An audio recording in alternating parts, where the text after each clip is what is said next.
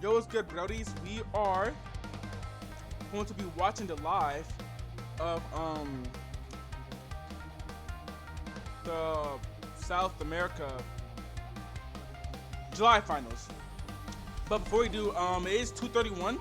Starts in 14 minutes, so we can play a little bit of Brawl Stars after I get my TikTok streams to set it up.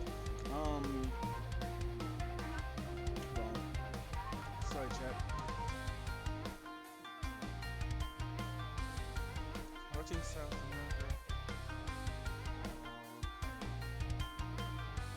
July finals. Go. Watch party. Let's get it. Anyways, we are live on both, and I can see my chat on both successfully. Go ahead and vibe out. Go ahead. We're not playing ranked. Hex no. Alright, I'm gonna wait till these get like maxed out. Then I'm gonna do like a whole video just playing that. But for now, I'm gonna chill out. Let's go ahead and what the game was looking like.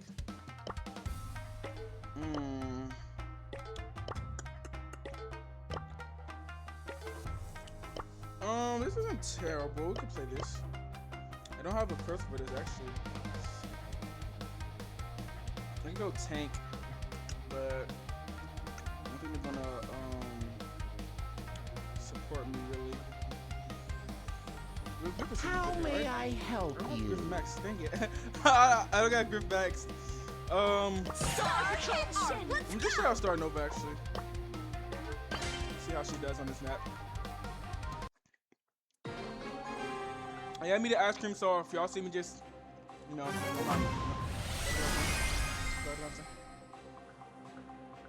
By the power of the star! Oh, my character arc isn't over!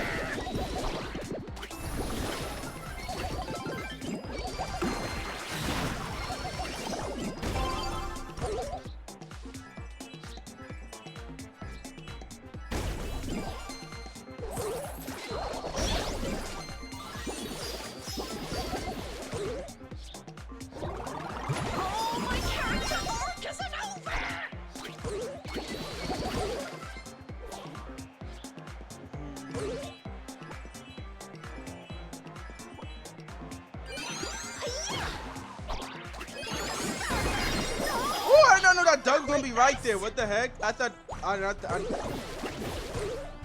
surprised. This is my arc. Victory sparkles. Woo!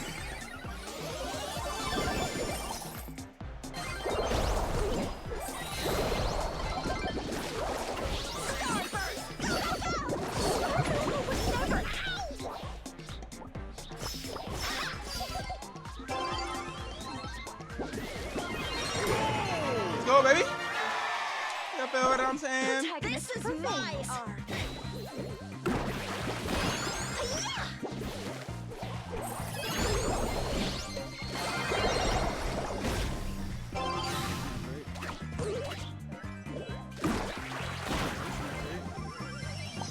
Yeah, that was a good. This is not great.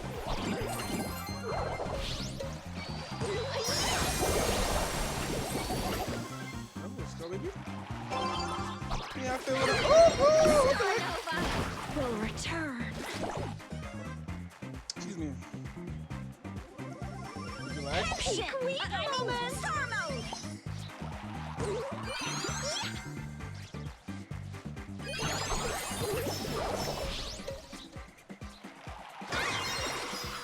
My OTP Dang it. is justice and winning. By the power of the star.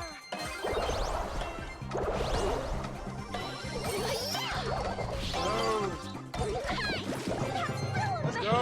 Good win.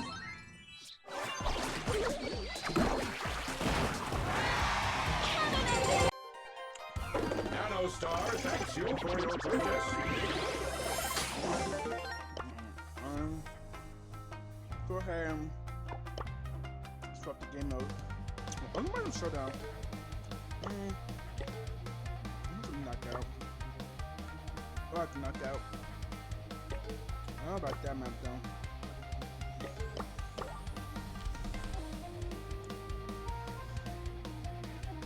I'm just use Buzz to troll. I'm not gonna play for games. I don't care for trophy games. I'm gonna just use Buzz to troll.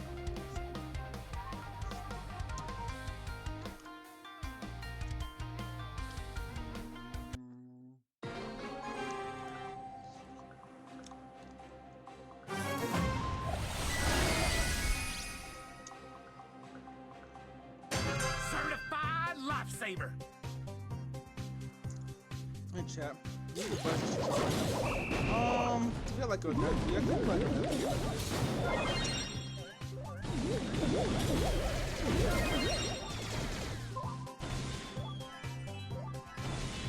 That's my whistle. Can you get my ult, please? First aid fury.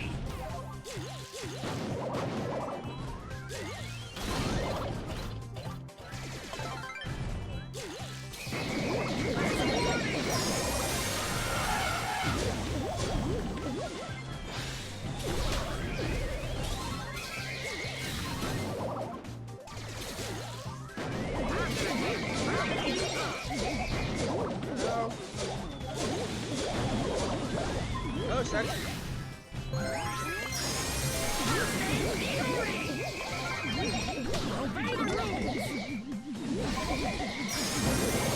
Go!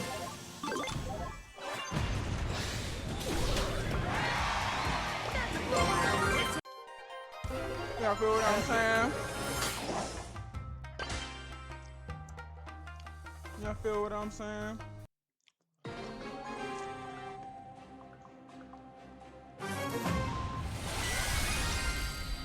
I think I'm gonna play this one and just wait for the thing to start. I dive, people stay alive.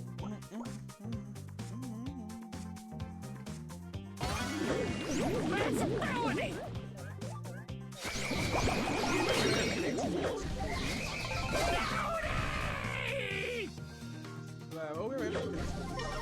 Resuscitation is my vocation.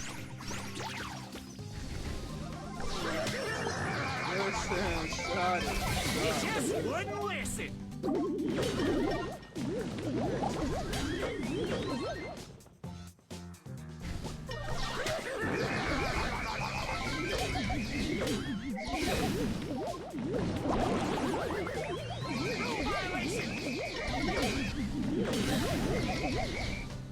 Aim, bro, hold on.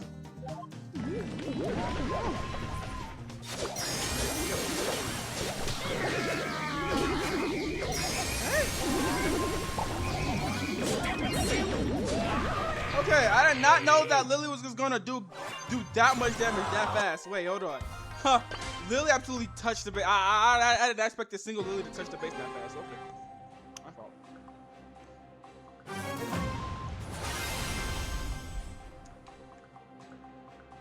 I thirst for aid.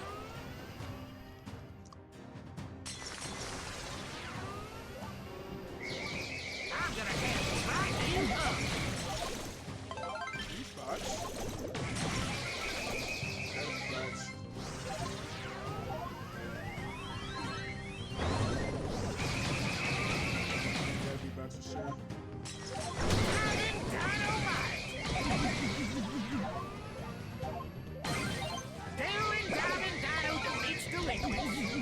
Obey the rules!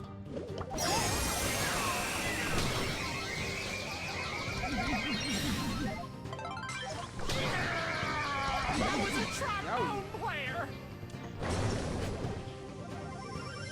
Let the saving begin! Shower. I woke up super late today.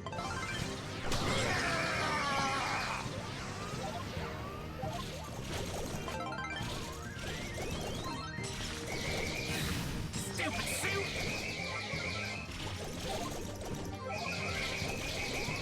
I can blow my own whistle, but I'm awesome.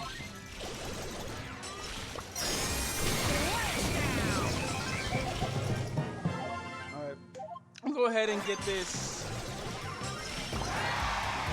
So I'm gonna get this started. Let me go get this stream thingy started. Go ahead, smooth this, do this, do this. Yes. Let's go ahead and wait for it, buddies. I'm gonna go ahead and just mute my mic stuff until dang. I can't think. Whatever. We're just gonna just wait here until the thing starts. Let's go on. I'm gonna go ahead and do I want to? Actually.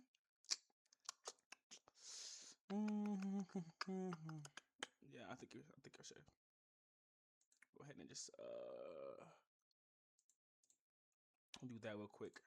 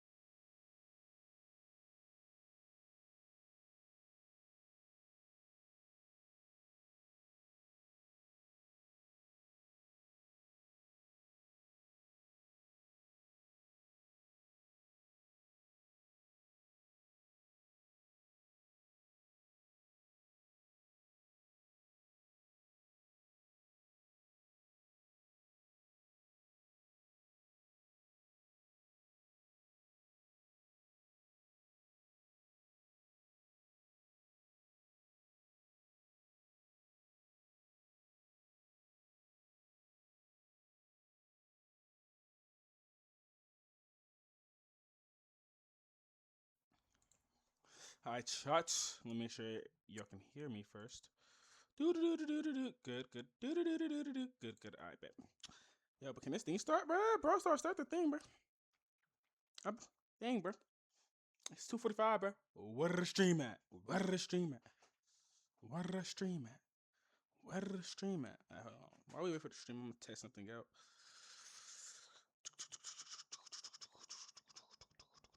Oops, no, it's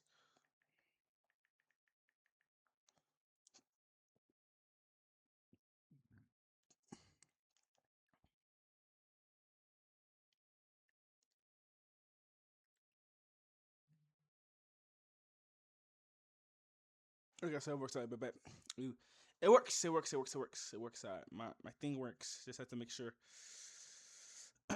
Bro, what the? Bro, where's the stream at, Brawl Stars? What a stream at? What a stream at? I'm about to edit this video and edit out the first part because this thing's taking forever.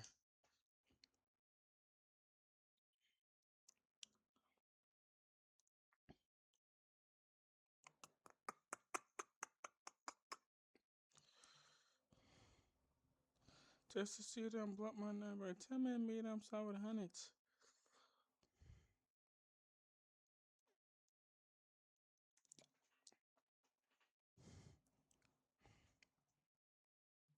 Yo, where the stream at? What a stream at? What a stream at? Hold on. Let me go look at the actual Brawl Stars thingy ma thingy. See if it's live there. Nope. Still waiting out there too. What a stream at, bruh? Start the stream, bruh. I could be doing stuff right now, bruh. Like what? I'm just joking. I'm gonna just chill on my phone, chat until it starts. Oh, there we go. All right.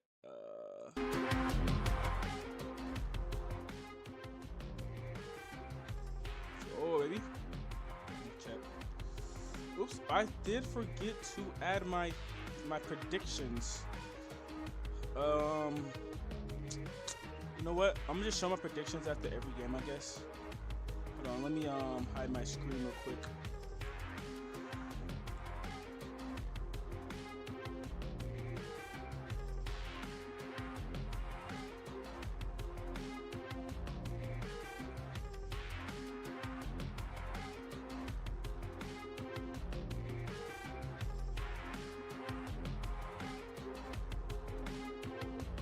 So we are back. Here are my predictions, just in case. I got Bounty Hunters over SKC. I got Loud over OCX. I have Olympo over Kier. I don't know, whatever. I got Red Canids over Galaxy. I got Bounty Hunters beating Loud. Then I got Red beating Olympo. Then I have Bounty Hunters winning it all. I'm glad. I just picked whoever had the better odds and who was in the better standings. Don't blame me. Hey, anyways. Just get it, let go. Let go.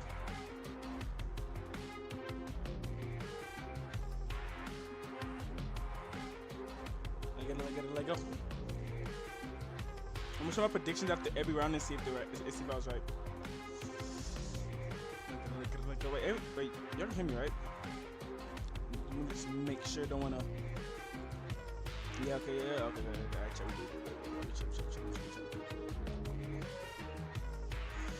We are chilling.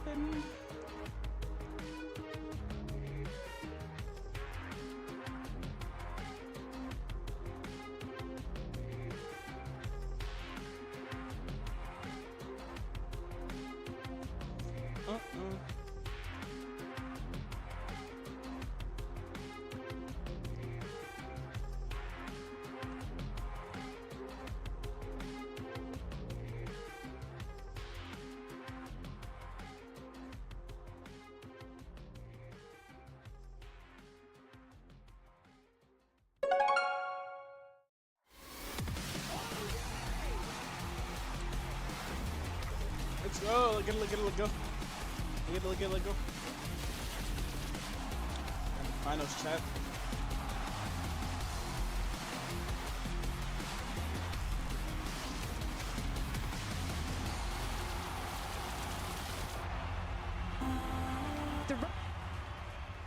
Its final stretch, and South America has never been more competitive. With a 1.5x multiplier in play and only 2 monthly finals remaining, the BSC is reaching its most intense chapter yet. Bounty Hunters are on the cusp of punching their ticket to Worlds, but the race for the second spot remains wide open. My name is Sunny, and I'm joined today by Kenny and Spoo with a special guest waiting in the wings. Now, gentlemen, as we enter this crucial stage of the BSC, which matchup on today's bracket will steal the show? I'm really looking forward to OCX versus Loud. I think that the new OCX division has a lot of upset Thank you for the follow, potential. Brady. And on the other hand, I also really want to see the renewed Loud come back to their prime. They're currently sitting in an LCQ spot, and I think they just might make Worlds as well. All eyes on quarterfinal number 4 for me. Red Canids have been a hit or miss this year. It's either been a grand finals or they've fallen short in the quarterfinals. I'm curious to see what version we get today after Galaxy Gaming had their best month of the year in the previous. I think we do have a couple of quarterfinals that look like a 50-50 matchup. That's also going to be reflected in our predictions later on, but we're going to have a little look at those later. First up, we want to talk about some changes we had since last month. Now in July, we're coming in with fresh balance changes, 6 new buffies, and it's going to be the debut of Star Nova in the BSC competitive scene.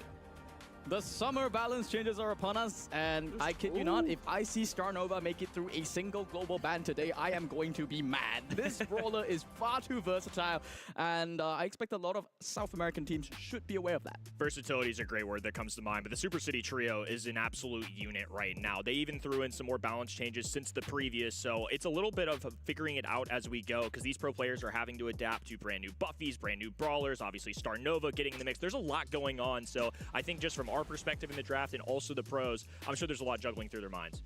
Exactly. A couple of the buffies have been touched up just last Thursday. It's Saturday now, so they didn't have a lot of time to get used to these changes. And then also someone like Crow has received an additional nerf, also have been nerfed a week ago. So we're going to see if he's still going to be as oppressive and as often picked now in this current meta. And we are going to figure out the meta with our players today and with all of you at home, who of course will have some opinions in chat as well. They usually do.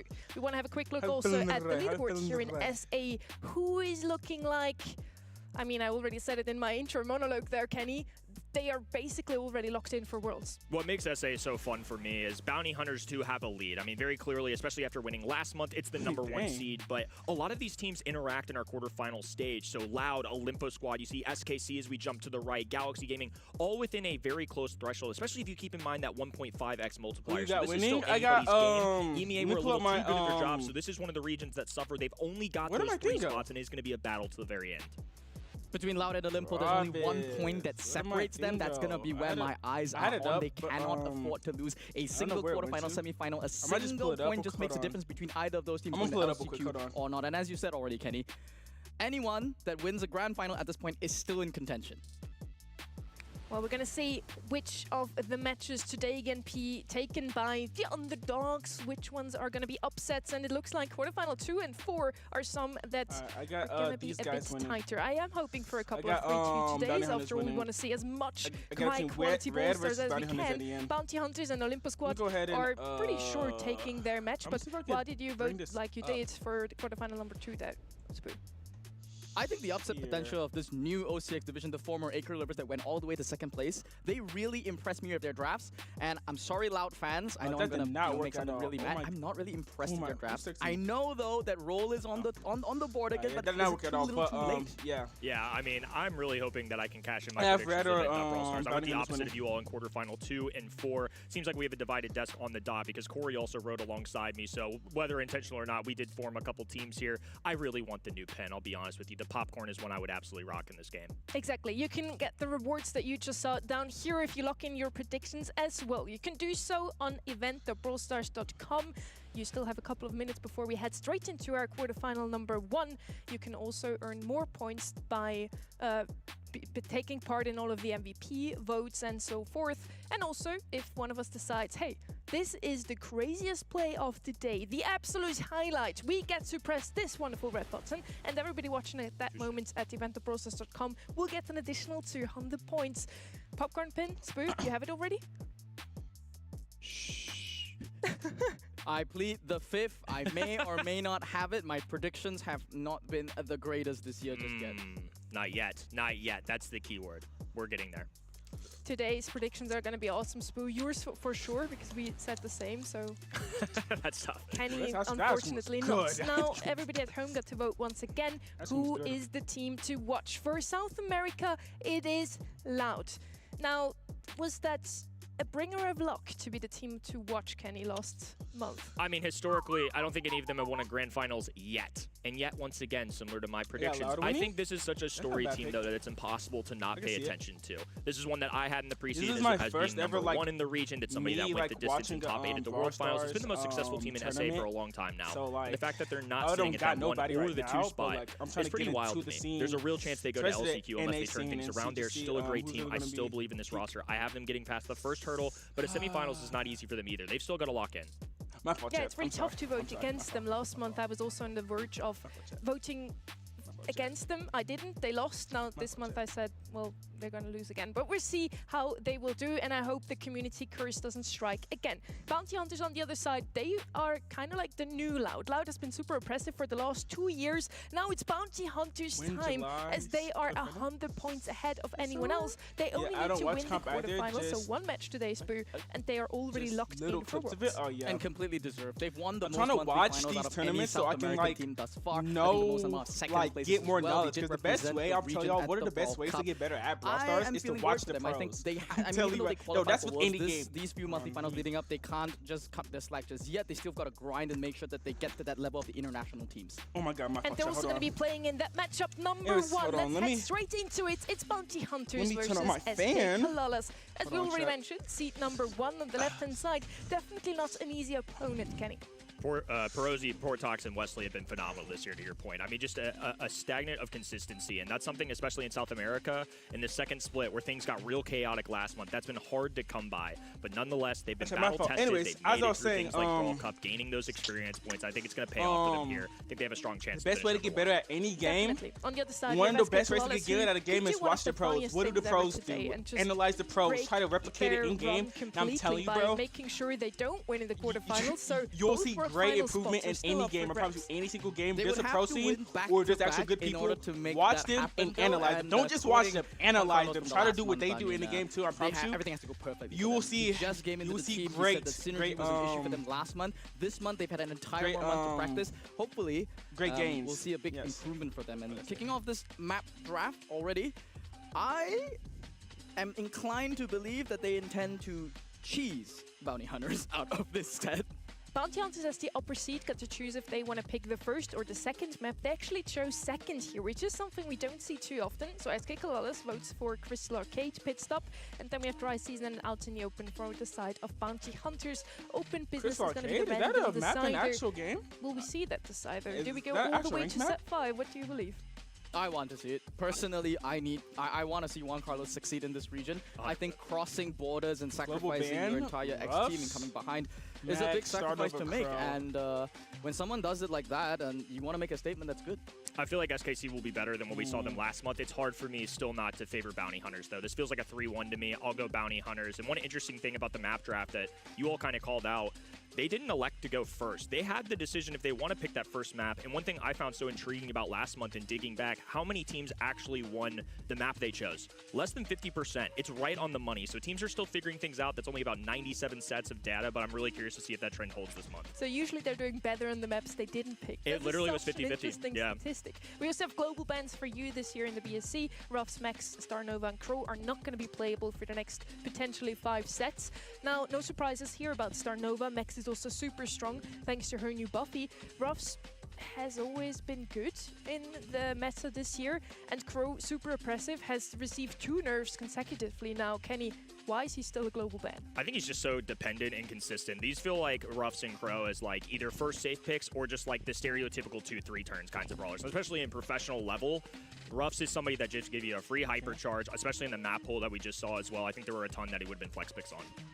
Versatility, I think, is what they are trying to eliminate here. They've banned out both Starnova and Crow, as you mentioned. These are the easiest 2-3 turns on the planet. You could even pick both of them in any map, in any mode, and the draft would be fine. And then you salvage with last pick. Like, that is how, in a sense, oppressive it makes the draft easy. And I don't think I don't think SK Kalalas wanted Bounty Hunters to have that. We already saw we're going to kick things off on Crystal Arcade today. I definitely feel like Crow is one of these brawlers that we want to have on there to jump out of the danger zone with the gems.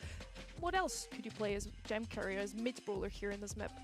Yeah, I think one in South America that we'll see maybe a little more frequently than other regions is actually Stu. Not just for this specifically, but I do think he's going to show up quite a bit. When I've been watching scrims, it's one that I've noted compared to maybe EMEA, who we'll see tomorrow, that maybe I've seen a little bit of an uptick on. And one that is a side laner and a tank that did get affected by those balance changes. I'm curious to see how much teams implement him today, and this will be a great guinea pig for it is Damien. Because I think there's a lot of controversy of how much he's going to show up. Are the anti-tanks finally catching up to him, or is Damien still OP enough to get through? Well, the folks at home certainly do believe that SKC are coming in here as the underdog. Only 12% of you back at home voted for them. I'm actually quite surprised. I thought it'd be lower, given how dominant that Bounty Hunters have been. But the desk is not with you guys today. We are in that 88%, unfortunately. But yeah, I hope that they'll be able to at least take one set and one Carlos will enjoy himself. Makes sense. On the website, you do see that they're seed number 1. They've made it to every single grand final this year. It's very unlikely that they drop out in the quarterfinals. But again, SK Kalalis, you have the chance to make something happen here today to cause the biggest upset. Because if Bounty Hunters doesn't win their quarterfinal, that world final slot is not yet fully locked in, which would make for a better story for us as well. Absolutely. For the rest of the season. For the plot! We only have 2 more monthly finals, guys. The race is getting tighter and tighter, and the teams who are not sitting in these Worlds and LCQ slots right now really need to lock in. Yeah, it's heating up in here, not because it's summer, but because the points differential just can't get any closer here. And as we did the math, right, if you win, you get a whopping 90 points. And if you do the math right now on screen as I would at home, all the teams on the right side, 90 points could basically catapult them straight into Loud's range inside, stealing their LCQ spots, potentially even just getting into a striking distance of Red Canids. This is the penultimate monthly final. You're all in to try and set yourselves up for a comfortable August or a do or die. For sure. I mean, today could make or break a lot of what we see next month. And it also impacts seeding as well. I mean, you saw it there, but the difference between a 3 and a 4 seed is not just LCQ, but it's how you go into the next month as well. Olympus Squad are separated by 1 point. If Loud or Olympus Squad go down early, that right-hand side is going to be hungry to try and get some Ws. Even a grand finals appearance would go a long way. Yeah, the brackets worked out in our favor. We're going to have some really tight matches today, which is usually what we want to see. Now, mentioned already, we have 6 brawlers that have received some buffies. They have been super strong for the course of the last week and received the nerf on Thursday. Are they still that strong? Will we see those brawlers today? Rip Meg is all I can say, Adrian. You might have cooked a bit too hard. I don't think she was that oppressive, but to be oppressive enough to hit her with a gigantic 60% nerf to a supercharged rate, I don't think we'll get to see her today, unfortunately. She was doing well in scrims up to that point, and then now she's just kind of womp gone. And the rest of the Buffy brawlers, though, aside from Rico, are still very much relevant, though. I'm curious how Surge turns out here. We even saw Max 2 seconds ago just get banned, so I think clearly I'm sorry, I'm not a Starnova, not one of the main, Buffy bro. brawlers per se, but one of the newer ones, also hit by balance changes a lot, still showing up. So I think these pros had a short win to try and figure things out. They're still going to be figuring it out probably live alongside us here at home, so I think they'll answer that question for us today. Rico's really interesting in general because many people are saying, oh, Rico's the only one that got kind of unlucky with these changes, simply because his gadgets got completely reworked. We used to have the multiple launcher, which just explodes in a tank's face if he decides to come close, or you can heal yourself up. Now, we're going to see some new gadgets on Rico. I would love to see him. Crystal Arcade would be a map where you could play him, so let's see if they're going to pick it. We're heading into our first map. It's Gem Grab. Let's go, baby. First map. Let's get it. Let's go. I'm actually excited to watch this. I'm not gonna lie, I've not watched a single Brawl Stars one. This is my first one. I'm actually excited to watch it. I've been watching this one and the one on the 19th. I will watch the other ones, but the time is crazy. I'm not waking up that early. Bounty Hunters in that top seat. Currently, SK Kalala still hungry to potentially claim that LCQ or even the world slot. Both still in reach for them. Okay. Griff, one of the only brawlers who haven't really received major changes recently, and still they come out as the winner Pearl, of the Lumi. recent balance changes. Okay. Yeah, looking at the bans, banned Meg, Surge, really and don't Ape. like Okay. buffies. And on the other hand, on Bounty Hunters, they've responded it by saying, well, we have the next most versatile first pick on the planet. We're gonna pick the premium wall breaker anti-tank. This brawler right now, with the right star power, with the right kit at point blank, does 7,000 damage in a single hit. I think that will basically skew the draft entirely for SK Kalalas. Otis? They can avoid tanks with everything they've got. That's not Yeah, bad. we're going to see them on the right Still hand side. Otis, too. okay. They're going to go with Stu and Ash? then Otis. So Otis is going to be there for the counterplay. Chloe? Chloe immediately after that too. So the Chloe intrigues me for sure. sure, because I don't think Trap is necessarily what I've seen him be played a lot. Glowy's more shown up in kind of bounty and knockout kinds of maps. So this is really interesting right off the rip from SA. Well, around the comp still, Glowy helps out the Ashe, going in a bit more aggressively, even against that Otis. And there is also the Stu that you mentioned coming into the draft, Kenny. Stu is going to be that gem carrier, a lot of versatility, could also just play lane, open up the map, but I do believe potentially gem carry here just to get out of that Ashe's reach whenever necessary, whenever he does have an ult available. Now, for me, Damien is still left over, but he's actually not picked up. It's going to be a Lou instead, who has received a huge buff. It's a lot easier now to hit his shots, which was the reason why he wasn't picked that often, I believe. It was very hard to hit them. Huge shots indeed, and that's going to be what SKC are relying to deal with this tank trait enhanced Ashe. So they went. I've heard many great I things said about went the professional controller, might be the new tank damage of dealer, the season. and then that is going to be what bounty hunters are piloting. Anti-tank. Okay, that's not bad. Absolutely. That's I think not that's bad. just Other going to be a side really with intriguing one, but support, SA is going to be our first guinea pig tank, of a new meta, and then, a new wave of Buffy Brawlers. BH are one match away from taking on the World Finals. It'll be a huge accomplishment. So they both went pretty diverse. It's been consistent for many years of who has gone the distance, and now it's Bounty Hunters, this new wave, going against SKC. A Juan Carlos just desperate to try and make a new home for himself in a new region with new teammates. And very beloved alongside that. KR on this left-hand side going to be taking on Winona. So Griff going to be the one task with that as they piggy bank the right-hand side. It will allow for Ashe to expand, Glowy to kind of operate in that open space and just rock and roll. Winona is actually rocking the other gadget here. It's the raining points you can see on that left side. It's going to be the Stu that's actually tearing up the map. They are the team that prefers the wall break here. They've got the Lu on their side. They need to tear open as much of this map as possible. The next two walls that are going to be going down should be on their side. I don't know why there's much space between them and Frozen. Yeah, great for crowd control as well. Just getting them off the middle of the map, so completely reasonable that they would maybe, I don't know, Ball. Stu is great at transitioning between the middle as a flex pick. I think that's one of the big reasons he's going to show up, but I think Ashe is a direct answer to that. That's partially why this region sees so much of both. If Stu's showing up, more likely that Ashe and his robotic rascal too. First Hypercharge from Christian is going to be coming out here. He's going on a bit of a breakaway play here, but just simply not enough damage. The Hypercharge just expires, Kenny, and Prozy's like, okay, you're dead. Nothing you can do. Full mid-control for the side of Bounty Hunters and 7 gems to boot. Yeah, Juan Carlos is going to have a big task. Oh, Bounty Hunters with that comp. Oh, okay. Shred through all of Glowy's healing into that Ashe. They need all the anti-tank they can get. I think that's why they doubled down. That's Lu already in a great spot in the game as well, though, as KR goes with the breakthrough, the obstacles go down. Now Hypercharge RAC needs to be perfect, and now everybody focusing this brawler. Wesley alone can't handle this, and we'll have to head for the hills. The strength of that Otis Hypercharge landed beautifully there by RHZ. The entirety of Bounty Hunters now retreated to the back of their base, but they've got to run into this Juan Carlos Hypercharge here. This Lu Super of Death could just be the end for Bounty Hunters. Even matchup right now as the Hypercharge goes down, piercing through Juan Carlos, looking for a freeze though, and gets one onto the Griff, does not stay alive. Is Wesley left all alone? Christian though doesn't have enough HP to back this up as RHC grabs a 10. They'll get countdown, but with 15 seconds, there's a real possibility BH can still match. Gadget thrown in the mid, just a zone on RHC. There's no resources left on the side of SKC, so this should be an easy reset for the side of Bounty Hunters. See Christian now popping out that Hypercharge. It's going to be going on to Winona. That should be the target there, but on to Wesley instead. That gets steered up and instantly pushed back, but at the very least, they've got that 11th gen to kick off a new countdown. Fantastic super from BH to keep them alive in this. They were down, had to come back, but this is a tragic death. They did not need that at all, as now KR is just fully playing bodyguard, long distance Hypercharge, because they can afford it. Was not a great heads-up play there from BH. They clawed their way back into it just to spill all the gems. Good on SKC to hold out there. Okay, SKC went crazy. I actually like SKC's comp a little bit more too. On their side as well, they understood. They just need to I was actually liking the comp a little bit more also. I was liking SKC's comp. Like, even as so much that pro player, I was liking the comp a little bit more. The tempo on the side of Bounty Hunters, they were clinging onto that massive 2 to 3 gem lead. You equalize that and you just trade gems for a bit and you're back in the game. I expect to see a similar kind of game too, but I think Bounty Hunters are going to turn up the heat. This is a big game for them too, especially considering last month went pretty poorly for them, all things considered. Juan Carlos joined in, there's a lot of hype around it, it's a big organization, they just didn't get the result they were looking for, but we know this team is talented. They've done well in years past, they're players that are all very historied in this region and in others as well. If you speak of Juan Carlos, people have been to the World Final stage. The fact that they're tasked with BH is a tough beat.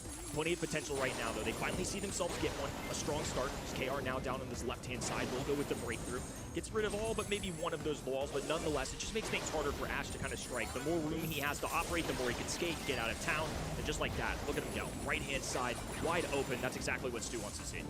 Christian's just making so much chaos happen here. Prosy, he wants that matchup up against the Shu, but the mobility matters just way ahead of him. Nonetheless, they've stood 2 gems ahead. This is the early game lead that Bounty Hunters comp is designed to have. SKC will only start to claw back the lead once they're successfully able to tear up more of this map. That's exactly what we saw in game number 1, and right now it's holding true once again with the 7-3 count. KR just continually breaking open this map. The robotic rats are going to do work here, at least in exhausting ammo as KR now dashes to the bottom of the map. In and out he goes. Love this choice of gadget as well. The more I'm seeing it, the more it makes sense, especially for a clutter map like this. They've opened it up a little bit, but still, it just pushes them off that zone as much as possible so they can't continue it. He's got a high charge there, but he's being pushed back down by Winona. He does get the connection onto him, but he's not the target that he intended for. Wesley still is able to scoop up all those gems, and Bounty Hunters have just a massive, insurmountable lead. SKC need to get essentially a full team wipe here if they want to make a comeback here. Don Carlos leads the charge here. He's got a hyper charge. He's going to be connecting onto Wesley, but no connections! No damage left for SKC to break through the Bounty Hunters defense. A difference in that game for me was we didn't see any heads-up plays from something like a Lou hypercharge for a freezing kill. We didn't see an Otis fat splatter plus a stun or anything like that. I feel like in game number 1, SKC were a little more playmaking, and that time it was just steady, dependable. The BH we know and love. It's a reason they've made all of the grand finals this year. This is such a hard roster to be tasked with. Indeed, SK Kalalas have to dig deep here, and honestly it goes back to a bit of fundamentals. I think they are honestly playing a comp that is much simpler. Bounty Hunters is the comp here that has to play off a lot of this kind of synergy, and that's what I want to see, like more focus fire, more pinching from all 3 lanes coming together. Whenever Juan Carlos pops that super, somebody needs to be focus firing down and chaining it up, and that's what we're seeing here. Now the target's Prosy, but see, there's just no pinching power coming up on the side of SK Kalalas to back him up. Yeah, he's a frozen Prosy, but nothing's going on here on that left lane. Well, he's cycling super like a madman. Juan Carlos already with 2, and Prosy does not like that lane. He's a warm-blooded creature, so going into the ice is not a good time at all. And now BH all the way backed up. This is exact opposite of what we see in our first 2 games. SKC with a clear lead. BH don't have anything in their pockets to show for it. And interesting, we're seeing Wesley paired up with Winona. This is a kind of an odd change. He's going to be stunned up there by the Lou. He's going to be free picking. It's a double stun coming out of from Juan Carlos. It's Prosy on the right side trying to chain off here, but with Wesley being pushed away by that ice ring, it's going to be an easy pinch for SK Kalalas. Strong decision-making. Juan Carlos just having himself a game number 3 here. The newest roster member making plays, but Prosy still within striking distance, especially with the heals from Wesley. That's something they can use. And now they have a great defensive option as well. That, that hypercharge super from Chloe is an absolute menacing force. I'm curious if, yep, they drop it right there. KR instantly eliminated. BH slowly climbing back up in this one. So got a hypercharge at the ready from the side of this Otis. RHZ landing that stun in game number 1 was pivotal for them to get the comeback. It could be what they need here to seal the deal here. But Prosy's going to pop the hypercharge. Robotic Rats are just going to tear apart Christian here. You can see him just running for the hills. The entire team coming together to save him. And we see RHZ. There's the stun and the synergy from the Stu to bring him down. It's Wesley that's next on the target. The Glowy has to run away there. Great heads-up play there from Christian to dodge the super. All said and done, it's just 2 gems that separate these 2 teams. Wesley's going to really struggle with multitasking here as well. It's heals or damage, and right now they finally got a little space to operate as SKC have been corralled on the top left-hand side. It started so strong for the red roster, but BH have found a way to stay in this one. There's a reason they're as good of a team as they are. There's a reason they're a top seed, and now they've got the gym count. Juan Carlos the super, though, that's the win condition they needed, but it's off the mark. It goes inside the center. Okay, minor connection there onto Prosy. He heals just were almost enough to save him, but that was a bit of a suboptimal super, if I'm going to be saying. I think it was a bit rushed, but then needed to wait for the whole team, maybe go for Wesley instead. Yeah, I think just wanted to force them off the point early, but they had a little more time. They possibly could have bought. This one, though, will be perfect contact as Prosy goes down 11-11. Still the gym count. Red roster with the numbers advantage. They're going to steal one from BH's side, pushed away by the money going up in the air. They will cling on to one more. BH now has to steal the opposite end. A dash forward, a hypercharge, no connection. The contact perfect from the other side. A stun goes through from Otis as Juan Carlos slowly backs this up in 24 gyms plus now in the pocket. SKC. SKC what got a him? statement SKC? after last month, taking on SA's number 1 with Great. flying I like Rihanna SKC's comp too. We wanted them to take a set, and they have I like done the comp. already in I their really debut. like the comp I don't a know lot. if this one was really handed to them, if I'm going to be real here. I mean, I'm looking at the draft from the side of Bounty Hunters, and I mean, you know that I'm not much expert when it comes to these kind of things, but opening up with that grip and then pivoting that to this cheeky Ash Globy, then instantly getting countered by, well, a little ice cream machine that was a complete menace there. Juan Carlos really showed off there. Yeah, I think game number 3, just matching themselves up with a good lane early. And I mean, you know it just from being an experienced player, but the Lu has a little bit of an off angle to his shot. It's not a perfectly straight line. Yeah, for sure. Certainly I really thought the Ashe was weird. Like, the supers early. I don't know how I really felt about it, bro. They could have went a way better take, I feel like. BH are great players. They're not going anywhere. But these are pro players, so I really can't say nothing, but like, somebody like I mean, Ash can certainly operate. Glowy can certainly operate, so it didn't steer them away too much. But just nice. Ash is very weird. Because if they go a wall breaker, he's not really that great, and they win a wall breaker with Stu. So it was like, what more can you really do without walls and Ash? Like, after all, with map draft in play, in theory, you should always be more prepared on your own map, and I think in this case, I don't know if they anticipated the exact combination of a Glowy plus Max. I certainly didn't. Yeah, Glowy Ash 4-5 for me, to me, was really shocking, especially after going Griff first pick. I mean, when you see a Griff, usually you're thinking, yeah, you know, they're going to open up the map, you don't want to play long range, and looking at the Otis Stu, it's not like they couldn't. I mean, yes, it's a bad matchup, Griff versus Stu, but, you know, you had 4-5 selection potentially coming in, maybe play long range instead. The stats don't really reflect that. I mean, 41 gems on the side of Wesley. This guy was dying and picking up gems. So much to stat pad. Yeah, he had to. I mean, Griff maybe can be a little more functioning in that matter, but Ash is fully dedicated, just being aggressive. I think that was a little taste of some of the maybe newer brawlers. Not that they're new to the game, but in a sense that at a professional meta, Stu, I think in this region is going to show up quite a bit. I think Ash is going to be an answer because Stu shows up, and also Ash with tank trait just generally going to show up. Lou is somebody that caught my eye as well. Speaking of the devil, there he is. Why are people picking Lou? This is going to be the SKC. Wait, chat. Why are people picking Lou? Future maps. I wouldn't be surprised. I mean, we're seeing Crystal Arcade for the moment, but definitely in dry season as well. It's brawler that I think can be. Why are people picking Lou a lot? What the heck?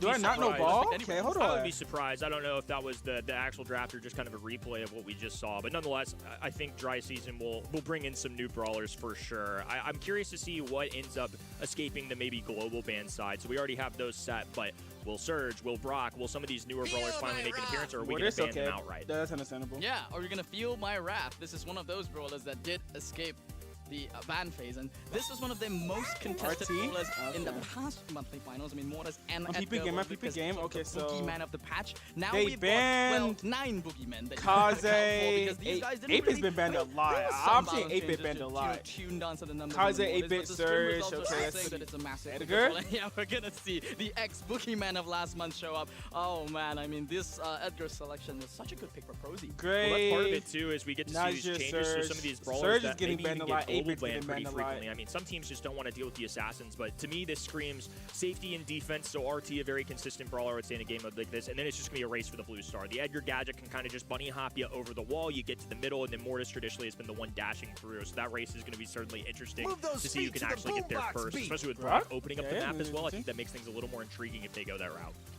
I think this is more of a denial pick.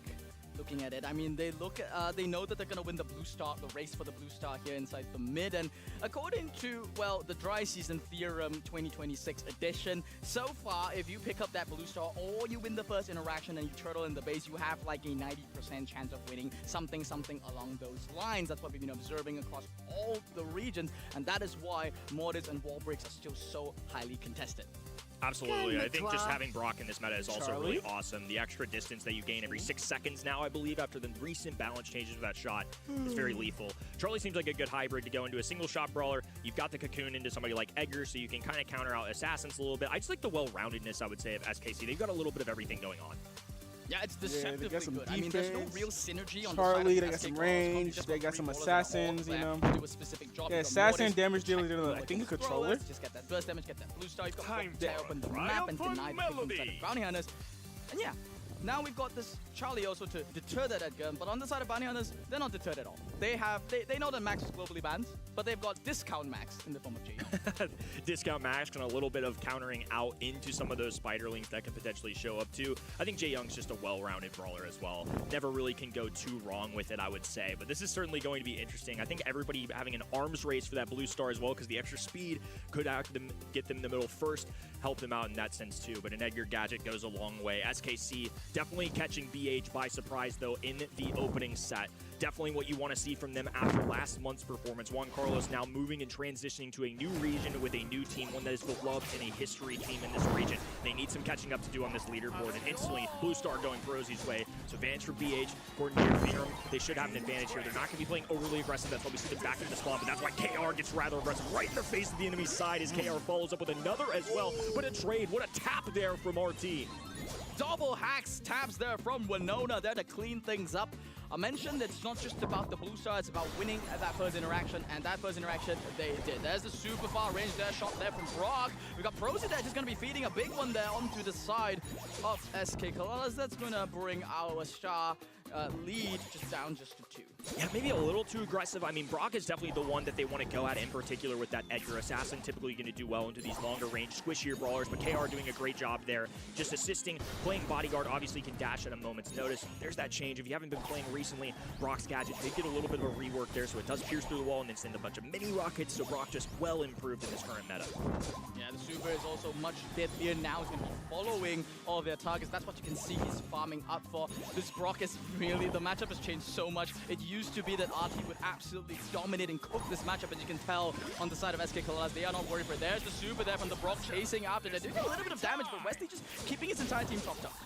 West that Prozie can cling onto as well. He'll always have that indestructible, but if he uses a gadget, it's going to be a lot harder to climb up the map. And now damage being seriously dealt as Jae Young distributes a little bit of healing, extra speed going down as well, but KR throws in the bloody boomerang. It's going to be a bad swing there. Prozie barely hanging on, jumping in once again. The Spiderlings to stun him out though, but it's still BH getting the trade, and now an additional kill on top of that will keep this even with 15 to go. Miss gadget there from Christian really hurts him there. Should have been able to bring down Wesley as well. Instead, now it's going to be last 2 stars. Prozie going to be going in, just giving a freebie there, but they were confident enough for Winona to get the taps back in return. Only 4 seconds left. Got a hypercharge there on the Mortis. He's going to go straight for the RT, which is the worst possible target. No way to bring him down there, but there was nothing else that they could do. They were just too far behind.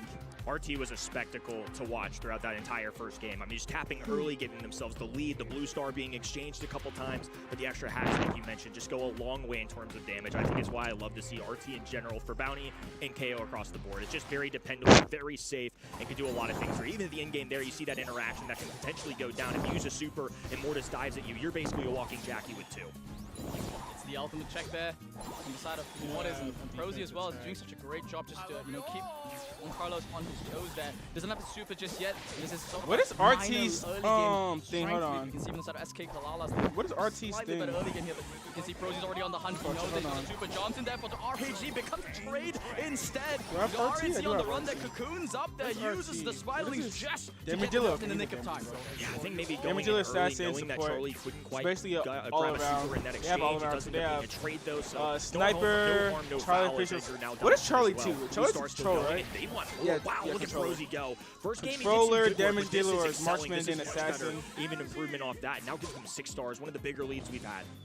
Often do you see a triple super from a Mortis become inconsequential. Christian just landed one of the best plays he could have made there, but the damage completely healed up there by Wesley. I mean, you see good taps now coming out from Juan Carlos, pushing the entire team back. As RHZ there pops the hypercharge, you see Christian, nice bait play making over there, forcing the side of Bounty Hunters. Be real low in the backline though. Prozie jumped to his depth up against Juan Carlos. It's now 5-8 stars. SKC still have the Blue Star. Yeah, now Winona in super awkward positioning here. Either has to be puppy guarded by somebody like Wesley, or just has to get rather aggressive and try and force some stars back their way. The good news for SKC on top of this is they've swung the Blue Star back to them, so they're down 3, but 1 to 2 kills is really all they need, especially with a lone RT right now. But now Prozie knows he has to make a big play. KR diving and baited out. Edgar getting one, looking for a second, doesn't quite get it though. So 2 stars will determine this. SKC slowly climbing their way back, and RT still doesn't have the distance. As the balance changes in effect here, we see Rocket Rain there from Juan Carlos. He's gonna go for that stationary RT. Winona has got nothing to do about this. There's no way for him to defend himself. They don't really want to throw bodies at this. They're just gonna be retreating on their way out. Christian even throws out a hypercharged super just to zone even further. But that was pretty comical, honestly, quite anticlimactic. It almost sounds like SK Kalalas were like, hold up, Winona can't move. Why are we not aiming that guy? Just a checkmate kind of scenario. I mean, got baited out into using that super, and of course with the gadget choice, can't just instantly pop back back into the other form. So he's just kind of stuck. If he dives in, he's going to die. If he waits to the final moments, they just get those easy taps. And especially now that Brock can move, he can aim that super and walk away. And that's exactly what happened. Once again, same repeat here as Prosy is able to get this blue star. So they're going to be on the defensive. They're not getting aggressive. I think they're okay with that. They just need to charge up that Edgar super, and then alongside Jaeyoung, they can start making plays. But until then, I think just safer to go for their indestructible and their spawn side. I love how both teams are just so confident in their matchup. They're even Christian there, going in there onto Prosy, but he got the super just in time to dodge most of that burst damage. I mean, these are the micro interactions that you might consider unlucky, but I gotta tell you, Prosy calculated that one beautifully. Yeah, it's great timing there, and on top of that, Wesley there to assist if they need extra speed or if they just need a sweep of extra HP as well. As now the super goes down, Edgar tries to trade, so while he's catching Brock in that form, he's able to dive, isolate each member, and he gets a couple for the result as well. Winona, once again, getting aggressive. He's just forcing himself up the map. I'd rather them be aggressive in this position, especially with only 2 stars, not including a blue. You're up 7-0. You might as well press the wall, keep SKC away from your teammates. You can see that SKC, they have the opposite idea there. They're looking to Prosy, wanting to force out that super, successfully doing so. Christian, they're going to be flattened out there by Winona, and then he just zaps back there to his legs, back to safety. Now it's just Bounty Hunters. They can just play safe. It's only 5 stars left and 40 seconds on the clock. Quick TP, and also Winona having the blue star is certainly better than Edgar. Obviously, Edgar gets it for free at the beginning, but you'd rather have your more defensive brawler with it as Prosy continuing to put in work up top. Wesley there for the assist. KR on the bottom left-hand side, though, has grabbed that blue star as Prosy left all alone. Wesley, a goner, gets taken down, and now 2 stars separator. This has been close the whole way through. SKC has potential to really shake things up in South America if they can grab this game. Hypercharge active for Juan Carlos and for Christian at the moment, but doesn't have the super just yet. You see the Hypercharge though on Winona, it is popped, and this is the blender of death, plus Prosy in the back getting a double kill, and that's going to count up to 20 easily for the side of the Bounty Hunters. That's tough! Of a nerf Edgar. That Edgar was making plays, though. I mean, the dodges, the interactions with Mortis in particular, the assassins going at each other was awesome to watch. Just a lot of mind games, I would say, going on throughout that entire set. Game number 2, baiting out the RT super and leaving him as a sitting duck. And then game number 3, RT making adjustment, going straight at Mortis. That's the exact person he should have gone at. They swung the blue star back to them as a result. I should be streaming until this ends, I would say, from both teams. But this has been really close the whole way through. I mean, this is the #1 team from South America, a stalwart of consistency in this region versus SKC, who've battled throughout. They got a new roster member in this second half of the year in Juan Carlos, and it didn't go great in month number 1. I mean, there's no sugarcoating it. The scoreline that they got was not the result that they were after, but this time they are putting up a fight. I mean, regardless of what ends up happening throughout the match, this is a different SKC. This is a growing SKC, and that is going to be necessary if they want to be perfect to try and make a World Finals or else it'll be run. Yeah, I just love the fact that on the assassins on both teams in the form of Christian and the form of Prosy, despite what might look like mistakes, you know, jumping in or instantly dying after you dive after Mortis, they don't relent. They know that that's part of the plan. They know that that's part of the game. Sometimes mechanics can fail you. And yeah, looking at the KDs on both sides of the team, you can see that the assassins were leading in the kills. That is a big part of what they had to do. But the hidden stuff for me, honestly, was on Carlos once again. I mean, on this new Buffy Brock, he had a matchup up against Portox, which is by no means an easy matchup whatsoever, and he held his own for a really long time. Showed in the DPS too. I mean, 4 kills is solid. It wasn't the 10 or the 7 maybe of the Assassins, but also I would expect the Assassins to have more kills in that sense. So I think Juan Carlos fitting in like a glove here, especially in this second month, wiping off some of the rust maybe of what the new team comes with. And once again, seeing Edgar pop up here. So his move to pit stop, no surprise there. Taking an eye at the band stage real quick as well. I caught a Cordelius there, so I was looking out for those defensive brawlers. Somebody like Lou could strike me as somebody that could really show up here. Cordelius would have been one of those members, and of course, somebody like Kaze Kit. You're expecting all aggression here. It wouldn't surprise me if it's triple assassin / triple tank, maybe throwing in 1 defender for each side. Griff, that's usually the formula. Triple tank or 2 tank plus 1 defense is currently the way to go. The monkey is still at large, but he has kind of been eclipsed, kind of low-key power crept a little bit. This is a pocket pick that we have seen before from the side of South America, and a bit of EMEA as well. Cheeky one. Maisie does a lot of damage if she gets onto the safe. I mean, who needs to aim when the safe is a stationary target, right? So, and then there's a lot of anti-tank potential as well. I mean, it kind of blocks out most of the traditional tanks. You have to end up playing assassins if you want to deal well into a Maisie. It's a shocking blend of defense and getting to that high save if they manage, like you said, getting that damage. And that's rare in a mode like this. Somebody like Buzz is typically just there for aggression. Somebody like Edgar is there for aggression.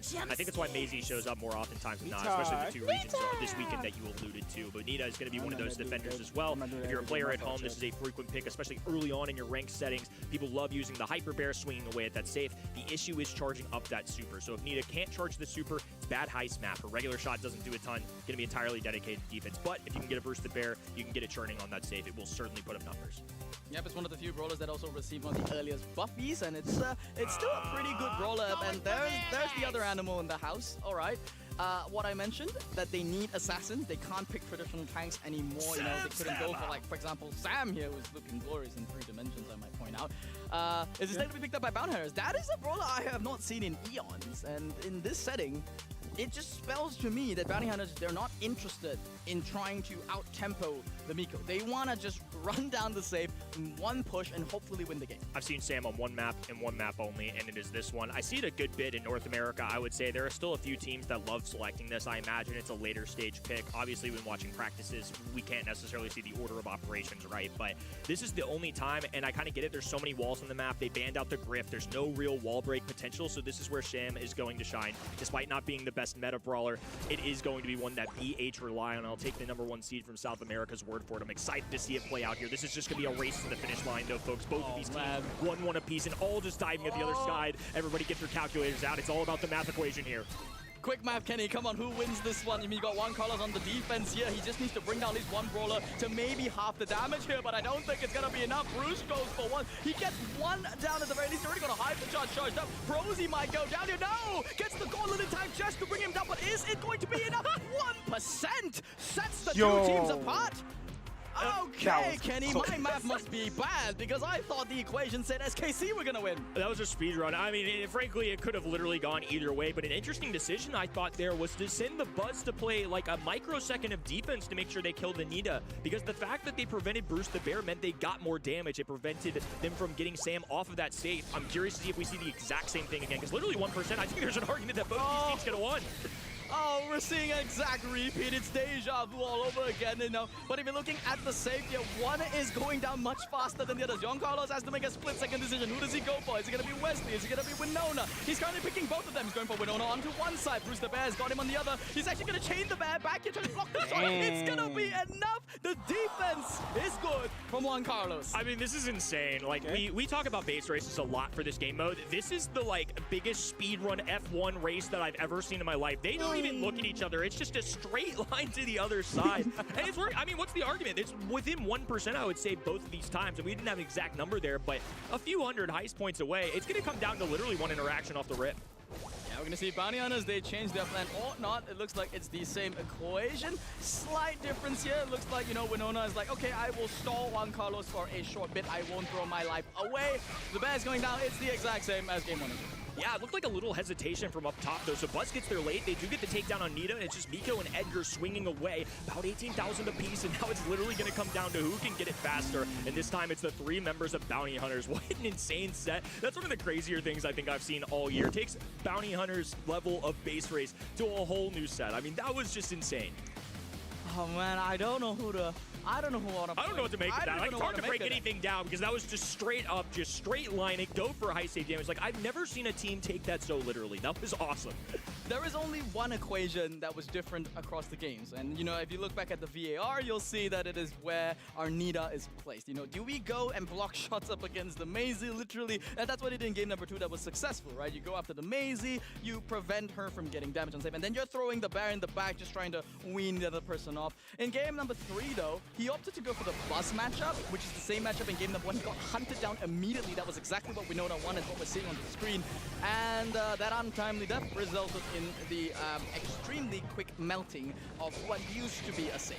Yeah, you saw it in the replay there, but 878 is all that was remaining on that bottom ice safe. And then in this one as well, a close call. I mean, all 3 of them were just photo finishes. The greatest track race that I've seen in recent memory for sure. And I mean, you saw the damage pouring out too. It just goes to show how much Maisie can also contribute there too, because the fact that they were so confident enough to not put her on defense, and same for Nita as well. I mean, they knew their assignments very well, but the quick math of Edgar plus Miko roughly equaling all 3 of the other brawlers is absolutely insane. I just learned a lot from that short stint of testing from these teams. I have not seen 2 memes on the same stat before. RHC and Juan Carlos. 011 was the exact stat Juan Carlos had years ago on, well, it was a Miko as well, I believe. But yeah, now we got a Miko with 2 eggs. And this is according to plan, because this is exactly what happened in the game. I mean, you look at this and you don't think they're feeding, you realize, oh wait, this is pit stop, guys. This is that one map that, I mean, we know base races are viable, but should it really be the meta, Kenny? I mean, I can't even argue with the stat line there, because the just obliteration of that ice save coming in from those two is exactly what they wanted, and it literally came down to hundreds, not thousands, not percentage points, literally within hundreds of ice save damage of what separated that from being a 1-2 versus what in reality is a 2-1 now favoring Bounty Hunters. As we move into this fourth set, there will be no base race. They can get aggressive, but it's all about being the better player. One life apiece. We're going to out in the open. This is where I expect to see some brawlers like Brock potentially banned out here, maybe that we didn't used to see. I mean, on this map in particular, people hate the wall break, so Brock even got banned then. So I imagine they're probably going to be throwing him out now unless they want to secure him for an early pick. If you ban out Brock, you will indeed force the other wall breaks coming up, and you were absolutely on the money on that. SKC are the ones to be taking that out. On the side of Bounty Hunters, though, there's another fairly annoying brawler from that Angelo also being taken out. That is the premier water-walking sharpshooter, the Mosquito Cupid hybrid thing that basically shuts down most matchups because you get the mid faster than anyone else. And this is what I really, really wanted to see. Some new faces there out in the open. 8-bit is not particularly that new in the sense that it was used, but it was more of a last pick, and I think mostly North America and EMEA using it as sort of a pocket pick to show up in that last pick. But you can look at the bans, they ban the pole, they snack up the 8-bit, and this is a renewed buffy 8-bit. This is one of the brawlers that I was curious how far he spreads out, because obviously the balance changes really target him, especially in the second go-around on, I believe, Thursday. The amount of HP points they have, too, is really great, too. So the fact that they go Piper into this is really interesting to me, because 8-bit is something that traditionally goes well into that brawler, just being tanky and also having range. I'm smiling from end to end and just thinking in my head, she's back! She's back! It worked! They buffed her HP, they buffed her damage, she can 4-tap the 8-bit instead of a 6-tap now. I mean, it's a big difference. And back to this Leon now. This was what was used in majority of out in the open to basically be a discount Max or a discount Jaeyong. It's the speed that you get from that lollipop drop to get into the mid there, but it also keeps your drop a little bit concealed. You don't want to show if you're going full wall break or you're just going half and half here. I think the testament of Piper being picked here really goes to show how much SKC and maybe other pro teams believe in these buffs coming out of the brawler, because like you said, 6 taps coming out from Piper due to match. She only gets 3 ammo at a time, or something along those lines, quick math at least. But 8-bit had really favorable matchups. The fact that they see 8-bit first overall pick and still instantly commit to the Piper, I think goes to show the confidence that they have. So I'm really curious to see how that interaction goes. Like you said, I like the Leon as well. Invisibility is always great, but to counter invisibility is going to be poison. If they get a single shot in the Leon, they will be able to reveal him the whole way. Wow. Okay, both teams are just being spiced. They're just adding spice on spice on spice. It's getting real hot in here. Ali on the side of Bounty Hunters to basically signal that they are just honestly just playing for the late game here, just waiting for the smoke to come in and it's going to jump on top of anything here. There was some reworking done on the side of the Alia. His, damage no longer scale. I mean, his, abilities no longer scale on the speed of things. So, I mean, it kind of makes her interactions a little bit more consistent. But whether Ali, honestly, in a pool where Mortis and all these brawlers were available, I don't know. I mean, they're cooking up something.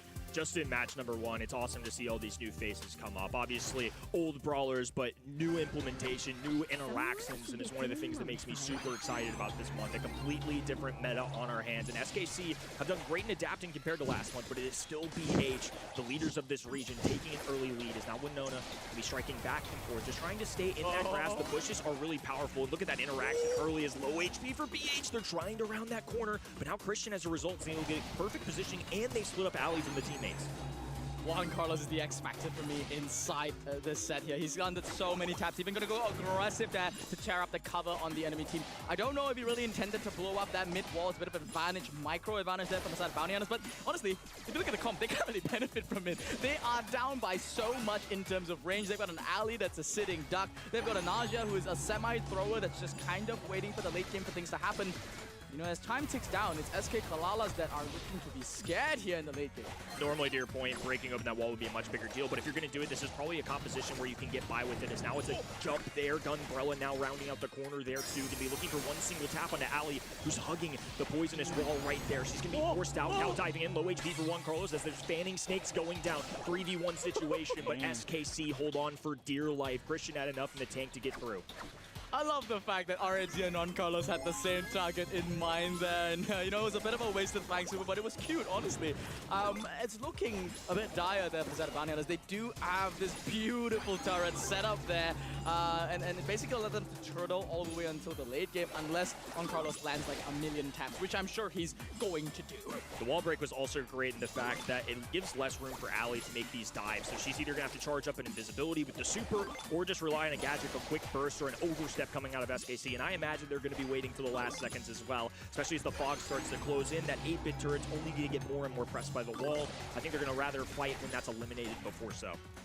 Yeah, the win cons are clear for both teams. One just wants to hang back and wait until their crocodile comes online, and the other wants to let Carlos clip farm. She needs to land 6 shots. I repeat, about 6 shots to basically win first team. There's one. He's got to land 6 in a row, Kenny. 6 in a row is a big ask out of anybody. As now Probably the Voices Cloud starts to move in. KR left-hand side invisibility. They don't know he's there, though. They get the early tap as well. Now daggers go down for Leon. Fang from the long distance, kicking in a perfect bounce off the turret. And SKC have matched with the game. Set 5, set 5, set 5, set 5. Yeah, just to open things up, right? And not just set 5, but how great would it be for the plot if 100%. Bounty Hunters... 100%. Okay, we don't say it, right? We don't say it? We don't say it? We gotta keep quiet? Yeah. We're not jinxing. Yep, touch wood. Don't jinx either of these teams. Remember, folks, it's 6 taps. And by 6, I mean for the entire team, actually, because if you notice, it's a 2-tap on the Nausea. That's kind of wild. It is wild, especially when you're in the grass as well. The extra burst of damage you can get, a little sneakiness as well. Gadget going down early for Juan Carlos, especially in these beginning stages of the game. It's just everybody trying to charge up as much utility as possible. So especially with all the grass now on the map, they haven't given Juan Carlos a super. Ali can expand with space. They're going to be positioning her right there alongside this wall, just trying to get a little sneak attack, a little positioning. Any off angle they can cling to, they'll take at this point. I love how disciplined the SK Kalalas squad are playing this as well. They know that RNG is the only brawler that can survive against Winona, just leaving him there, forcing him to get this rotation. You see, RNG just chasing the alley. He's like, Ali, come over here, stay away from my Piper. Meanwhile, though, Juan Carlos, he's got one target in his mind. It's going to be Prozy. I mean, he's just farming up supers off him. At least Prozy's playing a little bit more disciplined this time, not feeding too many shots to get that instant super. But yeah, it's inevitability. Juan Carlos got it, got his head snapped off there by Winona. A split-second play there by Bounty. Alligator takes a bite out of the enemy team, as now it's a 2v1 situation, and Leon can't withstand all the health points facing him down. So Bounty Hunters with an early advantage, and on top of that, none of the grass got disturbed. So I think Bounty Hunters in a much better position in this round 2 compared to game number 1. Double assassins, long range, or wall breaker, then they wear inside of the wall there. Want to take no, it's just controller feature, right? Because Winona was using that, and that's why we're seeing Winona kind of just fan over immediately to the left side. He wants to probably make some cheeky play with the invisibility. Juan Carlos is the win con, and he is also the target on his head. Out of sight, out of mind, invisibility. Damage dealer? What? Both of these squads right now, she's a damage dealer. Technically, you can say she's a controller. He's like a controller, sniper, damage dealer. 8-bit's obviously going to be a damage dealer, and then Alex damage. So double damage dealer than assassin. Not enough there. Both really these sides can't being go rather anything else passive. I do here, think once honestly. again they're going to be playing for those in-games, the big Fang kicks, the invisibility plays they're from their marking double respective assassin. assassins. No telling how this is going to go down. They're both so scared, and rightly so. I mean, one tap from Prozy could basically melt the entirety of the Piper here. You see now Winona is going to be going for the play, goes invisible momentarily on the right side, but he was scouted out, though. We see the jump there in the backline. Winona is still on the hunt onto that ball on Carlos. He's going to be getting 1 kill, but it's an easy trade for him. Now with 2 versus 2. We're left with the interactions of this Fang. Leon is going to be coming out there. We see the kick down from RHC. Has a big amount of burst damage onto him, and Wesley's going to be going into the smoke to fall next. Love the patience coming out of Fang. Didn't rush the tap. They got an isolated play into Prozy. This fan is absolutely frying my legs. The force out from Ali there, too, is a great play out of Bounty Hunters. There's an early way to get Piper out of the equation. Just not enough HP to withstand the other 2 members on that side. My right leg's getting fried, bro. I mean, it's 2 with Bounty Hunters, obviously, but this has felt like such an even matchup, such a step up from SKC, and of course, BH bringing it like they always do. Pressure credits rains down there from Prozy. New buff allowing you to just shoot, 2 times. It creates some pressure, but honestly, this Piper is just doing so much work here. I mean, the Bounty Hunters comp is kind of working against them a little bit, but I do like the fact that they're playing a lot less passive here in this early game. Yeah, the regular shots are going to have to contribute here because KR burned his, and then on top of that, Ali no longer has the invisibility as well. So this is going to be a straight-up gunfight until the end of the game here. Now Leon's getting rather aggressive, going for the extra daggers, has charged up that super, and that's going to be a big game changer, especially in this game 3. A little bit of a miscommunication there from the side of SKC. Should have been able to tap down Brozia. Now you've got Christian going on the hyper-aggressive. He's got the hyper-charge in the back trying to stay alive here. And it's going to allow RHC for a swift double kill. Karate kick to the throat of the side of Bounty Hunters. And ladies and gentlemen, we've got ourselves a set 5. Fake turned out to be an excellent playmaker there. I mean, the times that he got that super kick, a roundhouse kick on top of that, just putting out some serious work towards those in-games, especially when you're moving everybody towards the middle of the map. They can't hide behind the wall. They're out in the open space. As long as Fang makes the easy click onto the enemies, he'll bounce off at least one of them guaranteed. And I think that's the reason why we've seen Fang start being pioneered more into these out in the open, these bounty and KO in general.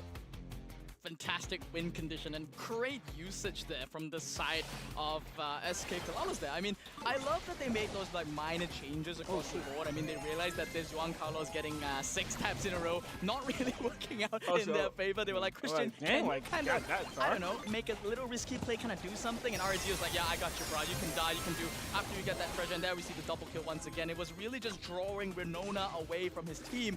And then the end game was a clean conversion from them. So that's going to earn them their set number 5. Very strong from SK Kalalas, turning things around yet again, and we do get to see a set 5. I'm hyped. I'm celebrating already because we get to see the most possible Brawl Stars. The guys next to me are celebrating too. I hope we return to the camera, otherwise this is gonna get old real quick. RHC, obviously with the most kills here. We're still going. We're still going.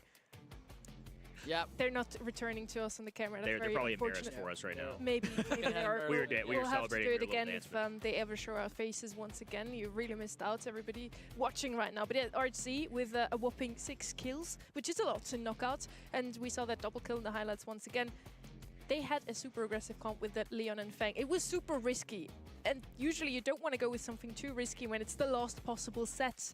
Or potentially, if they would have lost this one, SK Kalalas would have been out already. We didn't expect it to go all the way. Bounty Hunters is looking a little shakier than we expected. To be fair, this happened last month as well. In the quarterfinals, it was their closest thing ever. Maybe it has to do with preparation. Something that can't be discounted for is that some of these teams, they have a habit of kind of underestimating each other. They look at a quarterfinals matchup, they think, oh, you know, SK Kalalas, they didn't perform well last month. Maybe we won't really prep for them as hard. We'll focus more on Loud or potentially Olympus won the grand finals. And that's why we're seeing some of these minor, kind of major-ish draft mistakes. That Ali last pick, I'm still scratching my head wondering if it was intended to counter that Piper and if it really did the job that it was supposed to, because it felt like it came into a comp that was aiming to do something else entirely. I think Ali definitely wasn't as good once that grass started getting torn up. And when you have somebody like Piper in the mix, obviously her super naturally just kind of disrupts that whole idea. I think Ali's still a great brawler.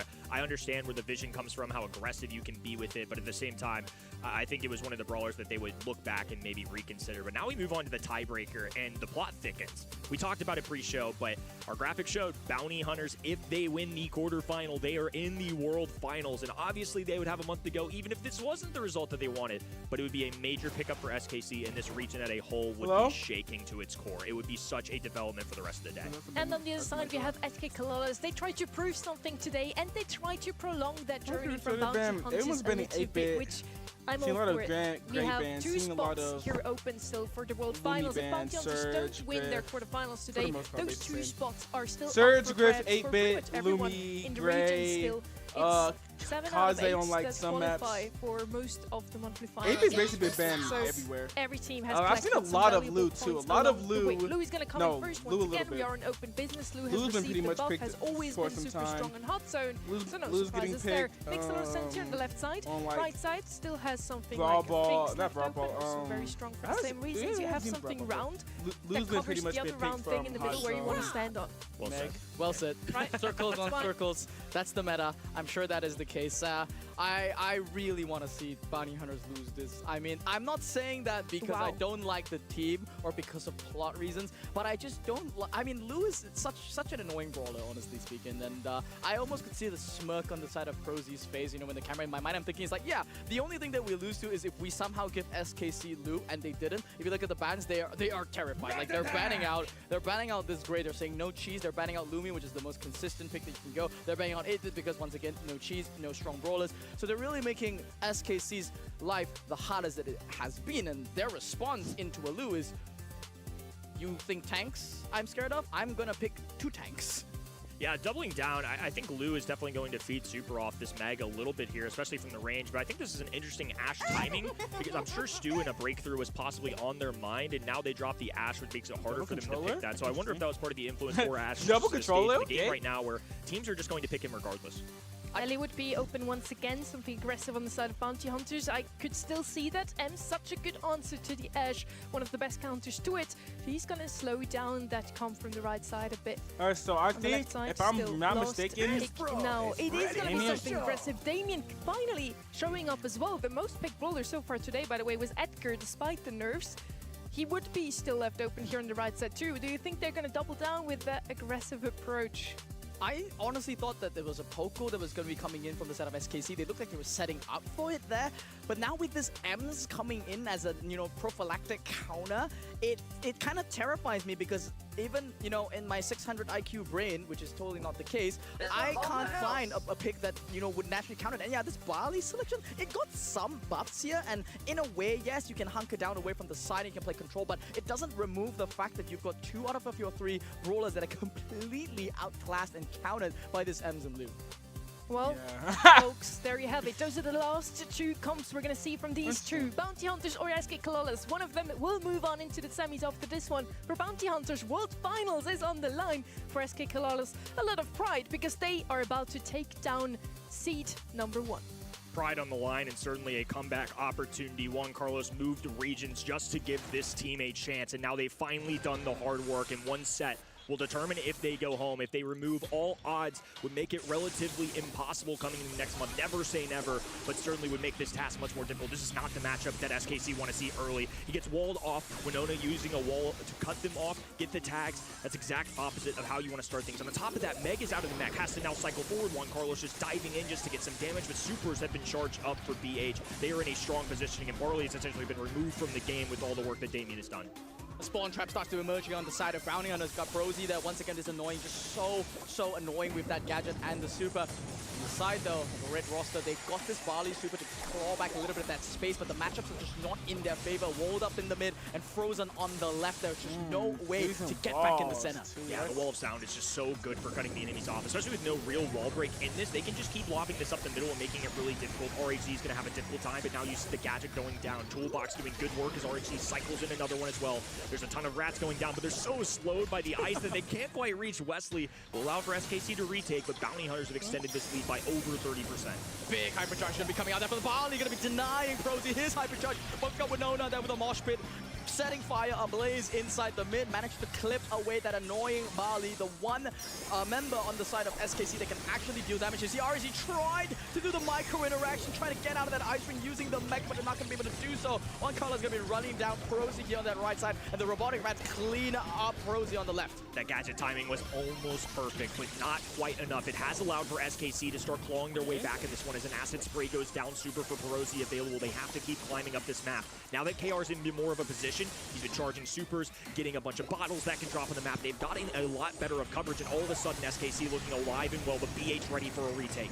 RNG is just doing this matchup just absolutely sublime. The way he understands this mech and how changing forms eliminates the CC. It's allowing SK Kalas to claw themselves back inside the mid. Robotic rats there on that left side, and this Barley lobbing shots left, right, center. They're blocking out all 3. Got a mosh pit coming in. Is it going to be enough? No! The timing isn't enough to bring down the stalwart amount of health that SKC have. SKC and they count at 400.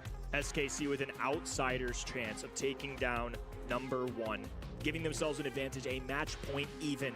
You heard it last month. SKC knew they had to be perfect the rest of the way, and you can't be perfect unless you win the first. And this could be a long road to what could be something special here in our preliminary last month. Matchup selections are different here. You've got SKC getting lucky here on that 50-50 Christian. You see massive lane swap coming out from the side of Bounty Hunters, and they're going to lose Prosy as a result. And a whopping amount of percentage. This just might be the beginning of the end for Bounty Hunters. This is an excellent start. Almost 30%, and BH have mustered 1. This time Winona not able to get away with a great matchup. Doesn't go into Barley. The acid spray going through, but KR distributing some extra heals. The herbal tonic on the ground to help out. Ashe swiping away at the enemy side. side, and Wesley forced away, doesn't have a super, so can't force this up the middle of the map. And look at all of this spawning on the ground, robotic rats, bottles flying, and Damien just takes it up high and tries to crash down on the enemy side, but not enough. Look at RHZ once again with a great gadget choice. Wesley left all alone, back in the mech he goes. RHZ with these timings has been so good. They've only given up a few percentage points. This is alive and well for SKC. He doesn't even die. The health reduction, the shield there from the mech keeps him alive, and he goes inside his form once again, back into the small form. But make no mistake, she's small, but she's really, really tanky. And there we go, being able to just get a little bit more percentage on the block. You see Christian already spinning. He thinks he's won. Has he actually done it? SK Kalalas eliminated in the last fun. Juan Carlos crosses an entire ocean, an entire region, and makes waves here in South America. Changes the way we all think about this region now. Coming into today, just one quarterfinal win would have done BH so well for the World Finals, and instead it is SKC pulling a surprise out of the hat. What a comeback, what a turnaround compared to what we saw just 1 month ago. Is amazing what 30 days difference can do. The addition of Juan Carlos works out in the end. They just need a month to get warm in the roster, to find the synergy, and it looked phenomenal what we've seen from them. The draft was on point.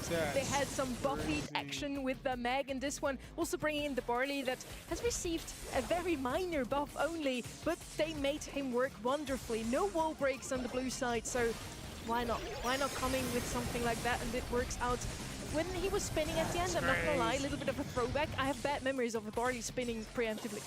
Whoa, whoa, whoa. You can't say that right before my boy walks on. That's crazy out of you. That's crazy out of you. PTSD. Yeah, like I think he's in a poor phase now. Chat. That's crazy. He's smiling over there. He looks happy. He's crying on the inside. He's crying on the inside. Don't lie, Sonny. You've hurt his feelings. With a whopping 9 kills and 600 DPS on that Barley, by the way. You know they can't see you applauding. I'm speechless. I'm speechless. I've got not much to say here. I mean, 600 DPS is a stat I don't think we've ever seen here. I think we've seen more, but rounded off the nice 6 followed by the 2 eggs on the back, and rightly so. I mean, this is a last pick Barley, as you said, into a comp that had no wall break, and I was doubting it. I said, like, I don't know if the Mech Ash is just too weak against this Ems and this Lu, and it wasn't. I mean, looking at the scoreline, 3-2, they have proven me wrong. I've been saying coming into the show today already, this is the most competitive this region has ever looked, and SK Kalalas did the funny thing that I was hoping they would, and Bounty Hunters did not lock in World Finals. Now we still have everything open. Now, joining us on the desk today is one of North America's most accomplished names in Brawl Stars. He went to the World Finals 3 times as a player before then making the transition to coaching, helping Tribe Gaming to make it into World Finals once again. Also made it to the semifinals twice. This is Corey. These days, you're sharing your knowledge as a content creator, and we're super excited to have so much experience on the desk today with us. Welcome. Well, thank you very much for that awesome welcome. And I'm excited to be here. I'm excited to hopefully share some of my knowledge. And I did not love that Barley comment. I cannot lie. That still haunts me in my dreams to this day. But, you know, we try to put it in the back of our memory. But, you know, you like to remind me sometimes. Yeah, I was there. I saw that. Me too. I saw the heartbreak on the stage, throwback to 2021. But, yeah, it's great to have you, Corey. I got to say, big fan. Little did you know, this is the best Sprout player 2021. And back then, he inspired me to, you know, be a decent Sprout player and, you know, do all the things that I do today. So, well, thank you. Yeah, we are all huge fans of Sprout, thanks to you, Corey, and we're all huge fans of Corey. That's why we got him here with us on the desk today, and you will enjoy this beautiful voice also in the next match, which is going to be Acre Lovers, now OCX Division versus Loud. And Spoo and I have said OCX Division has what it takes to cause yet another upset, potentially, to take down Loud. Now, is it an upset? Loud has not been looking the greatest, yet you, Corey, still say they're going to take this one today. Yeah, in my mind, it's still an upset. And the reason I say that is because the experience you see on the Loud side. I mean, these guys played in international tournaments a bunch, and I think the experience is just enough to propel them in this win. That's why at least I predicted them. However, you know, you never know what can happen, just like you saw in the very first match of the day. I mean, that was a huge upset, and I have to give props to where it's due. I mean, SKC played amazing and drafted well. And the draft is what made the difference as well, I believe. The synergy that they came in this month with looked phenomenal. Last month we were like, oh, they picked up a fresh player. is it going to be enough time for them to prepare Snickers, for I the love final? Snickers. And they clearly wasn't, but 30 days later, as you put it, Spoo, they are looking like a whole different team. Alright, They Chad, you look got 5 super minutes. strong. What was I finna Might do? even make it into the grand finals, but first up, I know, they're going I'll to be face back in to their Chad. semis either against OCX or Loud. We'll see who it will be in the end. My reasoning for not picking Loud this month, I picked them last month, and I'm a bit salty because they ended up losing. So now I'm voting against them. That's my only reason. So you're just you just got a vendetta. So it's I think they it's can not only win. objective anymore with. They can only these- win if I vote against them. So you now are voting with me, and you're gonna make my predictions bad because your predictions are bad, and then we make Corey look good because yay, Corey! But you know that thing about the 30 days, and with Loud, they don't have 30 days. They don't have a massive roster change. They did just pick up Roll 2 days ago, I think. Is 2 days enough, Corey, to make a change in the team's entire, drafting preparation, for example? I mean, maybe not the draft. 2 days is a really short amount of time. But I think where its role is going to really come into play is his attitude change, hopefully, for the team. I mean, sometimes the coach's job is just to pick up the players when they're down, when they lose a set. So I'm hoping that's what Roll does for them in this match, and maybe we'll see it right now. I believe so as well. Maybe the draft was just where they were lacking a bit and Roll can help them with them. Also, we had Corey sit down with them just before, played a little bit of investigative journalist. So there you go, Edinho with Corey. I've seen Roll has joined your team as a coach. How has that been so far, and do you think that will take your game to the next level? Eu acho que sim, o time tá bem com ele, não faz muito tempo que ele entrou, então tá todo mundo em fase de adaptação. O meta também mudou faz pouco tempo, ele entrou faz tipo uma semana e alguns dias, mas a gente sabe que ano passado com ele a gente foi muito bem e a gente tá confiante agora com ele de novo. Yes, we think it will make a difference for us. He hasn't been long with us, so we still have some adaptation to have. Also, meta has changed not that long ago, about a week or so. But we've worked with him before, and it has been very good for us as an experience. So we are confident that it will be very good for us. Who do you think is the best player in South America right now? Se eu puder me incluir nisso, eu diria que sou eu, porque eu treino, eu consigo ver as minhas mecânicas, então eu sou bem confiante com a minha jogabilidade, com a minha visão de jogo. Mas vou dar menção honrosa aí pro Prozi, eu tenho gostado de assistir ele. Eu acho que ele é um jogador muito bom também. If I could include myself in this list, I would nominate myself because I train a lot. I know ins and outs of various mechanics. I am very confident about my skills. And I also have to say that one of the players I greatly admire is Prozi. I've seen him play and he's marvelous. Edinho and Prozi, let's see if they're gonna face up against each other later. Not today, but maybe next month again. We have Louds, who has been one of the biggest names, the biggest in South America for 2 years in a row. This year, they're struggling a little bit, but they're still not counted out. They're sitting in that LCQ slot at the moment, working towards a world spot, going there directly. On the other side, 06 Division, they have beat Red Canids twice this split already. Last month, they were the runner-ups. They are looking right now a tad bit stronger, despite still sitting a bit further down in the leaderboard. They really impressed me last month with their drafts. I think that was basically their bread and butter and the way that they kind of got all these advantages. I think it's also the way that they abuse the map draft. We did see a lot of different patterns, between quarters, semis, and grand finals, whether you pick the same group of maps or whether you kind of hide some comps and change some of your comps up. So how would you, Corey, if you had to map draft, use it? Yeah, that's a great question. I've not been lucky enough to have map draft when I was around, but I personally love it. Same. I think that players can play to their strengths. If they like long range maps, you can kind of pick those maps accordingly. And right now, kind of looks like Loud is trying to do that with Ring of Fire and Hideout, in my opinion. Those are more little long-range maps, possibly in the mid there in Ring of Fire. On the other side, it looks like they want aggressiveness. They want base race and pit stop. They want you can't find me in the bushes on Gemport.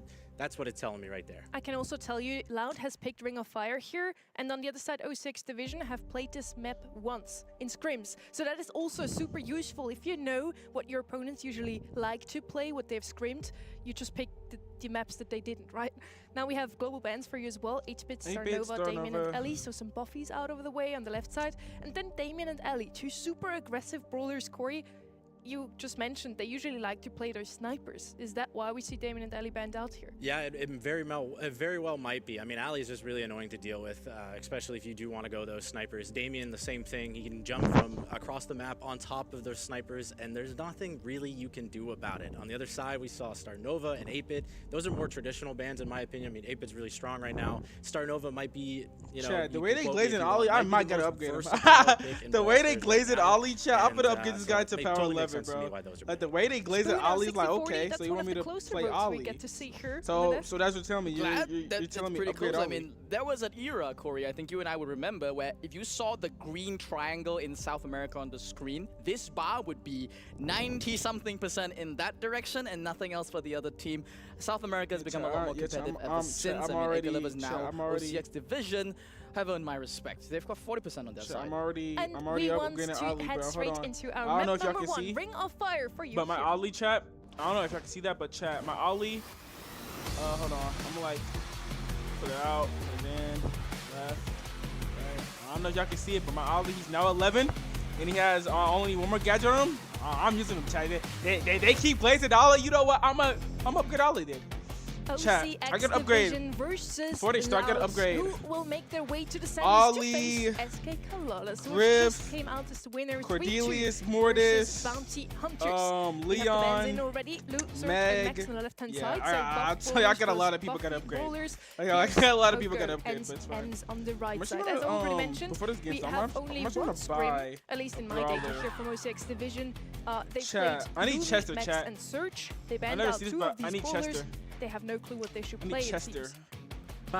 And the bird descends upon us once again. I Slip need through the Chester global ban, and I slip need through to the upgrade ban, Crow also. slip through Adrian's I got a lot of people hammer gonna upgrade again. chat, This brawler has received nothing but it's nerfs for the past, like, Crow, what, 18,000 patches, and he's still viable. Kenji. Why, Corey? Why? I mean, Crow is one of those versatile brawlers. The fact that you stop healing on the enemy team is just really, really strong when you think about it. Surge, Crow, Kenji, they can't really contest the zone, and that's what's really important. Miko, On the side Lumi, of Doug, Acre Lovers, RT, Fang, they're Rub, gonna draft Shade, Finks, which is a little bit of a question to me because Crow into Finks is pretty I need good, so many but people, they bro. do follow up with Ruffs, which is I'm a I little more generally need so many people with. upgraded, So bro. that's a very strong It's fine, pick, though. very versatile, allows to give Dude, I just hypercharge watched supers his to his lockdown, so teammates. So that he went last pick they Finks have there can and literally Ruffs. be anything. Okay. Yeah, I saw the puzzled look on your face already when things came in there. With Poco and M spanned out, I guess he is a good option. Ember, of course, still left open. Ember and Crow really decent into that brawler, yet overall still Ember, yes. decent Ember's really good on Ring controller, of bro. Fire, I guess I use especially, Ember way again, more there than are I only do. picks that they usually like Every to time I play use on this Ember, I map are cook. Like, already Ember banned is out, except super Lumi, underrated, maybe, who I I expected think. to Chloe? come in at this point. Okay. Chloe coming in once again. Excuse me, I've been thinking about going Seems to Chloe in shape snap, up but as one I don't of know if it SA's really be the favorite. play, I though. see, once again, two puzzled faces on my left. Less puzzled, more concerned. You know, we are not puzzled on the desk. We are simply worried for our boys on Loud, who we have loved and known since the days of INTZ. Now, the problem that I see with these types of picks is it just doesn't really mesh together very well. And I think, as Corey already mentioned, the last pick is still wide open. You can shut this down fairly easily. I mean, any kind of anti-tank here would really do so for them. And they've already got a very good sort of control base that deals with practically anything else. Yeah, my question for Acre Lovers, former Acre Lovers, is do they have enough damage to take care of a Mina Glowy? That's really the question. I mean, Ruffs doesn't deal a ton of damage. Finks does do it decently well, but again, this last pick has to be really shut down for them.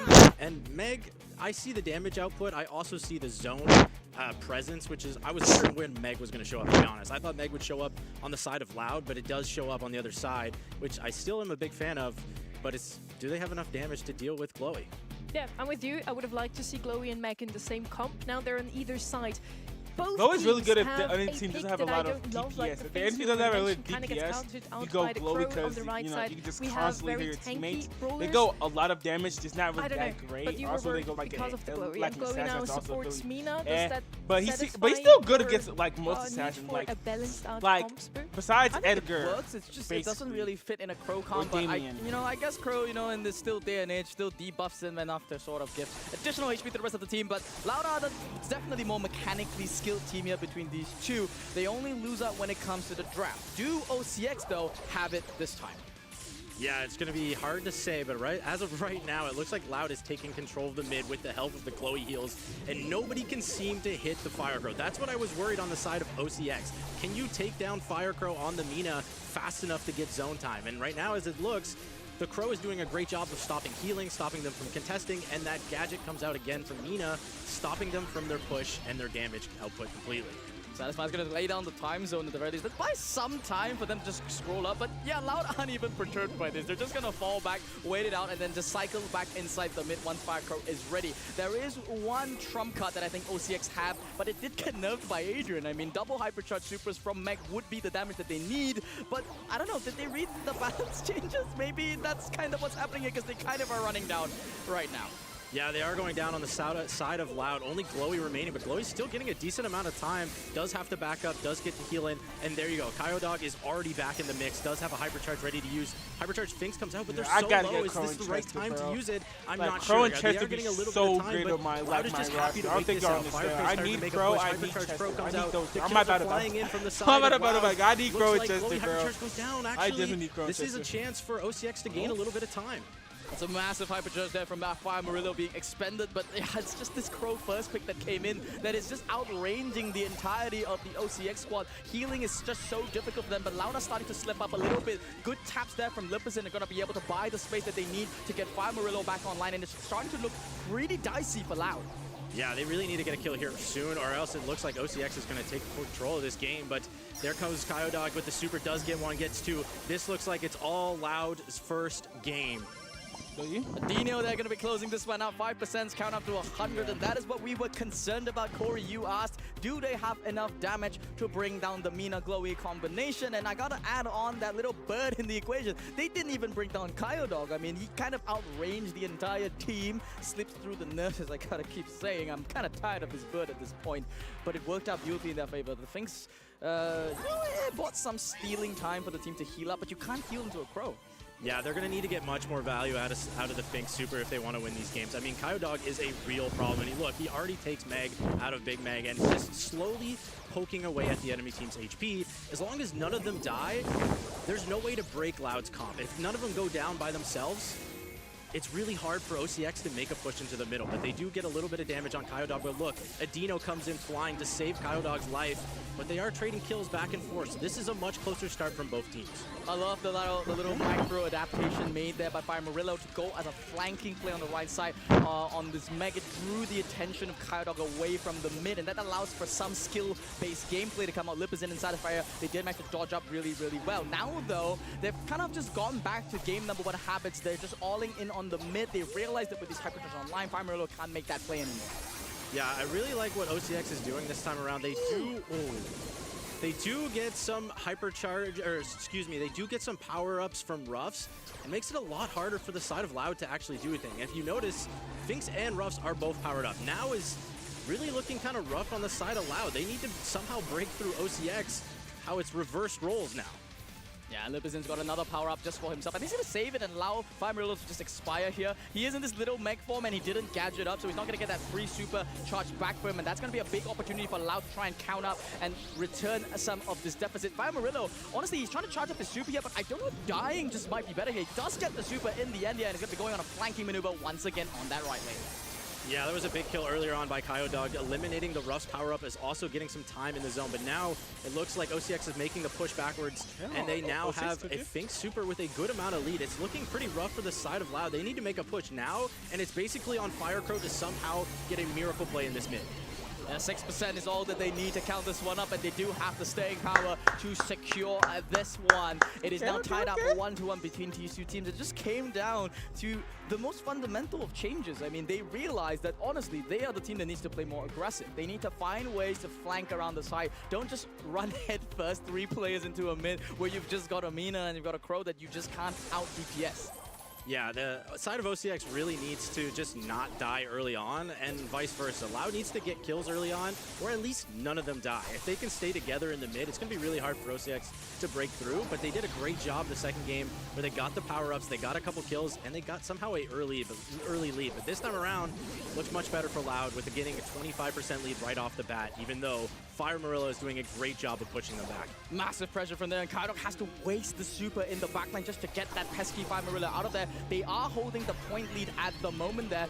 You see the time zone go down there from Satisfy is going to allow Fire Murillo a choice here. Does he opt to go to the right lane again? Yes, he does. Yeah, right now, Loud needs to sort of you can see, there goes Adino, gets this Hypercharge super off. Are they going to be able to take out Fire Murillo? No, he's staying up for a good amount of time.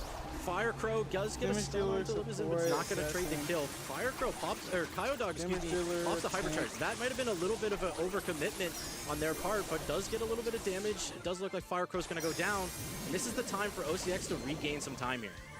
See another buff going out onto Fire Murillo. Tried to get the Hypercharge to get that bot back, but now he's in this little mech form.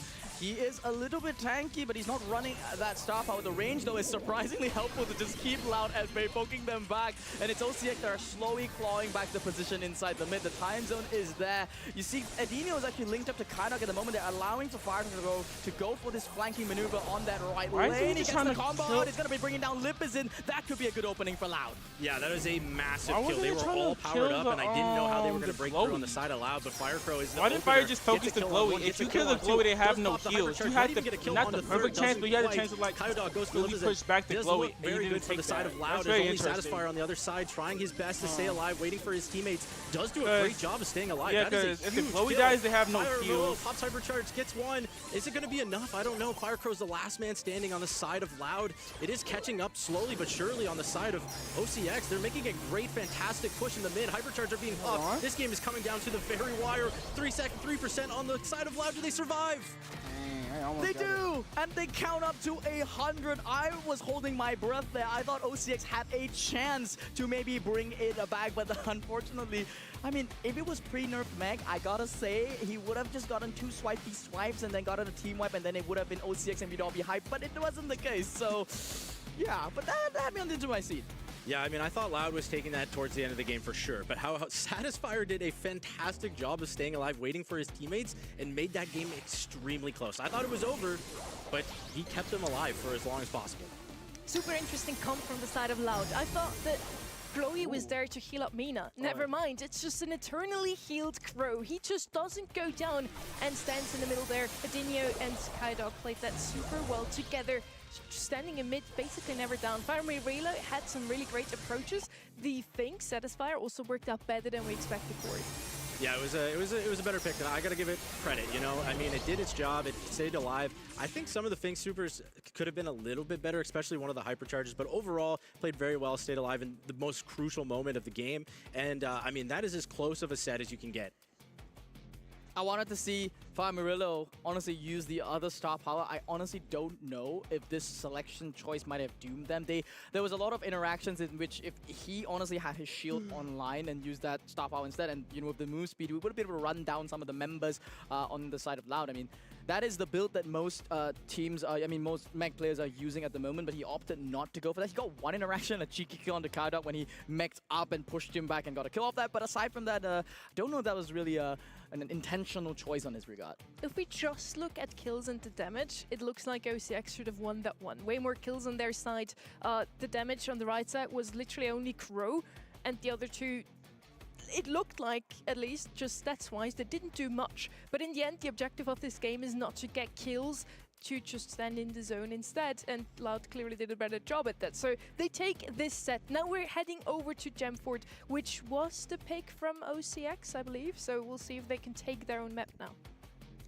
Yeah, this is where map draft comes into play, in my opinion. Like, you know, what do they have planned? What do they have in store for Loud? And what do they have secrets that they're hiding? You know, that's the question that we're going to find out really quick inside this draft. But as a former player, I really enjoy this map draft. I think there's so much levels that we just introduced to the BSC, and I am so excited to see it play out more as, you know, it's just brand new, and I'm excited to see more and more of it in the future.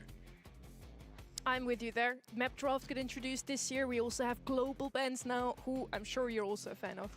Yeah, I mean, I've been preaching for global bans for a while. I'm such a huge fan. I mean, there's so many brawlers now right in play, and global bans eliminate brawlers that you don't want to face, brawlers that are just super strong, and it also just changes the draft overall. I mean, if you eliminate, you know, some of the assassins, and the other team accidentally eliminates the other assassins, well, it becomes a different game every single match. Yeah, I think we've been asking for this feature for years at this point. I mean, come on, guys. We're at 6 brawlers? I'm losing count. I mean, I could open up the game now, and I would be missing a fair few and have a lot to catch up on, but that is exactly why we have global bans to step in. I wouldn't be surprised if, you know, as the Brawl competitive scene continues to go on and, you know, this number scale up, we might even more global bans coming in, and I'll be pretty excited for that.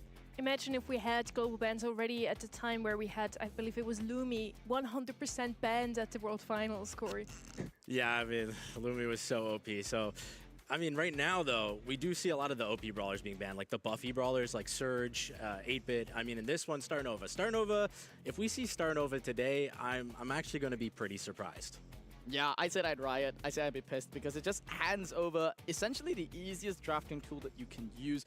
But I gotta admit, it's actually not incredibly strong. It's not as oppressive as on release like some other brawlers like Lumi. She did get sort of tuned down a fair bit. She's just very versatile and fits to every single comp, but she functions more like a crow. She's annoying but not oppressive, if that makes sense.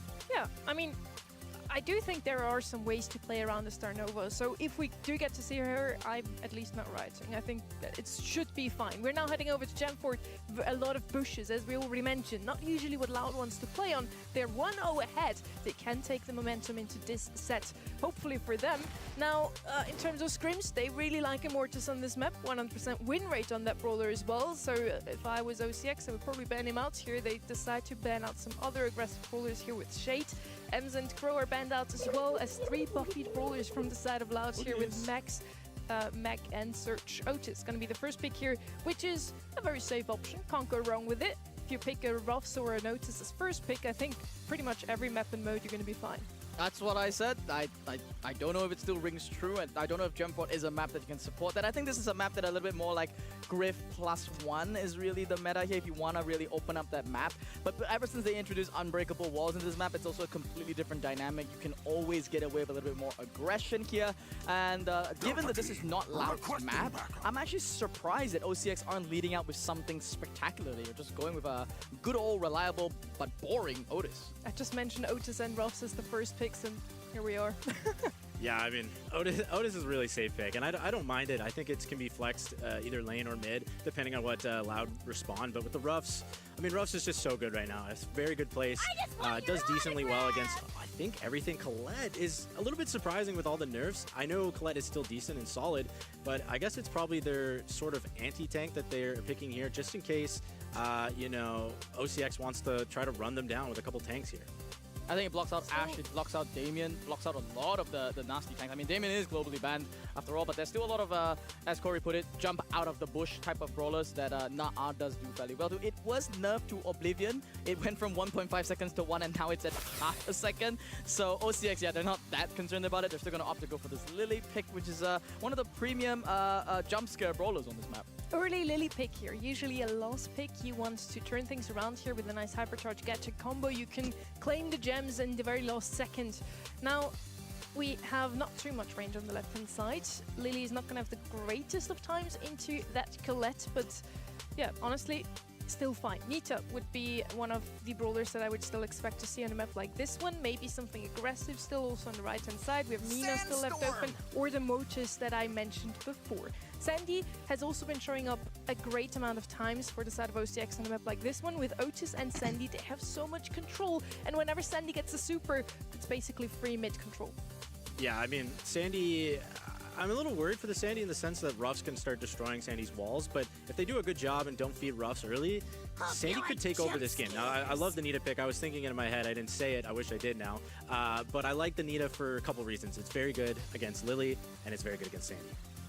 Sonny said it. Did she? Yeah. He's not even It's all right. It's all right. Complicated to great listen call, and cast and do the analysis for the draft, you know. This is set 2 now. Loud is in the lead with 1-0 already. Now, this was the pick from OCX. Can they win their own map picks, Boo? I hope they do. I want to see 7 best-of-5s going 5 sets. I said it here live on broadcast. Sonny's giving me a look. Yeah, I want to guys all the way. I want to see interesting stuff here. I mean, both plot lines for these two teams winning could be phenomenal, right? If OCX bring down the Titans of South America, once again, they've proven themselves that, you know, they're not like a one-trick wonder just winning, you know, a couple games because of draft. And going into this one, big aggressive play there from Lipizin. He's going to be able to do some damage and claim the early mid control for his team, but other than that, he's still going to be yielding the rest of it. Yeah, a little bit of overcommitment from Sandy there. They had control of the mid, and they kind of gave it up a little bit as Loud is trying to fight back. I mean, this is a battle of mid control. Both teams really want that mid, and it looks like OCX is doing a great job. Sandy's back. They stalled enough time for Sandy to come back. Now, you do see that wall go down. That is kind of what I was talking about with the Ruffs pick. I think that is like your only way to deal with the Sandy from sneaking up on you. If Lipizin goes hypercharge in, might even get 2, does not quite get 2, but it's looking like it's all OCX right now. This is the problem with Ruffs. It takes time to come online. Yes, if you tear open the entire map, it's one of the most fantastic brawlers that you can have, and you shut down most of the Sandy, but what's there to shut down when the game is already practically over? I mean, you've got 9 gems on the side of Fire Murillo. Satisfy even managed to get an entire Sandstorm online and probably a second one coming soon, and it's just going to be pure defense from OCX to close this game. Yeah, I mean, it just looked like Loud was sleeping at the start of this game, and OCX took control, and now just Lipizin gets the double, securing the game. There's no way that they come back now. Fire Murillo is just happy there with 10 gems, and they do take game number 1.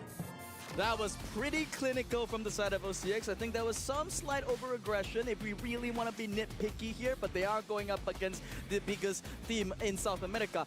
I loved how they played that one out. I mean, the Sandy flanking on the right side, the Lily going out on the left, the timings on those Vanish gadgets were just timed perfectly.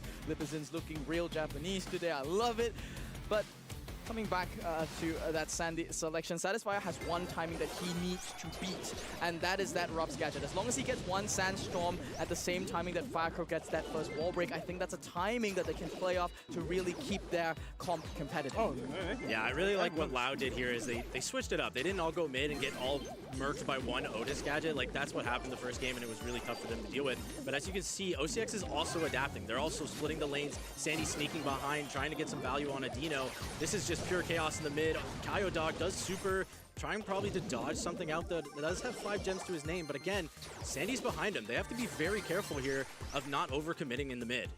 A very different setup that we're seeing here. We don't see Lipizin get massive value in that early game. He does have a super online, but currently it's just all Loud holding most of the gems, but the mid control has been yielded because, as you mentioned, Satisfyer was just lurking and too dangerous in the back. The Mute goes out there. It was targeted, I think, auto-aimed, potentially. I think he wanted to maybe go for a Dino there. Lipizin, though, is going to get the kill on the gem carrier in the back. That's going to be a temporary setback for the side of Loud, but at the moment, it's pure mid control for the side of OCX.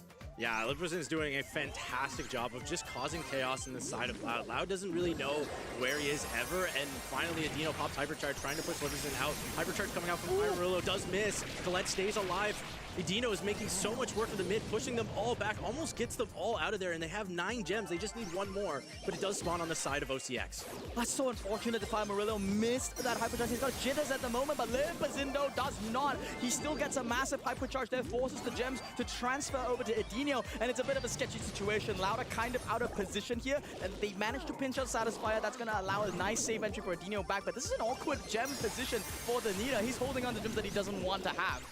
Yeah, I just want to point out that was an amazing play by Firecrow, shooting backwards and finding Satisfyer. If he does not find Satisfyer, it looked like OCX might turn this around. But again, very nice kill. Now it's very close. 10 gems starts the countdown. It is still not over. Lipizin does have super. Fire Murillo's pushing back. They just need 1 gem to reset this countdown. And it looks like they're going to grab it with the invis. Very nice play. Kaio Dog just misses out on grabbing that gem. Satisfy is still at large in the back, by the way. Just caused so much chaos. Managed to get an entire Sandy Super. And now going to be clipping Firecrow as well. Kind of too close, sir. He's going to be going down there. Leapazin is thinking about finding potentially Kyodog or Adino here with a jump. But he's got to be a bit careful. He's holding on to 4 gems at the moment. Yeah, Sandy has Hypercharge. If Sandy gets Hypercharge Super, it's going to look really rough for Loud. There it comes out, and it looks like it's just about to flip. OCX grabbing the gems. Fire Mill has 11. Looks like Livizen still does have to stay alive. Keep in mind, 11 gems. They're going to be able to reset if they do get a kill on Livizen and grab those gems, but they're coming in, and it's looking really, really rough. Very well played from the side of OCX, and that is how they tie up the series. Huge credit to Lipizzin and Fire Murillo. It looked like they just had a 1-2 punch going on the left, going on the right there. Whenever one of them kind of made a minor slip up, immediately the guys like, I got your back, I got you, don't worry. And that is the nature of these teams at this level. They compensate for each other's mistakes. They punish the moment that they see it. And Loud, I mean, it breaks my heart to say this a little bit, but they are making mistakes that I wouldn't expect them to make. The Sandy Super was down for eternity. They called it out. They could see it coming from a mile away, and somehow from the back, they still get caught. That's a little bit amateurish. Yeah, I mean, to give them a little bit of credit, it is really hard to keep an eye on the Lily and the Sandy. I mean, they were both sneaking around the map the entire time. If you watch, they just went in the side bushes. They looked for angles. They finally found them, and then they made it work. I mean, Loud just couldn't keep an eye on everybody. Yeah, if I were Firecrow, because he's got his hand on his head, he's like, what am I supposed to do? Like, I'm literally playing a brawler that's utility-based. I'm the first pick. I have the worst matchups. I suffer into everybody, and you're making me play this matchup. What do you want me to do, guys? Satisfyer on that Sandy also did a really good job at cycling Sandy ults. Whenever there was an ult down, he had a second ready, almost in halfway through the super already. Lipizzin then with that Lily pick quite early on in the draft, it worked out wonderfully regardless. We didn't really have an answer on the right-hand side. I thought maybe the Nita and the Colette would be enough, but it shows also in the stats that it clearly wasn't. That Lily was a bit too strong. Yeah, I mean, Lily just caused the chaos needed. And again, with the Sandy pairing, I mean, it's double invis, double the chaos, and they only had really roughs to spot them out. I mean, Colette doesn't actually have that much, you know, spotting potential. It has a couple shots, slow reload speed, and if you do waste your gadget, I mean, Lily and Sandy are going to pounce, and that's exactly what they did. And now, we're gonna have to see if Loud bounce back. Both of those teams now won their own map pick. We're heading over to Hideout, who was once again a Loud pick, so potentially they can take the lead here once again. We have the Benzane already. Byron, I saw, is out of the way. Mortis, the brawler that I mentioned before, has been one of Loud's favorites also on the previous map, now on Hideout. An early, risky pick potentially, but they're gonna have the blue star for sure. So they picked up this map, and Corey said that they're gonna be going for long range, and then they lead up with a Mortis selection. I don't really know what to make of it. They ban out 2 of their sharpshooters, so it kind of tells me the opposite kind of narrative. Loud were initially saying we're gonna skill diff OCX, and then they got skill diff in gem grab, kind of prompted, kind of skill diff, and then now they're going here and they're like, all right, we're the ones that need this Mortis. Yeah, I mean, I think they could still go for the long-range approach. I do think that Bounty has now evolved into you kind of need to play for that blue star, especially because teams can kind of hide behind the walls and hide out especially. And with Rock Band, that's one of the wall breaks gone. And so I like the answer from Kaze as well. I actually don't know who gets the blue star. It's very close between Kaze and Mortis, and that's going to be a cool interaction we're about to see. And whoever does get that blue star, in my opinion, is going to have a very solid lead going into this set. Mortis is still going to be a tad bit quicker. Maybe it depends also on spawn, though. If you spawn in the middle, you have to walk around that wall. Ellie and Gedger, for example, would be a bit faster because they can just use the wall in front of them, jump over it. But yeah, well, we're gonna see. I do believe Mortis will get it. We have the Ross on the left-hand side. Also, once again, just a solid all-rounder, can help out his teammates. The scrims I see here, OCX usually like to play Kaze, Bell, and Flex. You see that 2 of these brawlers are banned out, so I kind of expected them to come out with the Kaze.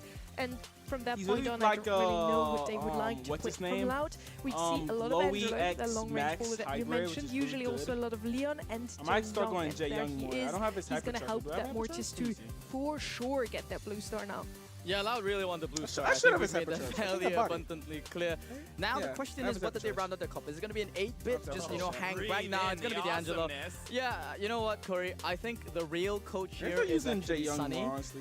You know, she coaches the better team, a better region after all. Totally, right? I mean, that's totally why all we're these getting comps all I'm these seeing, Keep you on your feet. I'm gonna let they're that mainly slide. just I just like want to say really I was just, a like, little overall bit right in the just, sense that like, they did still go a very, little bit of range. They got great, Angelo like, and Jae Young, you know, overall 2 picks, range like, they're all ballers. meshed And together I'm not from surprised what about the I'm Mortis. Mortis is really strong. That's really They hard to still do with have random, to contest for that honestly. blue star. If they want to play the range battle, Doug, I don't know. Jeez. This is a little new to me, I won't lie. Doug, I mean, I'm guessing they're going to try to get the Doug hypercharge on the Kaze and make some crazy plays like that and change the lead quickly. That's all I need. Like, Are they only gonna be brawler able I'm to needing get it that fast? right now is But just Doug once I without get a kid, Chester, they haven't seen I'm that, upgrading, or like at least all I not need in to a do is long upgrade time. everybody But yeah, else. Doug and I'm Kazik really can work chilling, out. They like, can turn things I around have in the last Cordelia's few pretty seconds. close, Blue but I Star is really need definitely going to another go towards assassin. Loud though, so I have a they lot have of to assassins. strike A lot at of some decent point. assassins, honestly. The fastest way to get the blue star goes up against Potato BS YouTube. Who will emerge victorious? I think OCX currently, they are looking like a team that I really want to bet on. Simply for the fact that I'm a big Doug enjoyer. I don't know about you, Corey. I don't know if you like the smell of cheese in the house here, but as you know, I think OCX, they've got a very clear game plan. Just feed and feed and feed and heal and heal and heal. Get one hypercharge in the game is pretty over. Yeah, I mean, I don't know how to play this as Loud, to be completely honest. If you shoot them, they charge super, and all it takes is one single kill on the side of OCX, and look at them. They're healing, they're powering up. I don't know how Loud is going to ever break through if they do lose this lead. I mean, they have to keep this lead. And look at them. They're not even really shooting. I don't blame them at all. They're not trying to feed the Doug. But look already. Doug has hypercharge. It just takes one kill, though. Yeah, so Satisfier now has to get his super as well, I think. I think that's the safer play. You know, you go inside the not the geisha form, you go into ninja form, go in there, then pop the geisha form and then try and get out, and that's how he kind of plays. He does get the super online. I think they were making the call there to potentially surprise and go in. There we go. The combo is online. He's going. The target is a Dino. It's an easy one. Satisfier is a bit greedy, wants to go for more. Is it too many though? The hot dog save that from Murillo is more than plenty to secure the defense here and get his team out with 4 stars. What a beautiful hot dog from Fire Murillo to keep his teammate alive. And now Loud has the almost impossible challenge of trying to kill a fully powered up team with Doug healing them in the back. And Doug is going to play aggressive. Why not? He doesn't even... Honestly, if he dies, it doesn't matter that much because they still will have the lead. But Kaze does have to be careful. Satisfier does get a little bit pushed back. Nice shot by Kaio Dog trying to get them low. Again, the Angelo poison is a great counter effect to the Doug healing. But they are running out of time. 15 seconds left. They need a kill right now. Satisfy's got a super online, could be used for the vision there. Now we see Fire from there. Beautiful supers there chained out there. Satisfy tries to do the same, but the timing is not on their side. Clinical in and out extraction. Loud with the clutch. That is one way to break a Duck comp, I suppose. You just get a mortar super, chain it off twice, and then you clip farm on them. Loud with the yeah, I mean, that was all Firecrow. I mean, I don't see how they get a kill otherwise, unless Firecrow just completely chains and basically wipes out the enemy team. And then the backup from Jae Young to keep him alive on the way out. That was very well played on the side of Loud. They looked really like a team, and Firecrow looked like a star player in that moment. That's what we want to see. I mean, this is a team that is just so storied, and they don't deserve basically to just go out and cheese, right? I mean, I say that I'm a Duck enjoyer, but really I just want to see good Brawl Stars, and that's what I saw there from Loud. There was exactly potentially 1 or 2 ways they can come back in there. I think you mentioned that Kaidok on the Angelo could get some really nice taps. Maybe target lip is in down with those poison tip arrows while the Doug is away. But you know, the other big one is just, yeah, Firecrow, go get a hypercharge and carry us. Yeah, I mean, I will say I really actually like the comp of OCX. I think their comp is a little bit cheesy, but it is actually really smart when you think about it. It's very hard for the side allowed to do anything. They only have a little bit of poke damage. Angelo doesn't deal a ton. Jae Young doesn't deal a ton, and Mortis has to go in to get a kill. And I mean, Doug is right there to shut the door. So if OCX can get a kill again and get the lead, I don't see them tripping up again. I think it's just perfect. Like, Loud, on the other hand, are just trying to diff them by pure team play. You're seeing all these micro plays they're making. They're trying to combine all 3 gadgets, right? Firecrow, it's a Mortis that's playing at a range. It's using that tiny bit of range to get a little bit of burst damage from that Blood Boomerang to just try and get that kill. And yeah, Kaido, he does get, he's okay to sort of feed the Hypercross because he gets one of his own. Yeah, I mean, OCX is really putting the pressure on right now. They kind of have them trapped, and Loud doesn't really know where to go. I mean, they're speeding up. They're trying to go down. It looks like they're going in the spawn of OCX. Never mind. Kaidog pops Hyper Super to push them back. Does a great job. but the side of OCX just waits it out. They're not very panicked. They have 25 seconds. They have Doug hypercharge. They have Kaze super. They're just waiting for the last moment to possibly get a kill and steal this game. Pretty interesting there. The flip is in. Opted to give Fire Murillo the hypercharge, even if he already had it there. Now is the timing for them to go in, but the hot dog combination is not going to be enough. Micro Jets managed to get down one, but Kaya Dog is on the hunt. He's going to go in for Fire Murillo. That the piercing damage is going to be enough to secure this one, but no! A kill back in the direction at the last second! Loud does it again! The for them was just they stay alive twice in a row. That map is crazy. That was a lot going on the last couple seconds, and you got to give props to Loud. I mean, they hit the shots when it mattered. Kaze goes in. Kaze doesn't get a ton of value right away. They take him down, and then they still get a kill. They got a kill onto the Mortis, but then they bounce back, and I mean, somehow Loud was the one to take the win here. I don't want to say they didn't have the comp. Honestly, I felt like they were countered if you put that duck comp in the hands of a team that was far more experienced. Maybe you switch things up. It might have looked just basically very one-sided, but Loud on the other hand, they find the adaptations. They are this team with just so much experience, and I think honestly all of these callouts just goes to show that this is why these guys are the veterans. Yeah, I mean, I want to say that both teams had a chance to win here. I think, on the side of Loud, they knew what they had to do. They had to hit the shots, they had to play as a team, and they did exactly that. On the side of OCX, they might have just waited a little bit too long for that Kaze hyper super play, and it was kind of predictable, but, they were still close. It felt telegraphed. It felt like you could see them winding back for the big punch, and then they were like, I'm gonna get you. I'm gonna get you. Are we going? We're going? Oh, it's too late. Oh, he respawned. Oh, sorry, guys. Yeah, kind of feels bad. We kind of already saw it coming into the draft, right? When they picked up that dog as last pick, we did say that they probably want to strike in the last few seconds, and Loud was so ready for it. Just decided to strike on their own. Sent the Mortis to take out one of the two weaker brawlers here. The Ruffs most likely is the weakest target at that, and he did. So even if they get a kill there in the end with Kaze, they still have many more stars on the side of Loud, and it worked out perfectly. Now we have a pattern. Both of those teams have won their map picks. If we follow that same pattern, it's now going to be OCX winning Pit Stop. It was their map pick. Let's see if the draft speaks the same language here, because so far I feel like whoever also picked a bit better was the team to win. They're so closely matched, actually. These two teams both would deserve to move on into the semis, but unfortunately only one of them can. Yeah, and Pit Stop, like you said, is the next map. And we already saw Pit Stop today, and it was just 3 base races back to back to back. I don't know if we'll see it again, but it is very possible. I mean, that is a very legitimate strategy on this map. And this map in particular, I mean, there's a wall in front of the safe. If you go Miko, it's very hard to stop. And are you going to play defense, or are you going to go aggressive? I love this new look here, by the way. We're now in the Ramen Rebellion, and this neon style, I really like it. We also have new map fly-throughs, so beautiful. Actually, I gotta work out today Pit Stop later. used to be the bull map. Whose map is it now, Corey?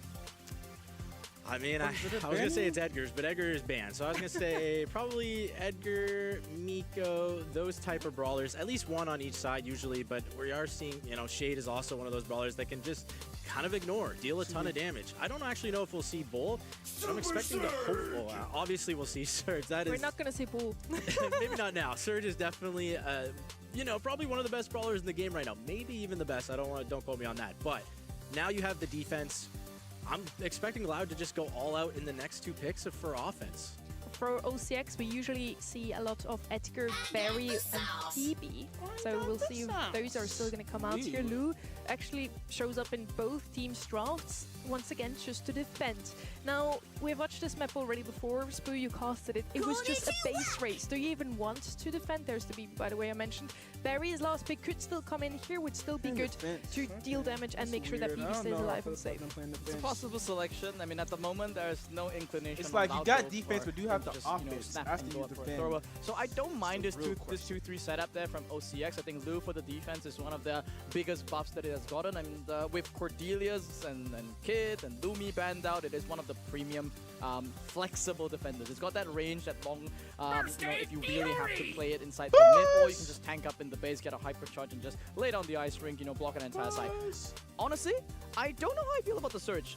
I have not seen it enough because, granted, it has been literally banned every single time. So this is a debut of the Buffy Surge. Corey, is it really that strong enough for you to pick it in a map where, you know, you kind of need damage? I think it is very much that strong. I mean, they're going to just pick some damage here alongside their 2-3 pick, and Surge is just going to play defense. If you see Surge above the map, or on the other side of the map, it's probably because they have full map control. I can't see, you know, Surge being a damage dealer in any kind. He's just going to defend the BB. He does well into Lu, and probably whatever they pick here on the side of OCX last, I think they still need more damage, and so Surge is probably going to do well into that as well. What would you see them pick up here? I'm still rooting for the berry here. I think they need another tank. I don't think you can go berry. I don't think you can go berry. And now I have to say it, and now if Loud don't win, I look a bit dumb, but that's okay. I don't think you go for berry because the Miko can hunt down the berry. That is kind of my major concern here. Could use the gadget to just swipe him away, but obviously on pit stop, on any heist map, you want to use the other gadget to do even more save damage, and I believe that's what OCX is going to do. Leave the Lu in the back to defend, and then just have BB and Berry rush ahead and effectively go back into a base race. Yeah, I mean, if Miko is hunting down the berry, that means Miko's not dealing damage, right? So that's another thing to keep in mind here. So the berry's going to do a decently well job into Surge. As long as Surge doesn't have jump, and I mean, we'll probably have jump right off the bat, actually, but going to use it right off. I don't see how berry kind of dies that much, I guess. We'll have to just wait and see. Limpizin has a slight lead here. He's going to be hunting down Firecrow, who already expended his jump. And meanwhile, back at the base, the monkey business has begun. That's the first day of shooting is going to be taken out here. And he's just going to jump out. Yep, this is going to be a torture chamber that we're watching on the blue safe. While on the side of Loud, they're just being chilling in the back. They're just looking at the sushi restaurant. They have nothing to fear because their defense is completely rock solid. Yeah, I mean, Adino did a great job of baiting out every single Lu shot and then got the crack as well without even charging a Lu super. But now his Buzz Hypercharge already goes in, gets Satisfier. Does look like Loud is trying to fight back here. Adino is going back on the safe probably in a second, waiting for someone to respawn. Firecrow does deal the defense. I mean, I'm waiting for OCX to kind of make a move. They're all just seemingly defending, and I don't know when they're going to get the offense. They pick something like an all-in comp with this berry, and they're kind of not really doing an all-in, and it's pretty difficult to do so, as you mentioned, with this emboldened Surge and Kyodog, double defender on the line there. It's very difficult to get chip damage in, and meanwhile, they're just slowly bleeding the beast here. I mean, OCX can't really get much out of sight their base, and there's no way to kill Adino, even if you chain off Lu supers. Yeah, I'm really loving this Surge pick more and more. I mean, they're still even dealing with the berry. I thought berry was going to be able to survive more. Firecrow absolutely just popping off, and that is why you're going to see Surge picked or banned almost every single set. Adino gets another crack. Kyodog's going to wait for his teammates. Smart move on his part. He goes in there. I think it's a little bit of an overcommitment. They have the full lead. They're not even really worried about OCX's offense. They just need a base race here. Yeah, they know that they have this one in the bag. Just need to get Adino across the board there. That's why you're seeing them relinquish the defense. I say relinquish the defense. Kyodog says, no, no, no. Nobody gets past me. And Adino's even like, hey, want to come join for the photo finish? Because I'm about to finish off this I don't understand and why. that, my folks, is why I didn't like the berry. Yeah, I really, really loved Adino's gameplay there. I mean, he baited out every single Lu super, and that's just kind of the difference between Lu and Surge, in my opinion. Surge did a fantastic job of defending, while Lu really struggled against the Miko and wasn't able to defend very well, in my opinion.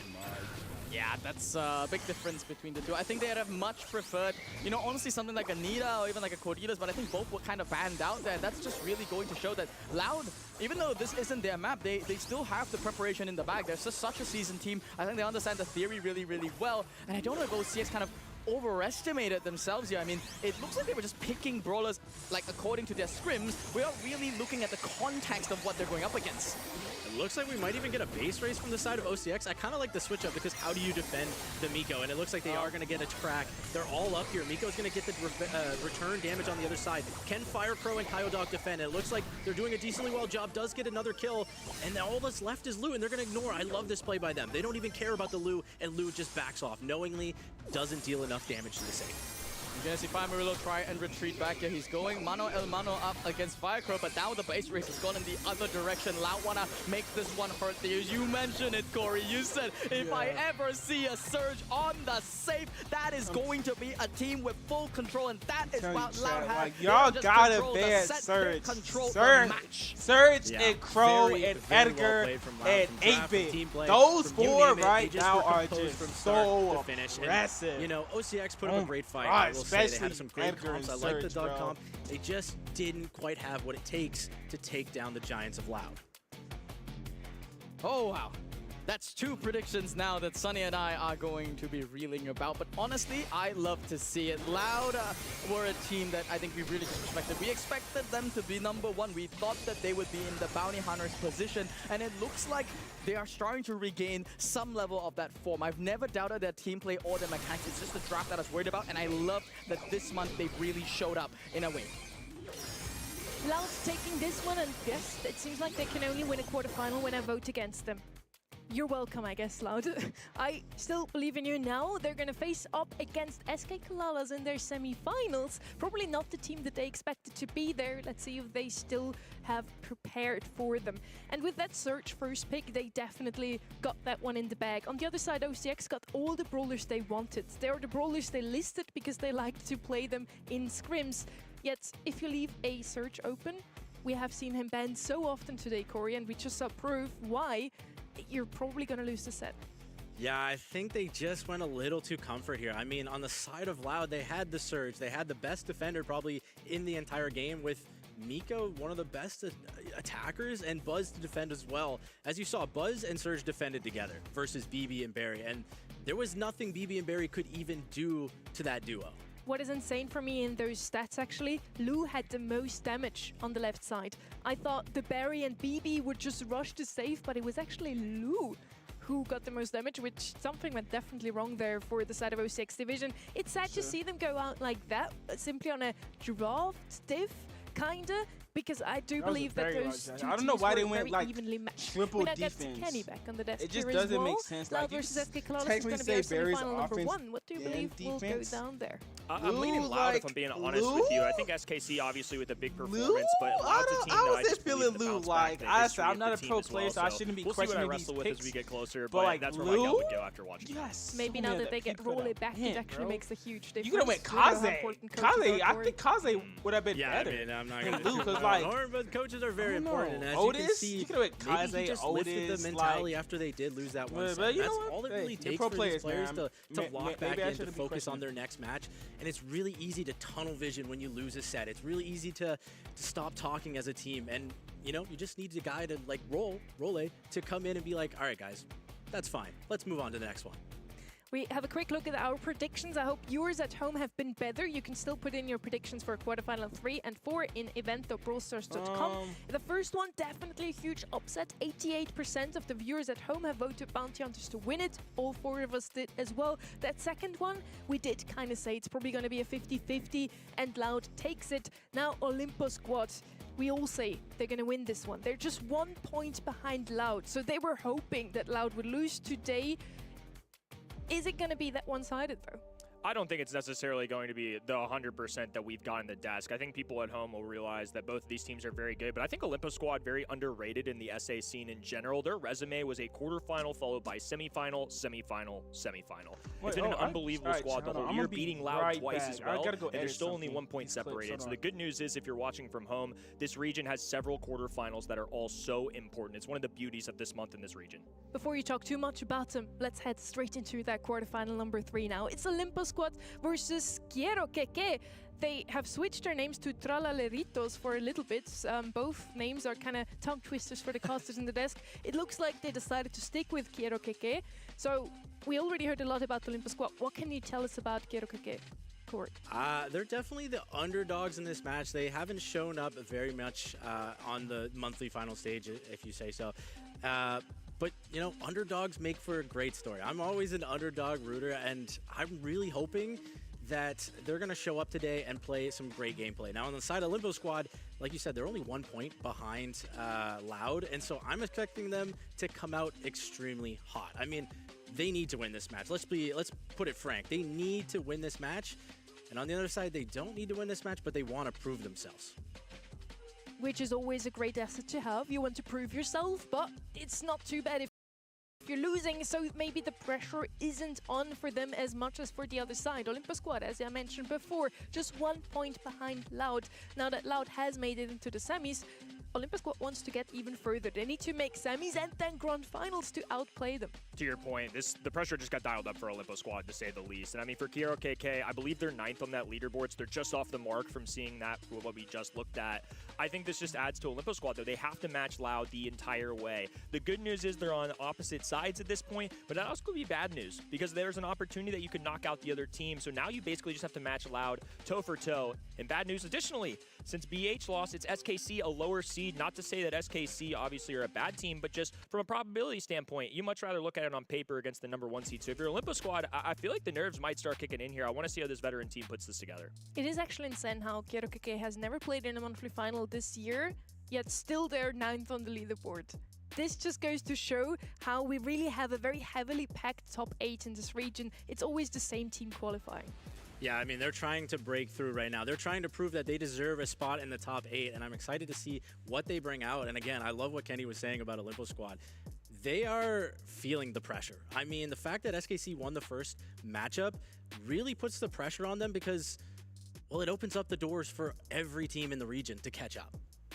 Exactly. So for them, the best case scenario would have been Loud dropping out. Now they have to make this one a Cinderella story. They need some other teams to lose, like Red Canids, that are sitting in that second World Final slot at the moment. The fact that Bounty Hunters have lost also changed a lot of things. So I'm truly excited to see what the leaderboard will look like at the end of today. We have the map draft here now. Kiro KK got to decide first because they...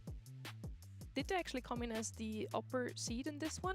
No, I believe no. Olympus So Squad Olympus Squad decides to go second. So usually the upper seed gets to decide if they want to have pick 1 and 3 or 2 and 4. And usually we see that you want to have that first pick, because if it's a 3-0, we would play 2 maps of you. So this is, again, an interesting decision, but we've seen this today before. Yeah, to your point, like, this has been a trendy thing that, in my mind at least, I think a lot of people assumed going into this new strategy. Obviously, maps just got implemented last month, so I would have thought, hey, I want to get an advantage on the first and the third set. Like, let's get up 2-1 early, but a lot of teams today, for whatever reason, have gone the opposite. I talked about it a little earlier, but it really has been about 50-50 if people win their maps, so I wonder if that had anything to do with it, if people are changing their mind, or it's just so early that teams are filling out strategies.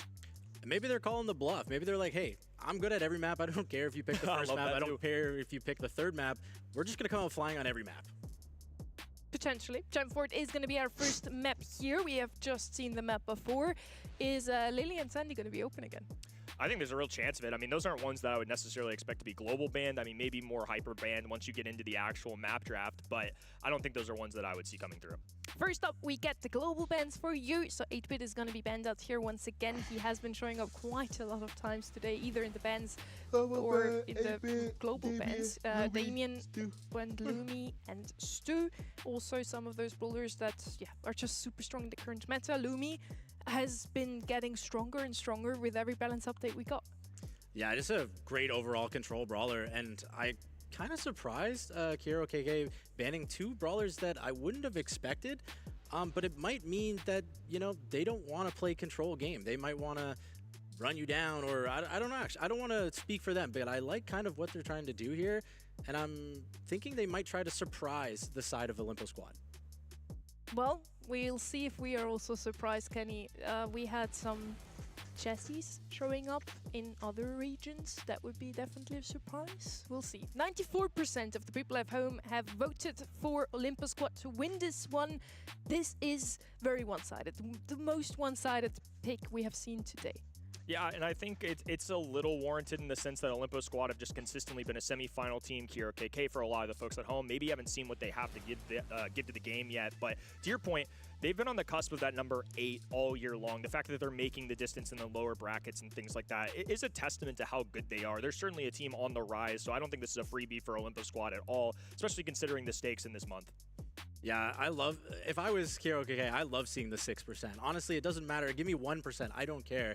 Being an underdog, it relieves a lot of the pressure. Honestly, when you are the underdog, you have no expectations. You're out there, you're playing Brawl Stars, you're having fun, and all you can do is show up and hopefully make an upset. At the end of the day, Brawl Stars is a game. It's supposed to be fun, so I do hope that they will have just that today. As we already mentioned, not the most pressure on their shoulders, but they did upset this region already by qualifying, because as mentioned, we have a very top 8 heavy region here, very compact. It's always the same 8 rosters. With KROKK now coming in, there's some names missing, and they can immediately put themselves on the board here. They can still technically qualify for LCQ if they would win 2 grand finals now. Yeah, they haven't had the limelight, say, as a full roster, but this was the team that I believe got second in SA West Challengers, and then on top of that, Todd has some experience from things like Brawl Cup with BC Gaming, so it's not like these are a bunch of slouches, especially for a number 9 seed, or whatever you want to call it off the board. This is a team that can certainly challenge a Limpo squad, so I do feel like it is a poll. Like, obviously, you have to pick one side or the other, and I'm going to go with the higher seeded Olympus squad more oftentimes than not, but to me, this is more of a 70-30 kind of affair. I would say Olympus squad still solid favorites, but by no means a guarantee. Yeah, I wouldn't be surprised if this series goes a little farther than everyone's expecting at home. I mean, again, 90-something%. I mean, the desk all voted for Olympus squad. It makes sense on paper, but again, paper doesn't always make sense. It's that I don't even know if what I said makes sense, but you guys get what I mean. This is going to be an interesting match. I think it's a lot closer than everybody's expecting. We'll see. Would certainly be the first 3-0 of the day, as we got treated with some really close matches today overall so far. Now, we're getting the players situated at the moment. There's still someone missing, I hear, so let's talk a bit more about the meta so far again. We have 6 new buffies. We haven't seen Rico today yet. We haven't seen Brock. Have those two just been at the lower end of these buffies? I mean, I think to a degree, and only because Max, Surge, 8-Bit, some of these brawlers have just been so overwhelming. They're global bans to me, or just insta-bans, depending on the map. But the arcade trio is still strong. I think Brock is somebody that's more map-dependent, maybe, and Rico, the same can be said for him. I think Surge and Max just got such overwhelming amounts of power coming their way that they could almost be played on so many different maps and modes, where Rico is still kind of honed in on some of those more traditional gym grab maps that he's been a part of and such. Yeah, I completely agree. Brock, Rico, a little bit more niche on the map pool. But one brawler that wasn't globally banned was Star Nova. I mean, we could be seeing Star Nova here if it dodges the ban somehow. I'd be surprised, but you know, it is possible. And if Star Nova is in play, I expect it to be either first pick or 2-3 on the other side. Very true. Well, we're going to see Star Nova did slide through the global bans, as we mentioned, so potentially her first ever showing in a competitive match today. She would be playable, but so far has been a bit too strong and has always been banned. On the side of KROKK, we haven't seen them in a monthly final, so we don't really know how strong they truly are. In the qualifiers, though, they did beat OCX Division, which we just saw play. They almost beat Loud. OCX Division, definitely one of the strongest teams we have in this region, and it was a pretty convincing win as well. Yeah, a 3-1 in that. I believe at the time that was the other. I mean, there's been so many roster swaps in here too. So OCX Division, regardless, even if it's the 7th or the 8th seed, still really powerful. But the loss to Bounty Hunters was definitely the exact opposite. So it's been a little all over the place, like we talked about. I mean, these guys are no slouches. They've been around the block. They've played in some serious stakes. This is maybe just some of the first time our folks at home might be seeing them, which is why that poll is so one-sided. But on the other end, Olympus Squad doing a little bit of changing at pace here in the second split as well. There's the man right there, Pekka, in his second month with the squad. I mean, it really hasn't changed things too much. I would say that Juan Carlos interaction did shift some players around, and this is one of those results. So another month for Pekka, who in the past I think has been one of the better players in this region overall. So I think Olympus Squad was already strong. This has potential to even raise their ceiling.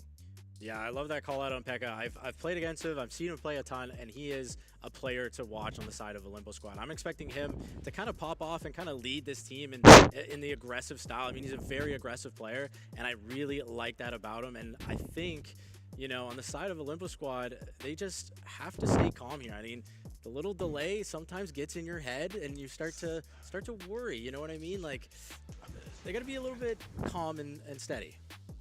We did have a roster switch also in Olympus Squad. They're now with Pekka, who brings in a lot of experience.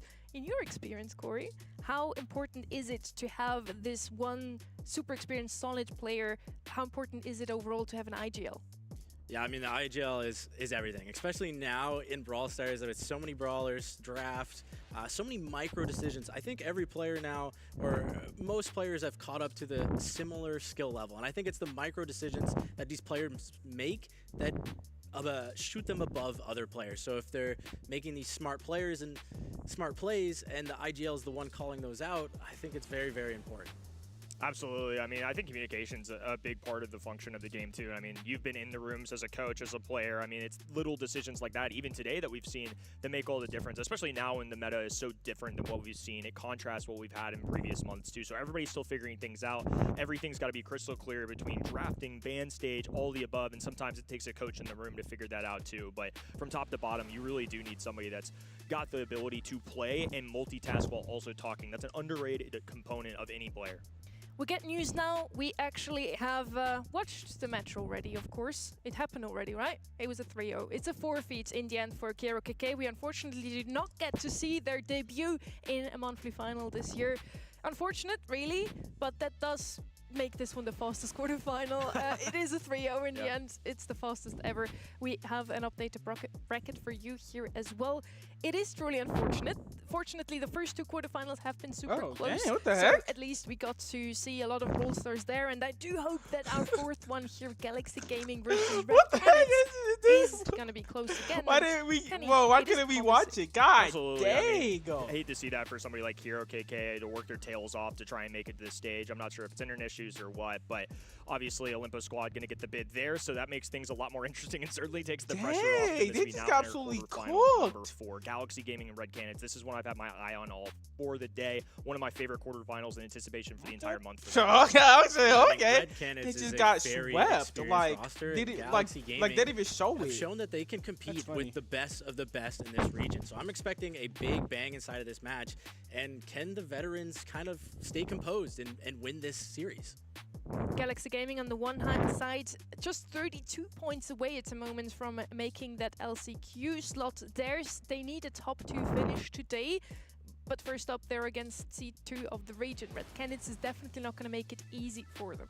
No, this is one I seriously wrestled with. I think out of all 4 of these, this is the one I spent the most brain capacity kind of thinking on, because Galaxy Gaming, very solid qualifiers. Last month impressed me as well. They've been one of the teams as well that's had kind of this shift in roster changes alongside them. So Derp and Doritos have been a core for a little bit. Ice Crow, of course, jumping in the mix as well. And Red Canids, you know them, you love them. They were a Brawl Cup favorite. They were somebody from this region that's really impressed me throughout the year. It's just been hit or miss. It's either been quarterfinal or grand finals, and I'm curious to see if that trend continues today. Very true. So it's either a hit or a miss for the side of Red Canids, and then Galaxy Gaming have been pretty continuously okay. They have had some great moments as well. They also beat Loud in these qualifiers 3-0, and we just saw the Loud of this month is actually super, super strong. They beat SK Colossus in June and finally lost to Bounty Hunters, who ended up winning the whole thing. I think that's an okay loss. We got Spoo back, by the way. You want to say something? What a teleport. What? Corey only got to cast one match now. That's a bit Happy break, buddy. Was that over? So Olympo, did they draft well? Did they play well? Excellent. What happened? The best gameplay you've ever The best we've ever seen? Corey also phenomenal performance. Honestly, he steals both of your jobs now. I have to look at the VOD. I have to see what happened, because I just saw 3-0, and it was the fastest 3-0 I've ever seen in my life, and wow, that was really quick impressive. break for you as well. Sorry, pal. Anyways, we're back for it. It's gonna be probably one of the second most competitive sets that we've seen today. I say that, I know, making it sound like Bounty Hunters versus SK Kalalas wasn't really that competitive, but it was. I mean, so far we've had two series that were really, really, really close, and then one that absolutely didn't happen. And then now we're back with another banger of a match, and this one was really, really tough prediction. I am happy to go, 4 for 4 wrong. I mean, Olympo did get it correct, but technically we can void that prediction because the match kind of didn't happen. I'm gonna count it. So I'm not gonna count it, but at the moment I'm thinking of it as I might go 0-3 today, but my bet's on Galaxy today. Red Canids versus Galaxy Gaming. Spoo and I both said Galaxy Gaming is going to take this one. Red Canids have to kind of take this one. These are the potential outcomes for them today, Kenny. Yeah, and I mean, a lot at stake here too. You never want to be in a position where you're counting on other teams to win or lose. So I think just by winning the July Grand Finals, obviously on that left-hand side, you just get a slight buff when it comes to Olympus Squad and Loud, who are still in this tournament. So similar to what we talked about a little bit ago, Olympus Squad seeing Loud win adds the pressure to them. Red Canids having both of those teams now in it, making the semifinals, definitely adds to the stakes here. And this is by no means a free win. Galaxy have been improving in the second split, and I think there's real potential for this one to go to distance. So yeah, we see the right-hand side can already not happen anymore, as Loud and Olympus Squad have not lost in the quarterfinals, so they need to win it all today to immediately make Worlds already. Now, with our predictions completely differ. We have 2 people on the desk voting for Red Canids, 2 people on the desk voting for Galaxy Gaming. I'm also super interested in your votes at home, so make sure to lock those votes in right now on event.brawlstars.com. And we're going to be back in a bit. Yes! Oh my god. Hello guys, my name's Maria. Behind me is Bounty Hunters, and I have a challenge for them. They're gonna play 1 versus 1, but with blindfolds on. Communicating is key. You will be the eyes, you will be the hands.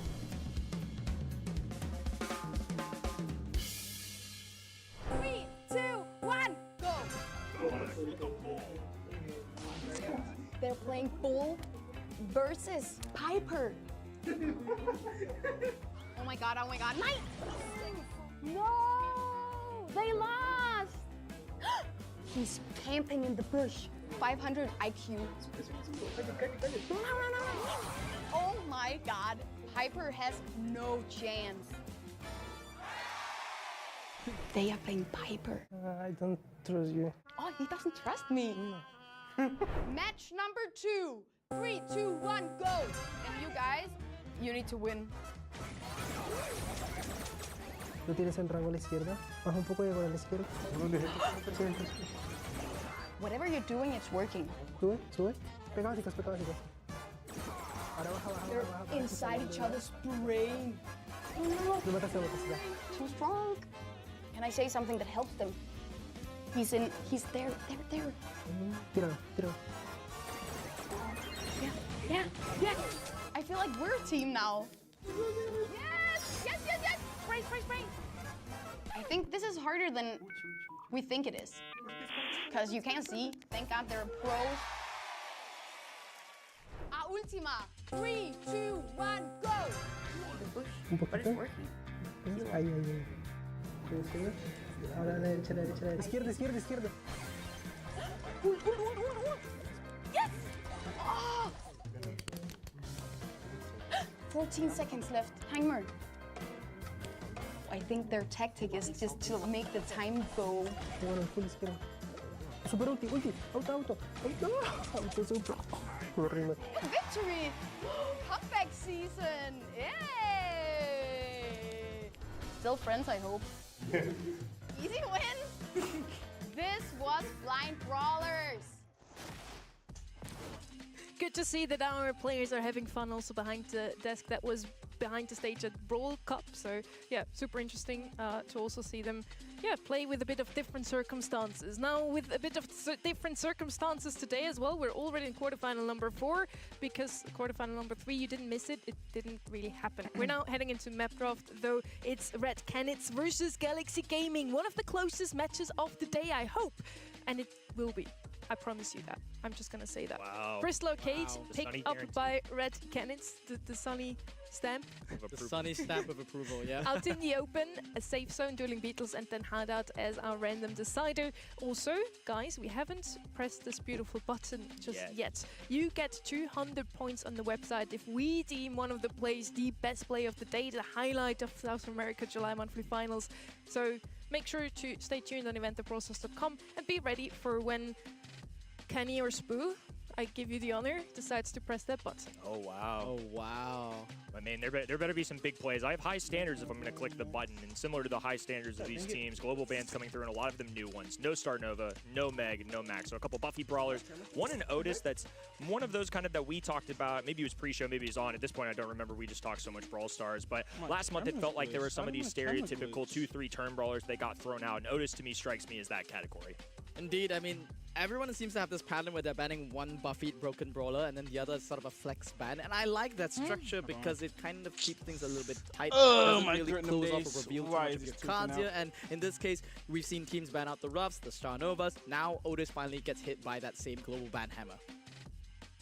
Otis and Ruffs, those two have been showing up a great amount of times already. Just the 2 solid ones. If you don't know what to go, you don't go wrong if you pick one of those. Red Canid's first pick was Crystal Arcade, also a map that we have seen quite often today already. Once again, by the way, they chose to go second. So Someone has to explain to us the logic behind that, honestly. If I could choose if I can pick map 1 and 3 or 2 and 4, I would probably choose to have the first and then the third, because if it's a 3-0, I get to play 2 of my maps. For sure. I mean, I'm really curious too. We're so early on at this that I would love it explained, because I had some pro players explain to me what their mentality was, and it was the exact opposite. It's what we kind of alluded to. So that's kind of what I based my thinking off of. But again, it's been pretty hit or miss if teams even win their own map. So the fact that they're able to draft these so far in advance, sometimes it does give them at least a little bit of a heads up of what they want to pick anyways. They can at least talk about it. They can review it. Other than the semifinals and the grand finals, those pop up really quick. You just have to be ready. But for the quarterfinals, plenty of prep time. This is once again a map that Red Canids have scrimmed a lot more often than Galaxy Gaming on the other side, so they picked it probably towards Galaxy Gaming stats that say we played it twice, we played Ruffs twice, and that was basically it. Yep. Seems about right. They look at them not playing this brawler or playing it only one. They're like, yeah, not really worth the ban. Let's pivot to something else that is a little bit more ban worthy. I am a little bit sad that we haven't yet to see Max at all today, but I think at the same time, kind of respect it. I mean, we've still got 3 more matches to go potentially, and I hope that it slips through. But assuming that, you know, as you mentioned, you know, even though you can prepare for quarterfinals, what's your philosophy going into the semis and to the grand finals? Because global bans now have changed. It's no longer a blind thing. It is a sequential order. And I do believe that if you don't pick maps, you will get selection on global bans first. That was a change that was added into the new season here in Season 5. So now teams are, you know, there's a little bit more thinking to do. Like, do you want ban priority? Do you want pick map priority? Which one is more important? And all of these teams, the quarterfinal 2 through 4 now know, no matter what we do, if we make it to the grand finals, we have no chance of facing Bounty Hunters. SK Kalalas actually did them the huge favor and knocked them out in the quarterfinal stage already, which is a huge surprise. That's still the biggest upset of the day, because Bounty Hunters is 100 points ahead of everyone else. They've been super oppressive. They made grand finals every single month, and now they don't even make semis. Well, with that, we want to head straight into our quarterfinal number 4. We are on Crystal Arcade.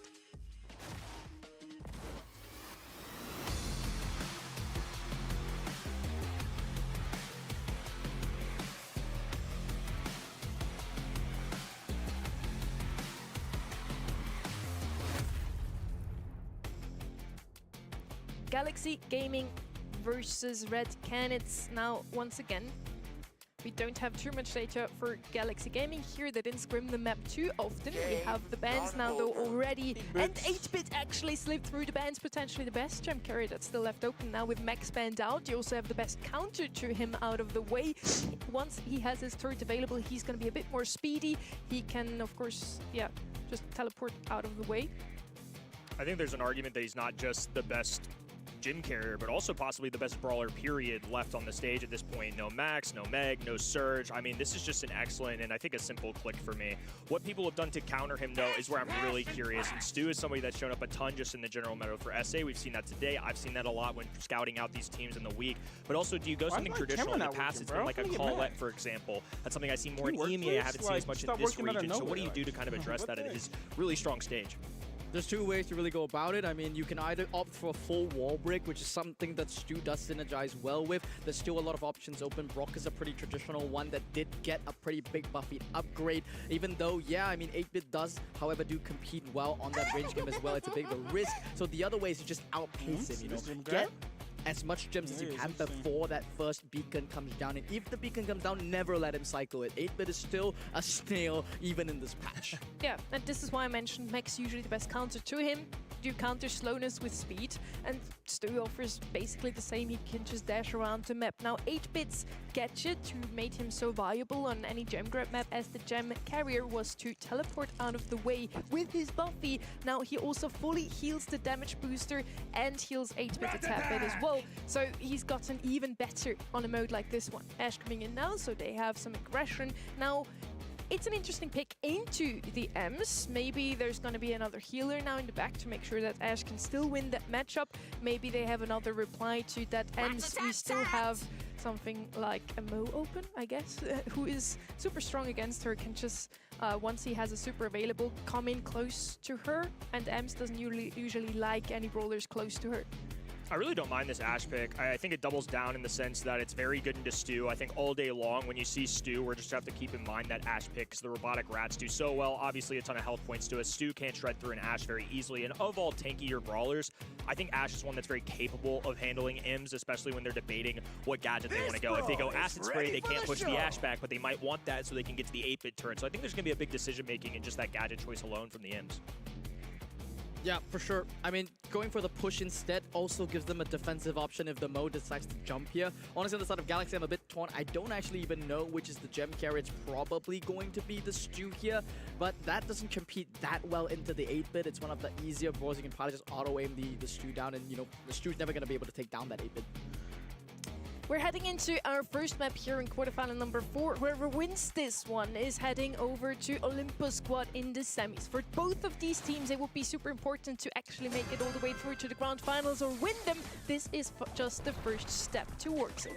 High stakes for both of these teams. Same can be said for a lot of South America. And month number 5, the go time is now for everybody as the pushback goes through from Ice Girl. Pinch on the left-hand side as well. Dirk rounding the corner. Now surrounding Jubileo as well. Doritos closing out to an 8-bit. Teleports, heals, still not enough to stay in the mix though. Motep there to cover as Dirk dashes in, grabs a few gems. What an excellent start for Galaxy. And a concerned effort as well. I mean, the entire team just coordinated so beautifully there, but the gems aren't really reflecting it. It's just 5 in the sight of Red Cannons. Galaxy invested all of their marbles just to secure the side lanes, and as a result, even though they secured most of the map, most of the advantage isn't with them. Yeah, a ton of taps going down. Mo And Kawe doing work as well. 2 gems in his pocket. Okay. Stayed alive throughout the duration of that fight as Jubileo gets back in the mix here too. Turret being established and going for the one that elects to give you a little extra speed on top of it as well as Kawe will bounce back Doritos. Does really remain alive, stopping but the, out of the equation here just temporarily. Nice go outside the bush against Motep now with no pinches out there from Derp. He's not going to be able to secure that right lane as well. It's the Red Cannons that are firmly in control. This is the problem of the 8-bit, right? You can get full side lane control, but what do you do against? They've got a hypercharge out there from Ice Crow. It was a desperation play from him. Will he pop the super here? There we go. Uses just to secure that right lane, and now being able to advance forward, threaded a little bit of Coward. Whoa, cross-court map snipe, but it's not enough to get a takedown as Ice Crow still remains alive. Robotic routes going down too, so there's another hypercharge as Jubileo stays plugged into the right-hand side. Expanding with space, the robotic rats up in the face of Ice Crow as well, and now Galaxy will have to climb the entire map and escalate if they want a chance. Motep should be the target here. We see the Damien there going inside the mid. I changed my mind. It's going to be Jubileo. And now cycling out with a second super here. They managed to get the reset at the very least. But it's Ice Crow that's left on Jim carrying duties. He might not even be able to get home alive here. Pushes Motep at the last second. He is surviving with just barely 5% of health. 8 gems is a big difference. That 50 or so HP from Ice Crow does allow them to now maintain the mid. They don't have to be hyper offensive. They can just remain foot in the middle. Motep now sliding through super, going down. Doritos trading one of his own. Motep staying alive as Ice Crow fending for his life, but Red are encircling him. And now it's a full gym count going onto the right-hand side. They're going to slowly back this up as Doritos tries to move up a wall. It's a desperation play, but Derp doesn't have an isolated play at all. No super available, just trying to walk his way up the map. And the slow arcade machine can just back it up. A back and forth the whole way through, and I think that's what we're going to see the entire match. It was an incredible start there from Galaxy, secured both side lanes so quickly, but somehow, some way, just couldn't have any permanence on the point. I have to say, I think there was a little bit of an overextension there, and they kind of just threw away the lead that they had, allowing Red Cannons to just consolidate and... And the rest of the game was thoroughly in their control. One bad judgment, and unfortunately it does cost them that game number 1. But the good news is they were contesting plenty of it early on. It was a big headlong fight between both teams. A lot of great action going down on all sides of South America as Dirk collects a third gem. Now a booster on the right-hand side as Ice Crow is going through the super, slowly healing up alongside it as well. A TP away from Jubileo. That Buffy just makes him so strong. It's one of the 8 reasons 8-bit is so confident in this meta right now. Derp is going to be hunted down there by Motep. That is the matchup that he wanted. He went straight for it. The dashes weren't going to be enough to save him there. He won't be able to take those gems and get out alive, though. I think he realized that Ice Crow was going to just get an easy trade onto him, but I don't think he really minds that. Gems now evened up 4-4, and Red Cannons, a very aggressive booster here that they're just going to expire. So they went, yeah, the plugged in was against that right-hand side wall on the enemy side, so that just goes to show the space that they were able to create here. Is now Red have to back things up a little bit. Motep recharging, taking a breather as he's limping down that left-hand side. Ice Crow, though, just has to juggle this wall. A little ring around the Rosies, a pushback. Motep no longer within striking distance as Derp closes out. Now some shots going down from Jubileo, blasting up the middle of the map. TP away as Ice Crow rounds the corner, looks for a tap. Doesn't quite get the kill, though, as Kawe looks to make up space on the other end. Doesn't quite make enough contact to grab a kill, though, so it's still Galaxy remaining firm. Playmakers on both teams desperately trying to make space, but then we got an additional gem now inside the base, so if Galaxy just grab this one's gonna be sufficient. You see Doritos, yeah, he's just running for the hills. He gets the gem, he tells Jup, get that countdown going, and it's all about the defense now. Galaxy looking to tie things up. 10 gems on the left-hand side as Kawe tries to get around this corner. Jubileo is slow. That's the one downfall of 8-Bit, and Ice Crow can slow him down even more. Dirk with a rotation to the right-hand side allows for Damien to play full on defense. Motep swiping away. Super goes down, but not enough to make the connection. Tied up set here as both sides are making big-time plays. It just feels like it's Ice Crow going up against Motep. It's the dives from Kawe going up against the dives from this Damien. And then both gem carriers. There was so many times where in my head I was like, yup, Jubileo's dead. He's going to go down to this Ems. And then he goes to show me why this buff-beat 8-Bit is just an absolute menace. He gets the turrets just when he needs it and survives just the way he does. Derp gets the first tap, so it will allow him to start skating. Rubber hitting the road as Derp now collects 3. Kawe right-hand side, dueling with Doritos as Motep takes on the anti-tank. Ice Crow's done a pretty good job of navigating this situation, especially with the gadget choice. It does make things easier. I think all things considered, it'd be nice if you could get a pierce through the wall to the 8-Bit turret, but especially when you're side laning for the most part as an IMS, you're going against Ash, Imbo, 2 dive brawlers, 2 brawlers that benefit from being up in your face. So I think that was ultimately the right call. Tanks on both teams playing fairly passive here. Doritos uses the wall to get a nice heal, and Motep wins the interaction there on that left lane. Beautiful pinch there from the mid from Jubileo is successful. But now making the rotation. It's an interesting one for sure. You see Motep is aging over the side of Doritos, who gets a massive mosh pit onto 3, but no connections just yet. Just splitting the team up for the moment. Big punch there from Doritos. Sends Motep back inside the team, and the robotic rats are split. Almost going to be able to bring down Derp, but not quite enough. What a fun function. I mean, Doritos just getting a perfect punch, sliding the enemy brawler right towards ends for a cleanup kill. What an assist there, as now Doritos is looking to do more work. Kawe going down immediately, and it's Galaxy expanding with space. They've got the numbers. Now Ice Crow pressed up against this square-shaped wall in the top right. Doritos lurking in the grass. Motep now just has to wait, play it patiently. Derp, in the meantime, can just scoop up all these gems. Now it's Galaxy who retake the lead. Beautiful timing there. We see Damien there once again with a hypercharge super. It's going to be going on to 1. Jubileo, though, is just way too stalwart to bring down here. Damien just doesn't have the firepower to do so. He did buy a sufficient amount of space there, but Kawe strikes back, takes down Ice Crow. But it's 6 gems to 9, and with 7-1 spawning, there's only 2 more of them for grabs to even this one out. Red exhausted a lot of resources, though. A hypercharged turret out of 8-Bit. Motep had to defend, so while they do grab this 8th gem, it cost them a lot of supers. Derp, though, I think trying to get cheeky with it, slide up there, maybe get himself enough positioning to grab it, but Ice Crow with a phenomenal kill. Kawe now diving straight at Stu. What contact there from the underground rat. Doritos rushing him down, trying to grab a kill, and just going to leave those gems behind. They know they have to get back in the mid. Doritos almost cutting himself off, has a super available, going right at the middle. 11 gems. Jubileo barely holding on now, and now he has an escape route perfectly isolated for him. Kawe in the middle, Derp nowhere to be found, in Red escape with their lives. What a beautiful opening set. Crazy ending. Absolutely sublime from both teams there, I have to say, though. It feels like one mistimed push was all it took for Red Canish to just seal the deal and get all the advantages that they needed. It was all about target selection for me. This Damien supers, I think, most of them in those game 3 were just picture perfect. I think targeting the right brawlers, but I think that was that one greedy one where he went in solo by himself that I didn't really agree with. Just allowed just so much tempo to get back, and he didn't really respect the fact that Kawe had this hypercharge ready. You gotta have an ability to, at the ready on your own team to counteract one when it comes. Yeah, I think that's a good call out from you. I mean, truly, it was such a close set that I think it was those 2 tiny plays maybe in the game losses that really cost him. Game number 1 stands out to me as maybe a misplay towards the 10-10 gym count, and then right there, as you called it out, it literally was one push that can sometimes cost you. You can be playing so well in gym grab, but if you lose the gyms for 1 second, it can swing the other way. All it takes is 15 good seconds, and exactly what the recently signed Red Canids did there. This has been a team that all year long have been very strong, undoubtedly one of the best teams in this region. But it's been hit or miss. It's been quarterfinals or grand finals. There's no in between. In month number 5, in season number 5, they have the opportunity to change that, and they need that grand finals now more than ever. There are teams hunting their spot down. They are clinging to that number 2 spot with Bounty Hunters falling. They had about a 100-point gap, and then about 70 to 80, I would say, in between the next line of defenders in this region. And getting a win here, I think after last month, especially falling early, is a bigger deal than you might know for them.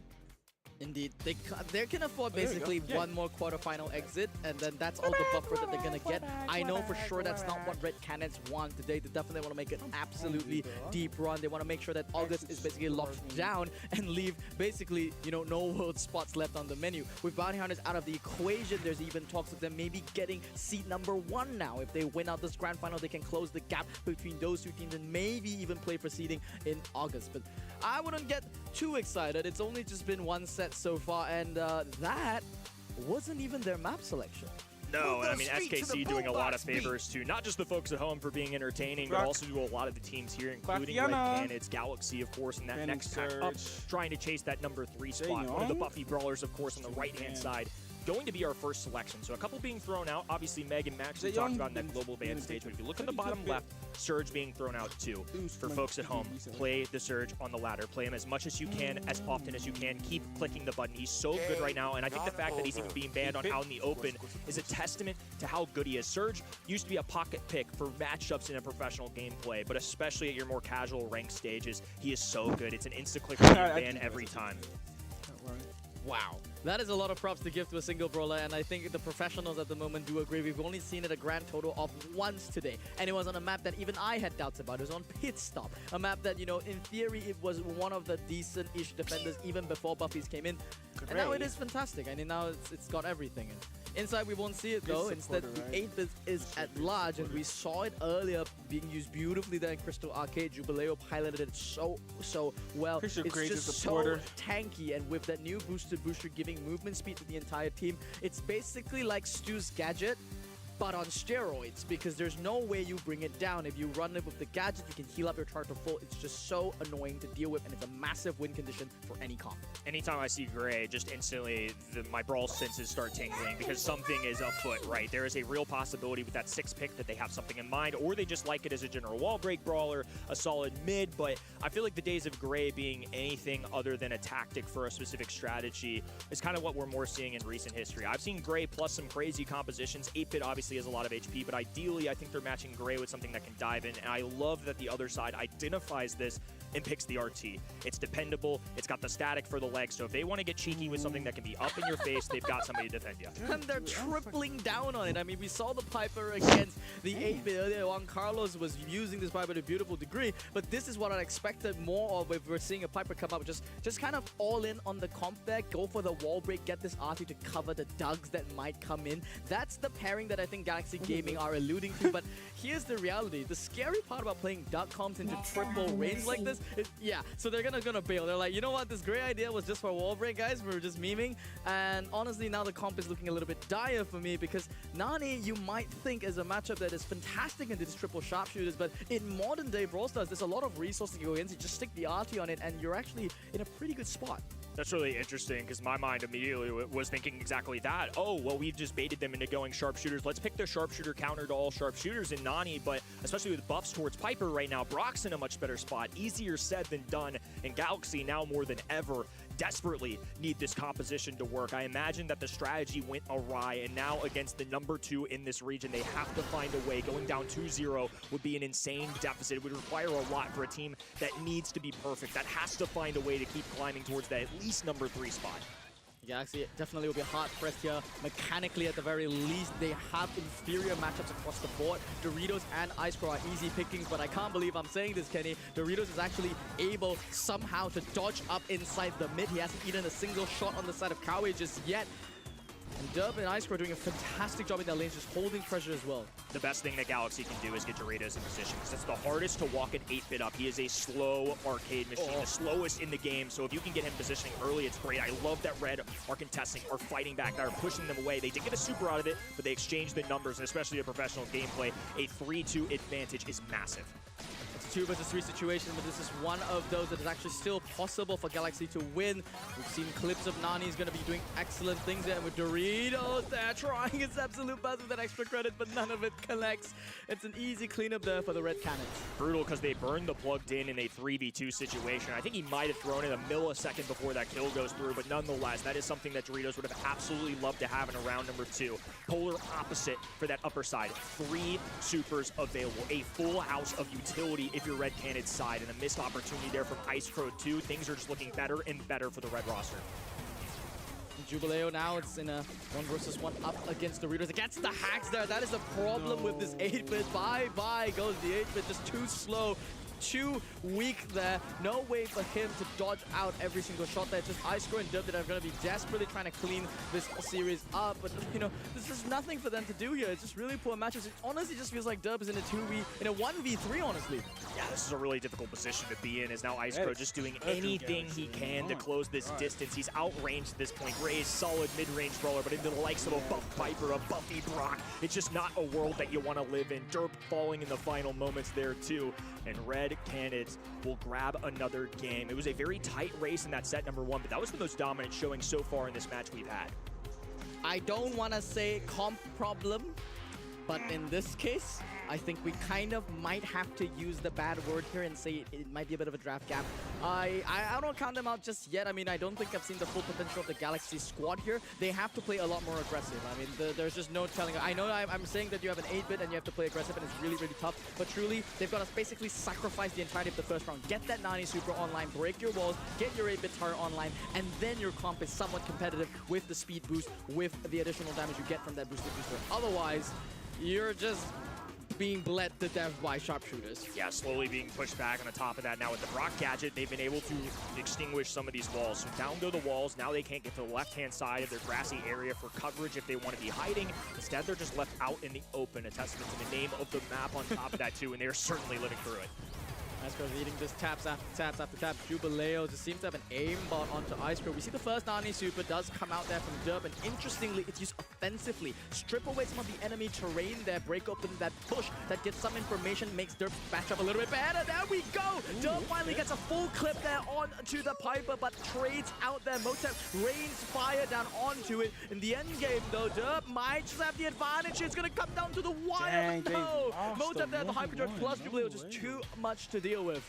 Hypercharge plus super coming out of Brock, so the round cost them, but nonetheless, it's a win. And the good news is they get a wall break right off the rip, so Galaxy can get to the middle, especially for Doritos. It takes a long time if it's to go down that right-hand side corner. That's a big deal for him. So in positioning early, Galway tapping, though. Doritos down to 500, and he's got to run for the hills as his teammate falls right in front of his eyes. This is not great for them. Turns out my math was wrong, and it takes 4 taps to bring down an 8-bit. That is basically 3 out of 4 that Kai was able to get, and that's why we're seeing Dubs is going for a Hail Mary play here, but he can't bring this one back. It's amaze, amaze, amaze for the side of Red Cannons as they clean up the second set. They just literally just got out-dipped so Things got bad, real interesting here. I mean, Galaxy were a team that I at least had my eye on coming into this month, especially after a more successful last month with the roster changes. I mean, even some of us on the desk ended up picking them. This is one that I said I wrestled with more than any other quarterfinal, but it's so far so good. Maybe this is just the outcome where it's grand final time for Red Cannon. It's been one of 2. It would take a reverse sweep at this point, but this seems to be a different beast than what we saw last month. And on the other hand, I think Galaxy are slipping a little bit. These are 2 comps now that I kind of feel that Red Cannons, I'm not saying that they had, you know, definitively the better comp, but definitely the one that made more sense, at least to us. It's just one that just came together just so nicely. They saw that, you know, there was maybe one cheesy potential with a duck coming in, but it was so telegraphed that they were like, yeah, we'll just go RT, and then there's really not much they can do. And then they delivered it like, is Nani really that big of a deal when you've got power creep on your hands? You've got Brock with buffies, you've got Piper with all these HP buffs that changed so many interactions. Even, yeah, Derp only got the sole kill, and it was just, honestly, a lucky shot on Kawi. Just goes to show how one-sided that set was. In complete contrast to what we saw early on, I really thought it was going to be another head-to-head battle that we've got going on our hands, and still time to reverse this. but definitely a letdown, I would say, from that composition. I'd be curious if you asked him, was going Nani or something like a Doug the strategy? Like, were we trying to either get the Doug that we wanted or commit them to these sharpshooters and have Nani go against that? I think that's something that only they know at this moment, but it wouldn't surprise me either way. But lots of smiles on the opposite side. Red Canids recently signed, a lot to celebrate there, and now they're making the new org proud so far. A 2-0 lead, certainly something they want to see, especially after the letdown in the close match that they had in the quarterfinals in our previous. Don't want to spoil their journey just yet, but once again, got to tip off back to that first quarterfinals. Their one eternal regret so far is not being able to beat out Bounty Hunters themselves. But hey, maybe that's a good thing. Maybe we see a different set of grand finalists instead. Red Canids certainly looking in form today in this quarterfinals. They just need one more set to close this one out. The next one's not going to be their map. But at the very least, I mean, it's safe zone, right? This is a map that if trend continues, we see the Brox come in, maybe Piper is still in contention, but you can also lean back, go for like the cheesy stuff, go for Kazis, go for Mikos. Those are brawlers that are all viable. And Chuck is always in the equation. It's something that I think both these teams definitely have to keep in the picture. All ones that we definitely should keep in mind on the more aggressive side, and somebody that got touched in that Thursday balances that I've seen snuck in here from at least the Red Cannon side is Bonnie. So I'm curious to see if we get any kinds of crazy action here, if any surprise brawlers come out. I think there's plenty of potential for it. Well, Penny's going to be the first selection there out of Galaxy Gaming. And I don't know what to make of this, Kenny, because in every tier list that I've seen from every content creator, maybe even including Corey, that this brawler has kind of dipped a lot in the tier list. I mean, he did surface very, very, briefly, I think just last patch or 2 patches ago when he got a series of buffs. But then now it just feels like she's got really, really power creeped. And looking at Galaxy just leaning into it as a safety pick when so many other options are available really, really puzzles me. Yeah, I feel like Penny on this map when watching this week has been a staple in South America, at least for this map specifically. But because they go Penny early, it opens the door for some of these buffy brawlers that we don't get the opportunity to see. And similar to what I said last time, if Surge is willing to be banned on out in the open, what's stopping him from being a pick on safe zone on a map where in history, his stage 1 doesn't give him the most range, but obviously with the rework and everything going on, he's guaranteed a stage 2, of course. He can dive across the water a little bit. Like, I still feel like it's such a valuable, powerful brawler right now in our current state that I really don't fault him. It doesn't make the most sense on paper, but when you see him played in the game, he's so good right now. I won't fault a single Surge pick the whole day. I just can't do it. Yeah, and I would expect that on the side of Galaxy, they are aware of this. I mean, I like to think that they are aware of this. I want to think that they didn't just go into this draft kind of unprepared. But looking at this now, we've got Penny Eve on the same comp. I'm seeing a severe lack in the damage department on the side of Galaxy. I'm not that concerned because Red Canids on their side as well, they don't really have the biggest damage. It looks a bit more traditional on both sides where they just want to play the old school control meta. No real advantages for me on either side, but the Surge Pierce does feel a bit more recent. In the awesomeness. So full traversal ability over that water. We've got Angelo and Eve on the same side. I just feel like they're going for complete control here. It doesn't really feel like they have anybody that screams heist safe damage. Carl. So I'm curious if, yeah, I was about to say Carl, one of the ones that we've seen get a big benefit, and additionally, he can dash down the map. So I feel like if Carl goes in here as a hyper offensive option, or just something that can just go straight at the enemies here, I feel like that's a good call out. I think a little flare of aggression is exactly what the Red Canids need. Yeah, you call it. Nice job. I had to. It just makes no sense. Yeah. I had to. I was just like, yeah, like this is all day, like, every day. This is Corey and I just looking at the panel. And we're just like old school comp. They're picking this Eve Penny thing, and since the era where 2022 this existed, Carl was the go-to counter, and it wasn't checked. I think Red Canids, this is quite the 100-0 comp for them. I would be really shocked if Galaxy took this one. Yeah, I think their job is significantly easier here, and the Carl has good matchups for several reasons. The Eve spawner, and on top of that, just a lot of health points that you can go at the enemies, can pierce through a salty barrel of something like Penny. This is just a Carl matchup all day, every day, and on top of that, it gives them the high safe damage that they need. A lot of work to be done if you're Galaxy. The desk is certainly favoring the Red Canids draft. It's never impossible. Brawl Stars isn't played on paper after all, but Galaxy certainly have some serious work ahead of them if they want to pull this off. Brawl might not be paid on paper, The hopes and dreams are built on less than that here. As we see the Red Canids already getting first bit of damage in there. They don't even honestly even need to win out all their matchups because frankly speaking, the power creep level that we're seeing here, I mean, Jubileo, he can go down there. He's just playing the objective and they're cycling things out. The first layer of shielding going to be stripped away from Galaxy. For a team that is supposed to be able to cross the water so easily, they've just been on their back heels the whole time. Finally, a couple kills going down as Motep hangs on for dear life, pops a gadget just to try and stay alive, but Fierce, of course, rotating through, locks onto Ice Crow, a jump away will keep him up. Now a Penny Turtle down too. I think Coway just willing to sacrifice his life in a super just to make sure that doesn't go in, so no passive ability to get that damage. Motep there now once again making another sacrificial play there. He is poisoned up there by the E, but somehow stays alive, almost is able to strip away that second layer of shielding. Bit of unlucky that they didn't get it down, but at the very least, they are still up by a whopping 40%. And I don't know how Galaxy are going to close up the gap. There's nothing more tragic than 1% being the separator between that high safe layer, but I think they're fine. They've got Motep with the super once they finally get down to the right-hand side. And of course, Coway with the gadget or super combo can move along. Galaxy, even with retaking this though, are only getting a little bit of damage at a time. They've had trouble just getting through this first layer. So Red Canids may look like they're in the world of hurt, but still plenty of opportunity for either side to creep up the map. Galaxy just lack damage. I mean, with this Angelo last selection, they've committed themselves to a comp that is designed to just control the game forever, but that is just not the objective of Safe Zone fundamentally. And all of these brawlers, I mean, basically Galaxy has to play aimbot level perfect, dodging level, hacks to the max, put 3 guesties on this comp, and maybe they've got a shot. But currently, with 30 seconds left, I don't even know if they can tie this one up. Yeah, now the tail's been going down on the left-hand side along with a little protective pirouette from the hypercharge. Eve spawners on the ground, but they finally pierce through below that 50%. So this is going to make Galaxy's work even harder. It's not even just a matter of winning their lanes. It's a matter of beating the clock out at this point. Beating the clock, and the clock is ticking down. If we're already going down to 15%, it's a final push that's coming out from Galaxy. So on the side of Red Canids, there's only one thing left for them to do. Block as many shots as they can. That's what they're trying to do here. You see Ice Crow. He just wants to get a shot into the save. And you've got an Eve that's bleeding damage through, but it doesn't even cross the 50% mark. Red Canids in a photo finish stand tall in the mid. They're smiling. Oh, like, they why know are they they've going got this one in the like, bag. They never want to go triple, just like if you're gonna go triple, aggro at least on high. Triple defense, you're just defending the whole time. Yeah, you can go on the offense, but like you're gonna be defending the whole time. And if you're defending, the easiest thing in the world, shots are gonna bleed through eventually. Then it's just not gonna be great. Early lead especially paved the way for them to just hold off on defense. I'm not a pro player, but like I played a lot of video games, a lot of different competitive video games. I know a good bit. I know going double, like triple defense is like, yeah, doesn't lead the penny. It's totally fine. Let Coway do you have offense. Everybody has offense. It's not unwinnable for the Galaxy, as I've mentioned, but you have no, like stupid damage dealer. Then the reality is whenever Red Canids have Coway online, if they don't somehow win the mid and the left matchups, there's just no way to recover from the amount of tempo that they lose every time this cow enters the base. Couple party tricks already for Surge, so he's on stage 3. Eve Spawnlings go down as well, so Derp can be playing defense with those. They're just trying to find a way to creep up the map.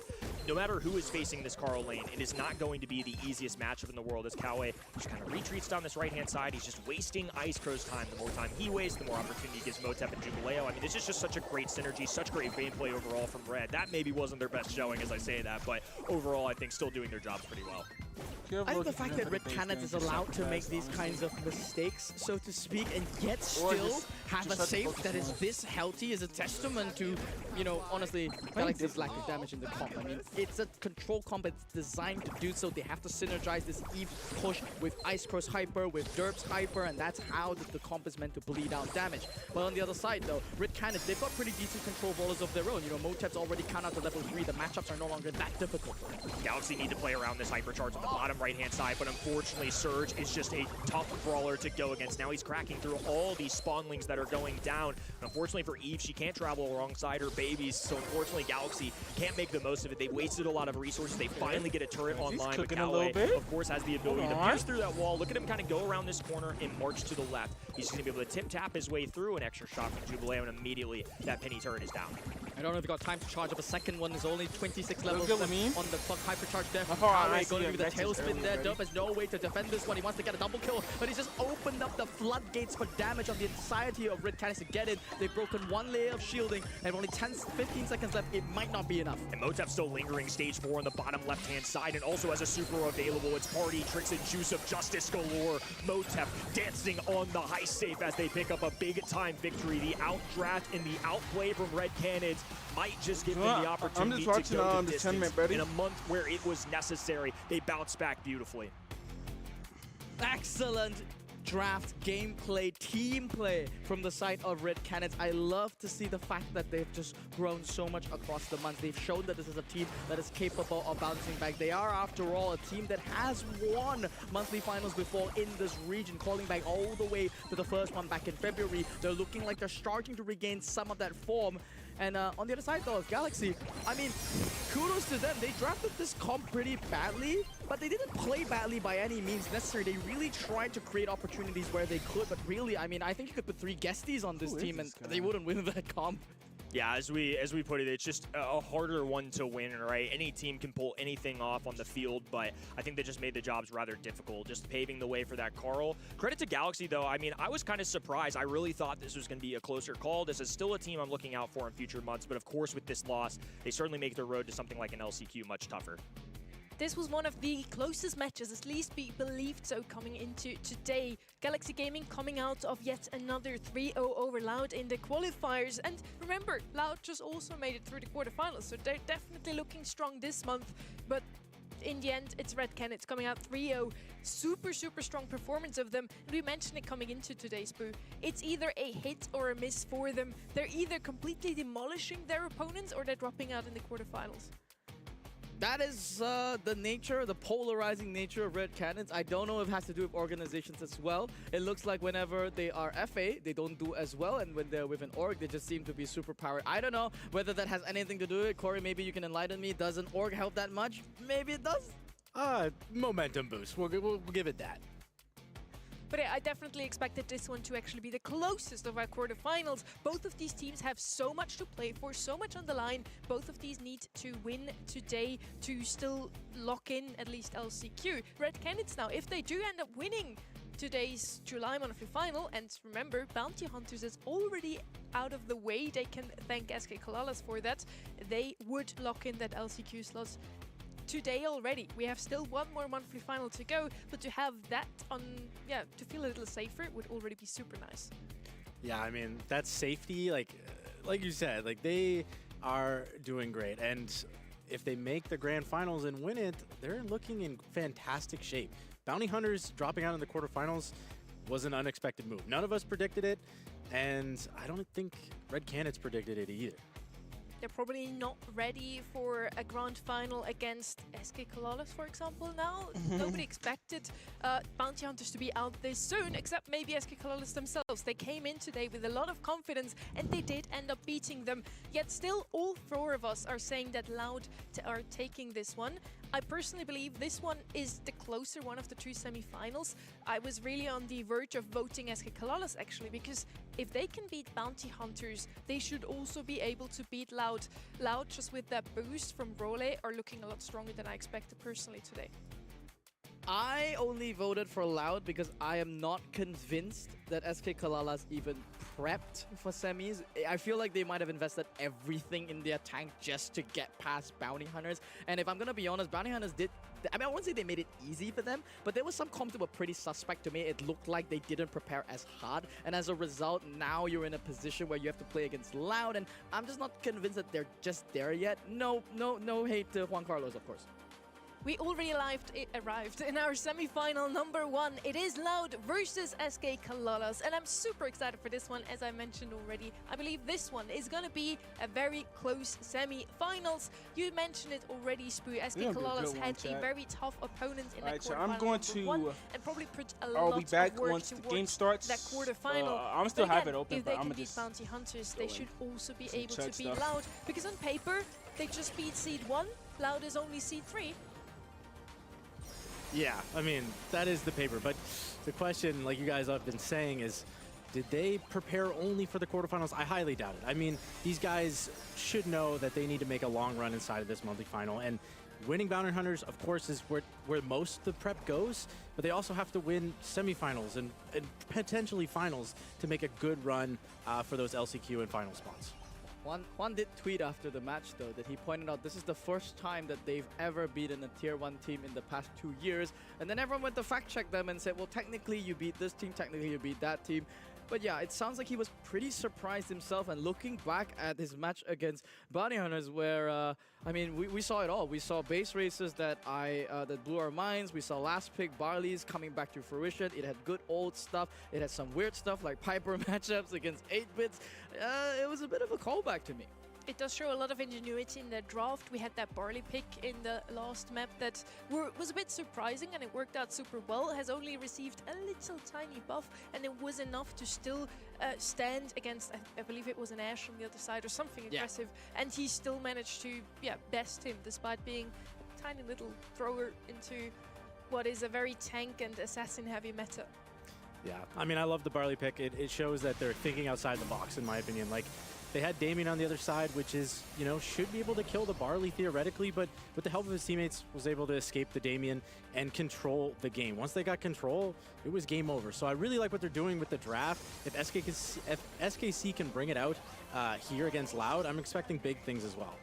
And meanwhile, on the other side, Loud against OCX, I think, was one of the closest series we've had. I mean, the scoreline doesn't do it justice. It made it seem like OCX folded. And granted, I mean, looking at this nice draft, I think this was the one draft that didn't really sit well with me. As Kenny pointed out, I mean, he kind of don't really want to allow Surge into any map without kind of real preparation. He has become the new boogeyman of the patch. Aside from that draft, I think the other 3 matches were really, really close. I think the Hideout one, Corey, you and I, we were gasping at this Duck selection, but Loud, they just didn't stop at any point and found the 1 or 2 ways that they could have won and executed so well. In the end, Loud a lot of times got what they already played in scrims, so they got what they wanted. Also, as you mentioned, that Surge should have definitely not slid through the bans, so that last set could have been closer. Maybe we could have seen a set 5, but either way, I think that Loud has won it in the end.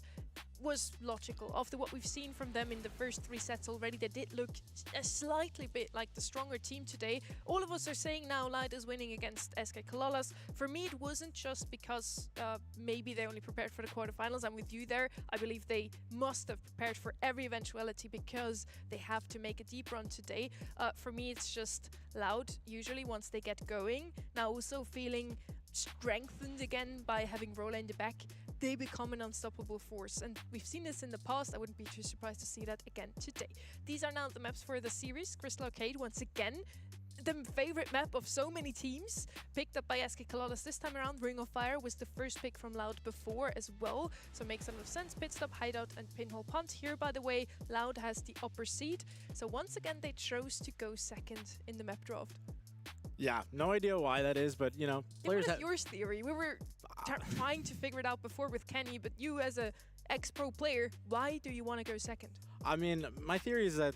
you get last global ban, by the way, but I don't know if that changes the equation. You know, it might. Final global ban. But my theory is that they're comfortable on every map, and it doesn't really matter whether you get first or second, in my opinion. You're going to get your maps, and if you do lose, you know, you still have your map at the second match. So if you win your map, then you're obviously going to get to your next one. So does it really matter? I'm not too sure. But I did notice that Loud drafted the same 2 maps as they did prior. Yep. So clearly they're very comfortable on those.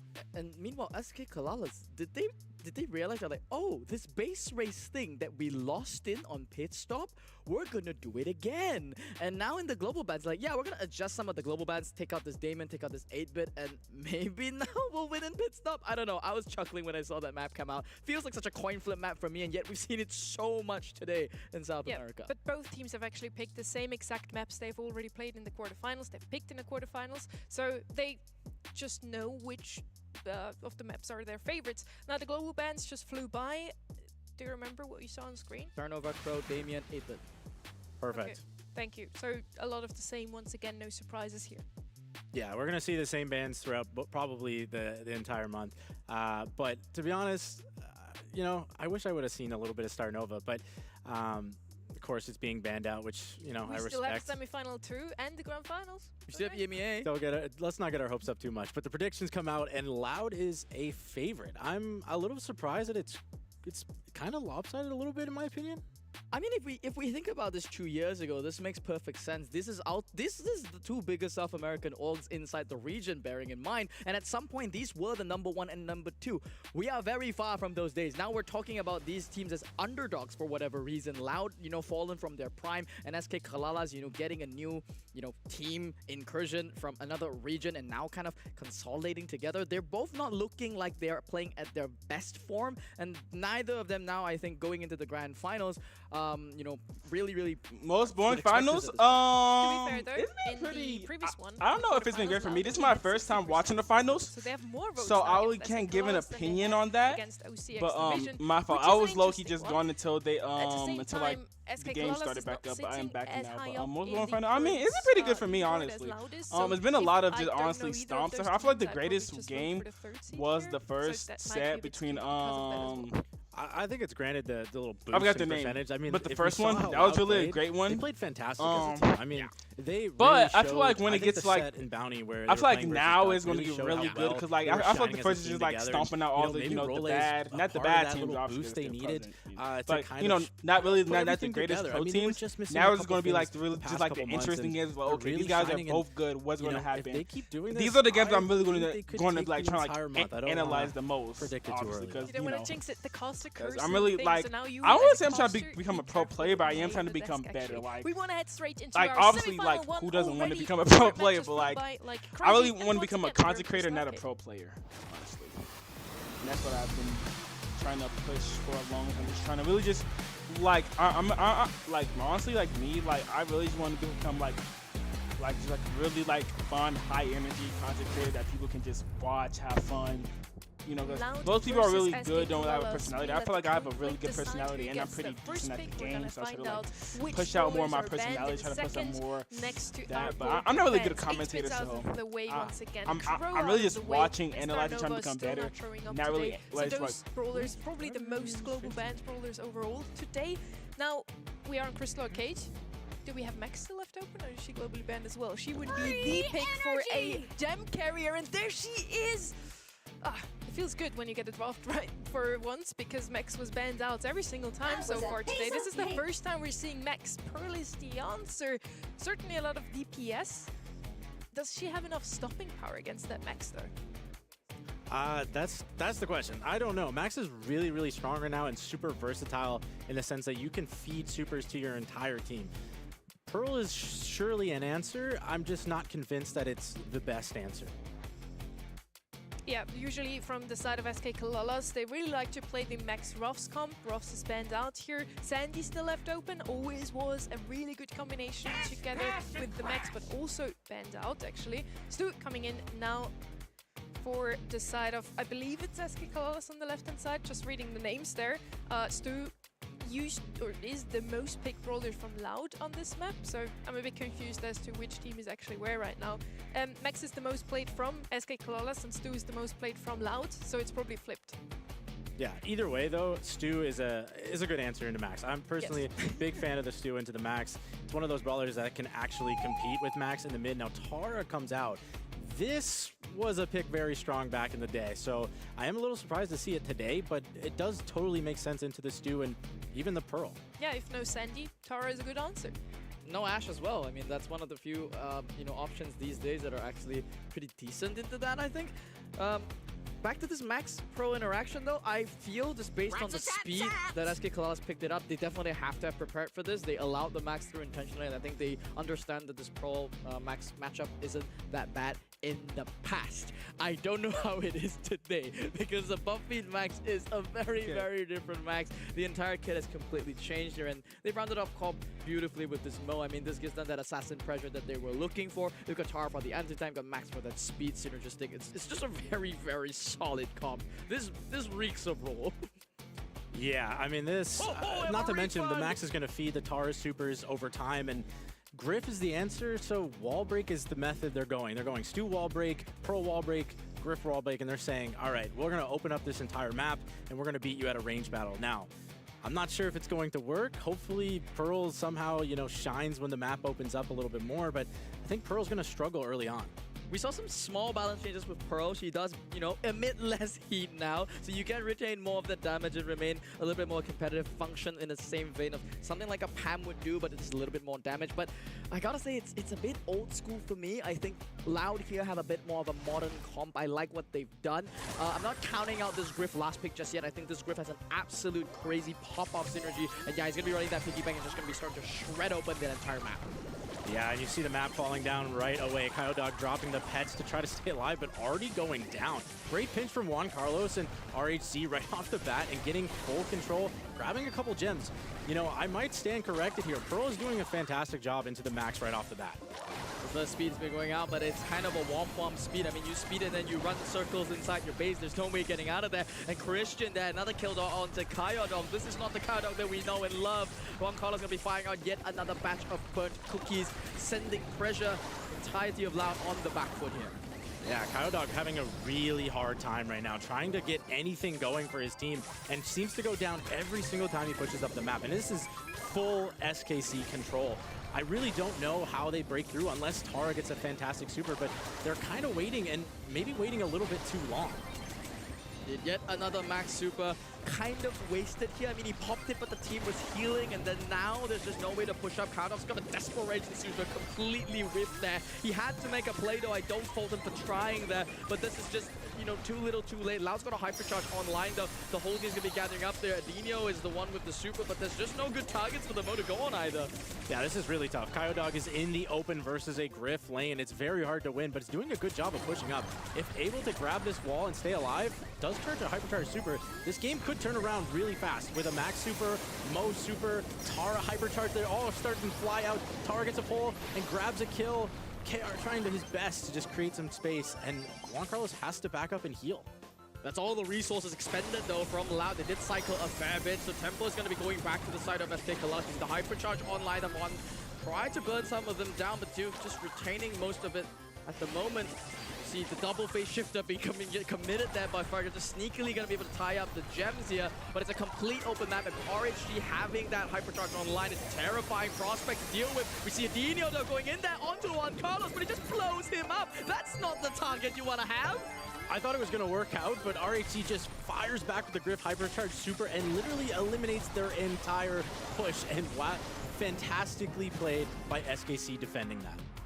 I mean, I've never actually seen Pearl get max value on a super, but now I've learned that, you know, hypercharge Mo and Pearl interactions just don't go your way. And yeah, credit full on to that Griff play by RHZ. He saw that, yep, my gem carrier is safe. I just need to annihilate the entirety of this Loud roster, and succeeded there. It looked a bit dicey though. I think we saw some potential from what this max comp can do, you know, cycling out the supers, as you said, giving so much supercharge to the entire team, and they've got massive supers that they can play with. Yeah, they had a pretty bad start and somehow made that a really close game. So I'm hoping that, you know, if they do come back a little bit in this start and not so much of a blowout, that they're going to be able to compete much more inside of this one. And as the map goes down, though, it is starting to get a little bit tougher on the side of Loud. I'm hoping to see a little more value out of the Mo supers. I would have liked to see him target the Stu instead of the Pearl in the last scenario. And there he goes, does target, but does miss and goes down. Very nicely played on the side of SKC, probably predicting that was coming very soon. And it looks like they're getting pinched Loud and somehow survive a decent amount with the gems. So they get out with the gems and they get out with their life a little bit. Better start there from the side of Loud. Nonetheless, got the hypercharge online already for Fireco. That's the first super that's going to be going out there. Gives it to the entire team. Got a hypercharge super there from Kyodog as well. But patience from him. He doesn't want to go onto Christian. RHC is a much better target. Manages to pull him in, and with the max gets the pinch that it is needed. But the gems are just not going their way. They do get this massive pinch there onto Christian. But regardless, yeah, he just scoop up the gems and walk away just in the nick of time. Yeah, I'm kind of glad that Adino didn't go in there. It might have been an overcommitment. They have full control. They don't need to commit too early. Now might be the time for Adino to start looking at Juan Carlos as Tara gets a pull and gets a kill. It's looking like it's a 2v3 scenario. Are they going to make the move? Honestly, I don't mind them waiting. Yeah, they thought about it for a moment. I think he's just not sure if Juan Carlos is close to his super, and they're making the call to play this patiently. I mean, after all, they aren't at countdown just yet. It's not do or die. So the patience from Adino, well respected. Yeah, Griff Hypercharge comes out, gets a kill onto Tara, the pull goes out, and doesn't get the kill in return. This is a very nice play for RHC. Did they wait too long? That is the question. Max gets pushed back. They are running pretty low at health. Max Hypercharge comes out. Mo Hypercharge is looking for Stu. That's not going to be enough. Juan Carlos has 10 gems that are not going to be able to take the kill. And SKC are going to take away the set. Truly unexpected, but looking at the comps here, I mean, I was kind of overhyping the Max. Now I'm looking at it, and this Pearl versus Max definitely had to be prepared, because I have not seen Max get that little value in any series in my life. Yeah, I really think, you know, the Tara was shut down. The max value is supposed to give Tara the Hyper Supers, but Griff did a great job of never letting Tara take over the game. Every time Tara had Hyper Super, never really got more than just one kill out of it. And Griff Hypercharge sometimes got 2. So I think that was a fantastic answer on the side of SKC. And the Pearl did a pretty good job versus the Max. I was kind of surprised of how well it did. And also, Mo can't dive the Pearl. SK Kalalas knew something that Loud didn't. They kind of baited them into picking up that Max. It was the first time she was actually left open today, and she has always been a mainstay bowler on any gem grab map.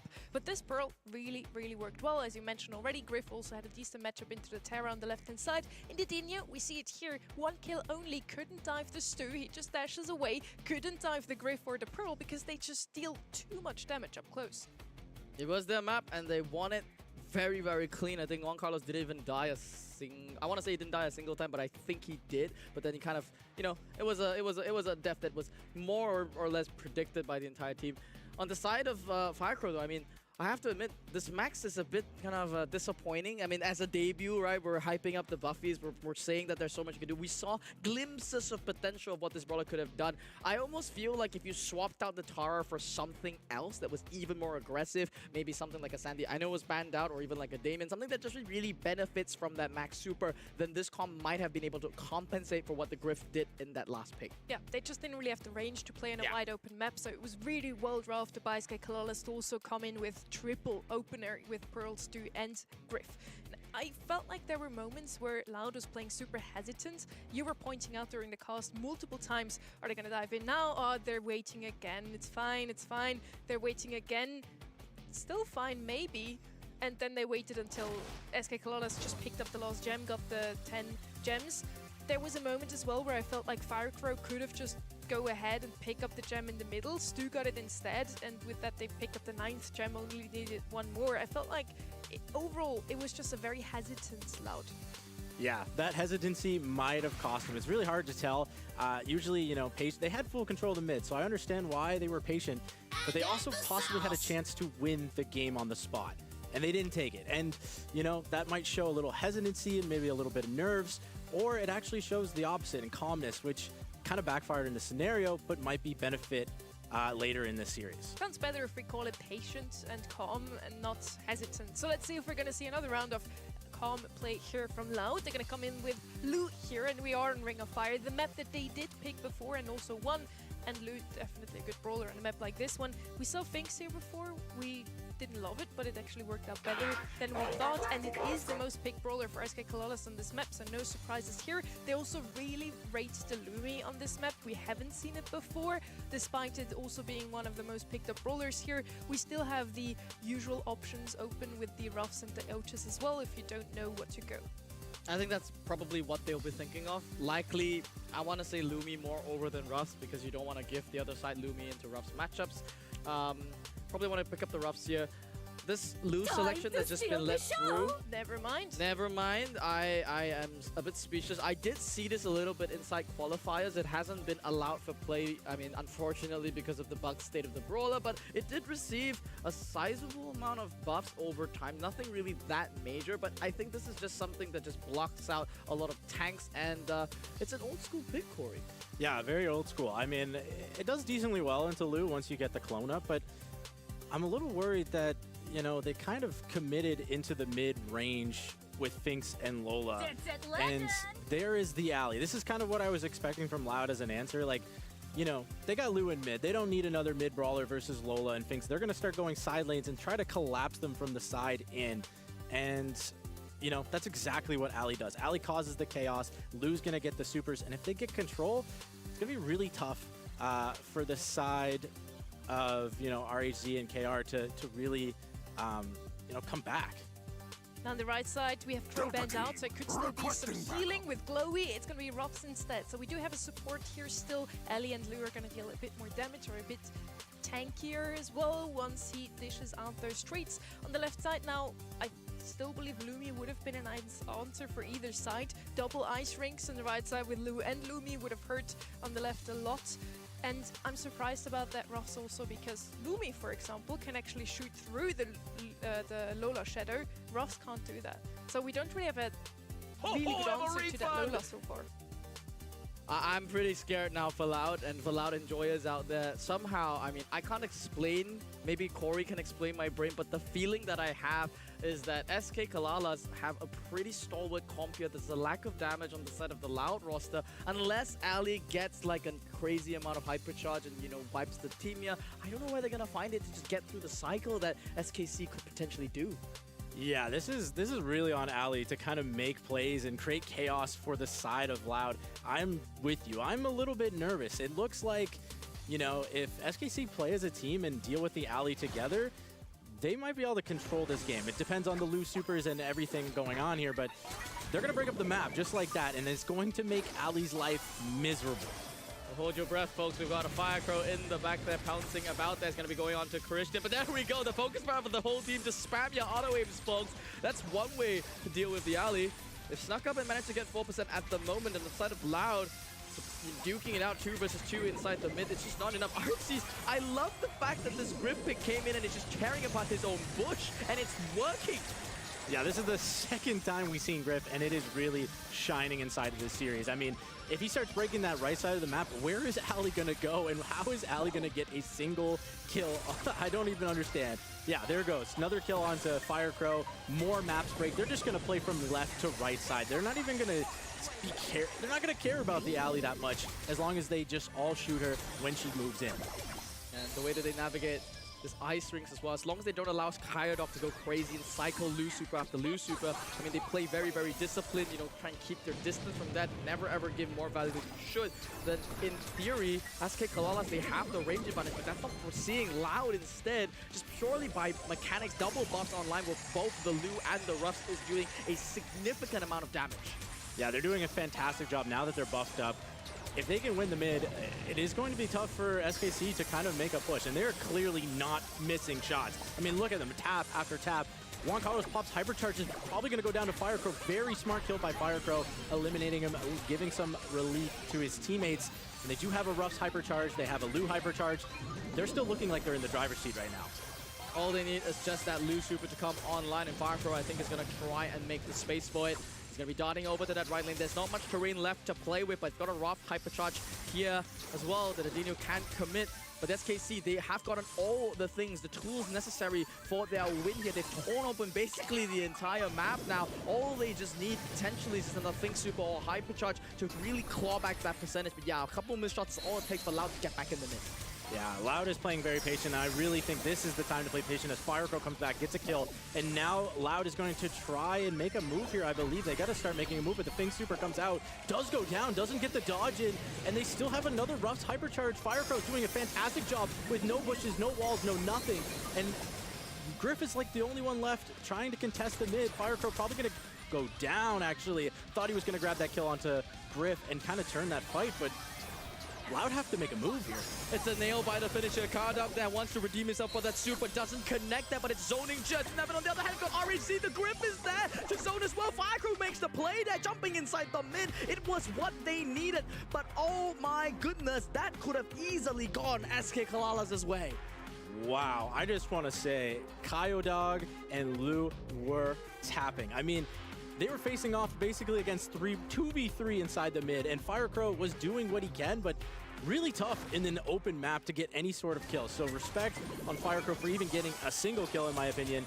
And then Lu and Ruffs just tapping and taking control of the game. We almost saw a return. We're actually going to see disconnects or something's going on here. No, I have context for this, ladies and gentlemen. SK Kalalas, actually, after they won that first quarterfinal, one tweeted that it was a miracle that they won because the power outage took the entire team out as soon as they beat Bounty Hunters. And I hate to say it, folks, but is that what's happening here on the screen? There's no other ways around it. It's got to be a power outage. Yeah, the entire team has lost connection. This is very unfortunate if that is the case of what happened, but obviously Loud is going to take control of this game and take the win. I mean, they're still not back. This is tragic if this is what's actually happening. There's no other way to put it, folks. I mean, it's sad to watch the massacre. I mean, Firecrow, I don't even think he's enjoying himself, to be honest. I don't think this is the way that any team really wants to win here. And not especially Loud. I mean, this is such a competitive series. The draft on both teams honestly just had such great ways to play about it. And it was a very, very skill-testing series up till this point. And yeah, I mean, I don't know. I don't know if we'll get a rematch of that. I hope that we do get a do-over of that. But you know, we might get, yeah, we get a do-over. We're talking to admins currently. We're figuring out what is happening. All of their camera feeds are gone as well, so it's definitely a power outage or something the likes of that. So we're figuring out in the background if that means that we get a rematch. Probably also depends on Loud here in this one, if they want to be so kind. Rematch. Yeah, I don't know. If I was Loud, I'd take it. Yeah, I mean, I don't know. I've been in their shoes before. You kind of just take it. I mean, it's nothing to do. Like, Loud had no control over that, and you know, they did win the first game. They were looking very promising. I would have expected them probably to take the second as well, with how much they were tapping inside the mid. However, we don't know, and we still don't know exactly what's going to happen. But again, I'm just impressed with how Loud is playing right now. They're playing fantastically as a team. Firecrow was making the space. They were hitting the shots needed, and I possibly think they won an outdraft. Like, they were outdrafted there, in my opinion. Not crazy amount, but I think it was very hard for Firecrow to do anything, and they made it work. He still found the value where he could have.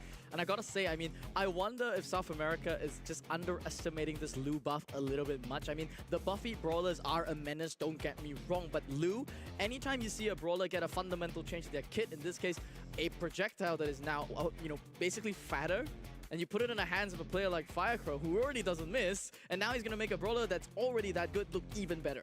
Yeah, I mean, honestly, I think if Lu even switched gadgets, it would have went better for them. I'm not sure why he went the Ice Block gadget, to be completely honest with you, but he didn't even need it. He didn't need to freeze it. He got so many supers and so much control with his supers and the bigger projectile that, you know, gadget didn't matter. Yeah, who cares? In fact, he got like an extra like 3% in that one final interaction inside the game number 1. I think that was the first time we actually saw the ice block being used, and we were like, wait, so he's not running cryo syrup.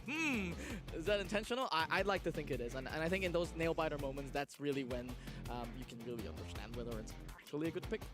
I mean, they only won by 3%. Spoo, you definitely felt like that SK Clawless had the better comp in this one. They had nothing really against the Lola as well. I mentioned it too. With the Ruffs, they don't have any projectile that can actually shoot through the shadows. We mentioned their Lumi a couple of times. Would have been a good deal for that.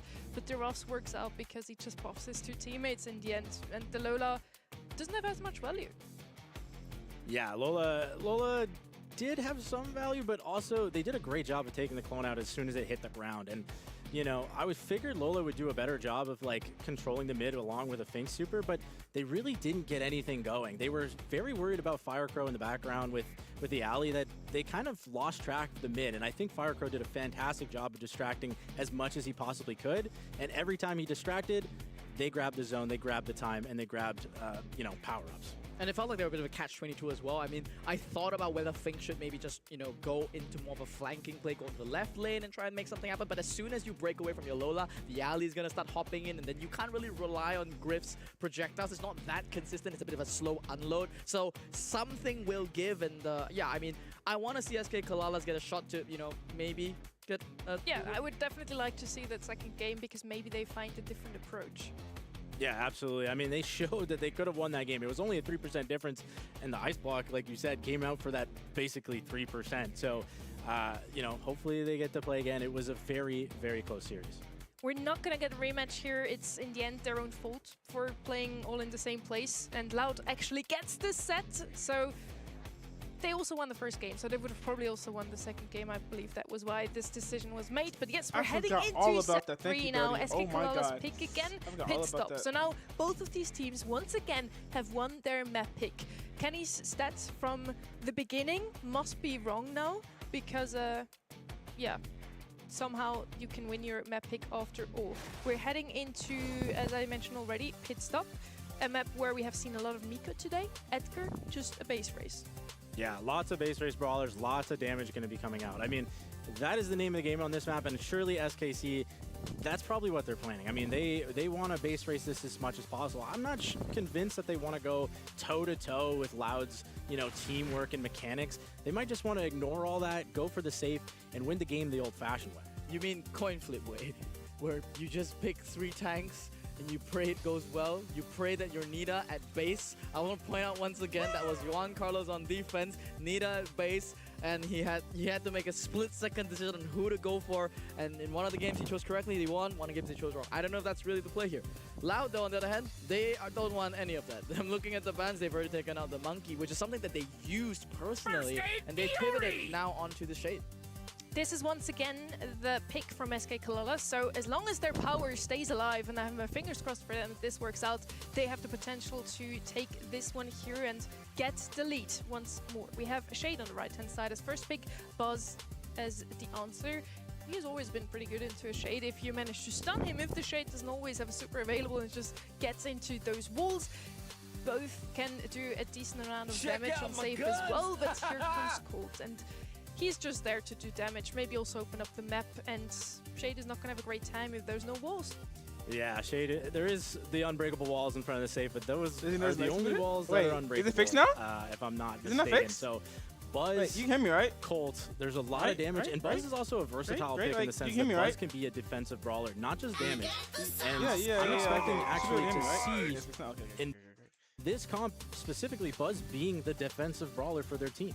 I think it's a bit of a hybrid. We've seen Loud pilot it that way as well. You can flex, you know, basically just charge super hard the defense, and then afterwards, when you get a hypercharge, inevitably you will get a hypercharge because this map just trades so often. You can Spider-Man across the entire field and then join on the offense as well. Now looking at the Loud comp though, I mean, this is a comp that I agree with the Lou. I mean, can you like hear me good now? Defense, but here when you've already seen the Buzz, you've seen the Colt, this is among the defensive brawlers here, one of the better ones. You don't want to go Anita into this Buzz and as a Colt. So it's a pretty good one. And SK Kalalas, for the 3rd set in a row, are leading back on their grid.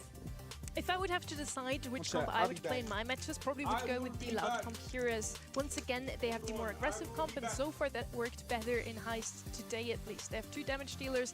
I really like what we're seeing from them, and it's always been Bull's map. I like to see a Bull on the map. We all 3 come from the old meta back from 2022, where Pit Stop was just built for Bull basically.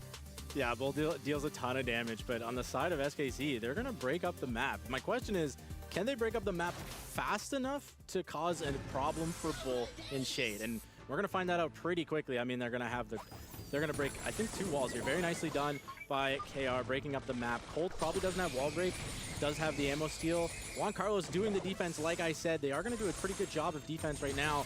No damage going through yet. Kyodog does get a little bit of damage and a little bit of super going down, but it's probably going to fall to the Buzz through the wall. Yeah, good pinch there from the side of SK Class. And meanwhile, on the other side of SKC, the offense did go kind of okay. You know, there was a bit of tickle damage there onto the safe, but not too much done by the Colt. So Loud now feels like the other ones on the time with a beautiful stun there by Juan Carlos. Going to be bringing down Kyodog. He's going to be the first one that's going to get a nice connection there on the safe. Pops that hypercharge, gets the super back that he's looking for Firecrow. Opts to just chain in on the save and do a little bit more damage. It's SK Kalalas in the lead.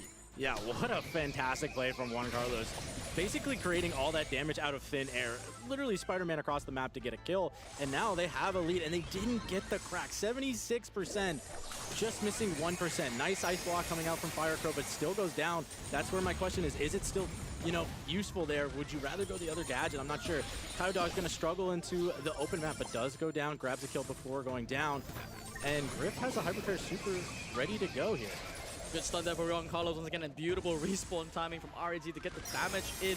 Looking tied up in damage at the moment, but Juan Carlos gets a beautiful stun down to Kyodog. He tried to get into the wall, but he wasn't impervious in time. Adino now is going to be desperate there. Beautiful super there from Firecrow. Going to be able to freeze up the entire team, but in a weird way, somehow, they just didn't have the damage. The Bull decided to leave them and just go for safe damage instead. I'm back. Not sure if it was the right call. But until we come back, yeah, the damage, actually, it kind of was okay for them, but they're still on the back foot. Yeah, what a fantastic hyper super from Firecrow. That game was looking like it was about to fall apart for them, but a triple stun kept them alive. And now it is only an 8% difference. They're diving for the save, trying to get damage. 30 seconds left. Spider-Manning across the map is Juan Carlos. Probably going to go for the save. Does go for Lou first. I don't mind that play at all. Going to be able to defend the Shade on the other ends. They don't actually need any more damage. They just need to hold the control on the map. But Kyodog, Hyper Super, they're running out of time. They get another crack onto the save. 10 seconds remaining. They're not going to be able to do enough damage, I don't think. But here comes the Lu Hypercharge. Bull coming in. They're going for it. 5 seconds left. They gotta get a crack and more. I don't know if it's going to happen. Oh my god, they got the percentage lead. And it's not a tie.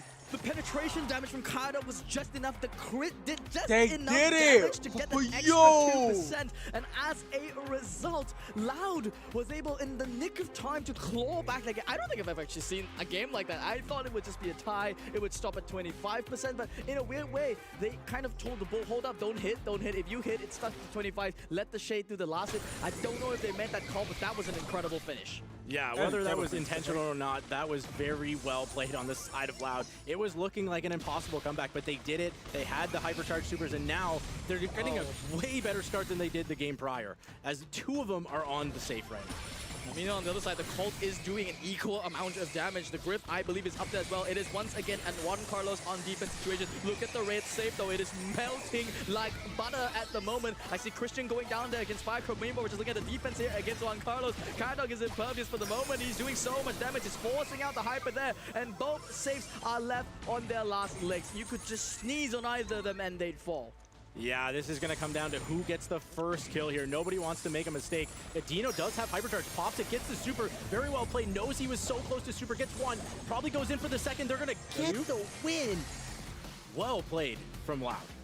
A much better start for them in this game at number 3, and this is what I think Loud's comp was more intended to do. You don't want to get, into a long drawn-out dogfight where the map is completely opened up and you need to pull some Hail Mary at the end to win. They wanted to win, rock solid, and that's what they did. They found an opening here and that right there, and I don't know if SK Kalala's kind of allowed it in a way. They opted to, leave Christian on offense and say, yeah, just go ahead and base race. Juan Carlos said, I got this, and he did not absolutely got this. Yeah, that's a really hard defense for Juan Carlos to do by himself. And honestly, SKC's comp, in my mind, it was like a comp that does well over time, but they decided to go for a base race. Whether that was, an on-spot decision because Kyodog and Adino had such a great start, who knows? But either way, Loud wanted a base race, and they got it.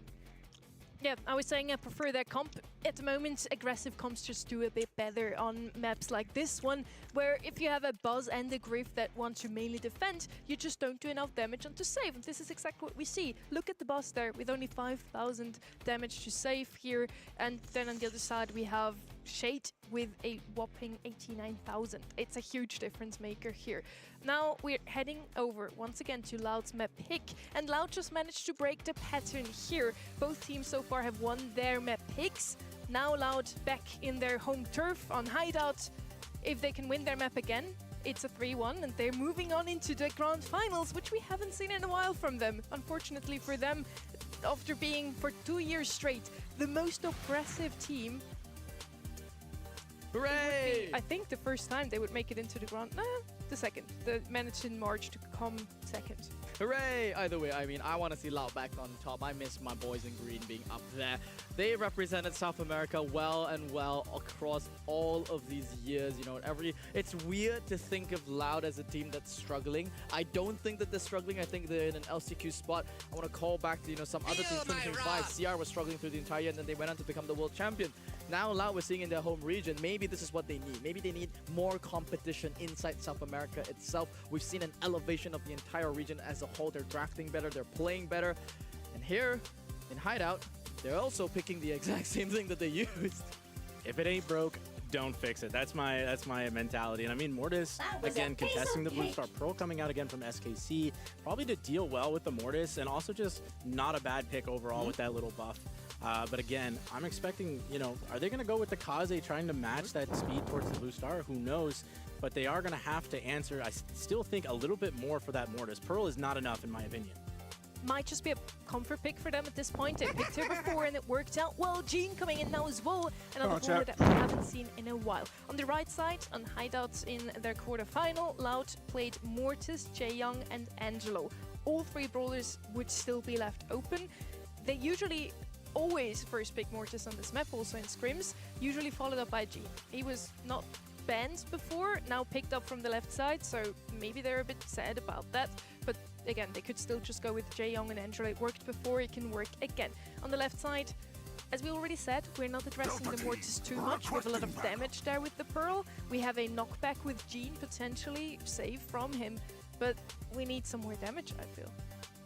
Yeah, we might need a little bit more. The knockback, the Pearl knockback, those are pretty good answers.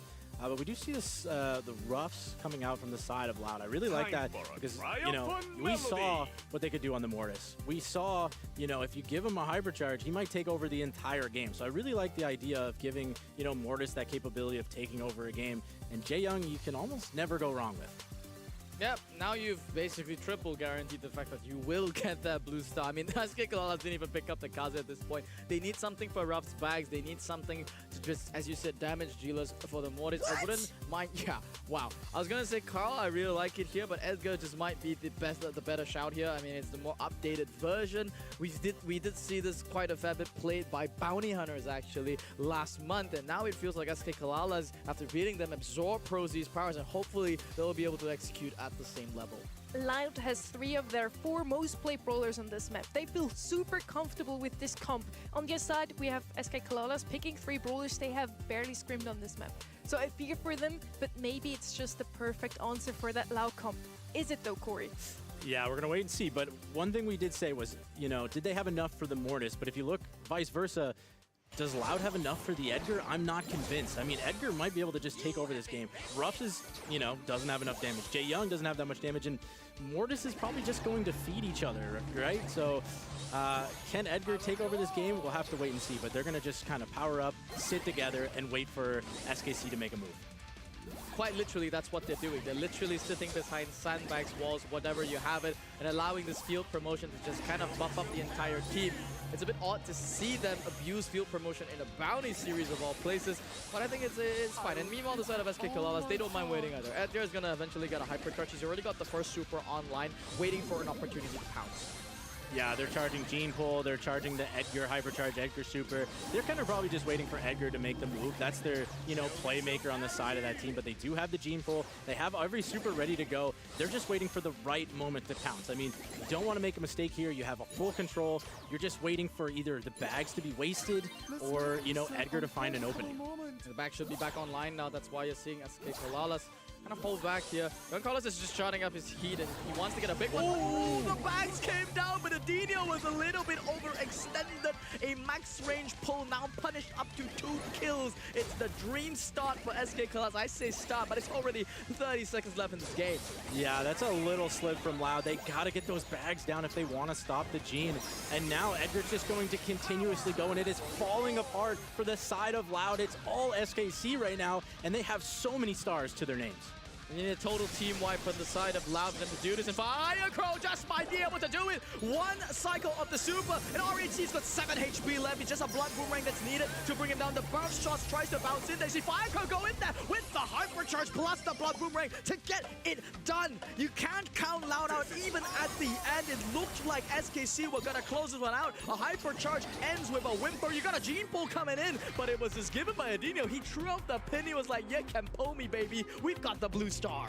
Wow.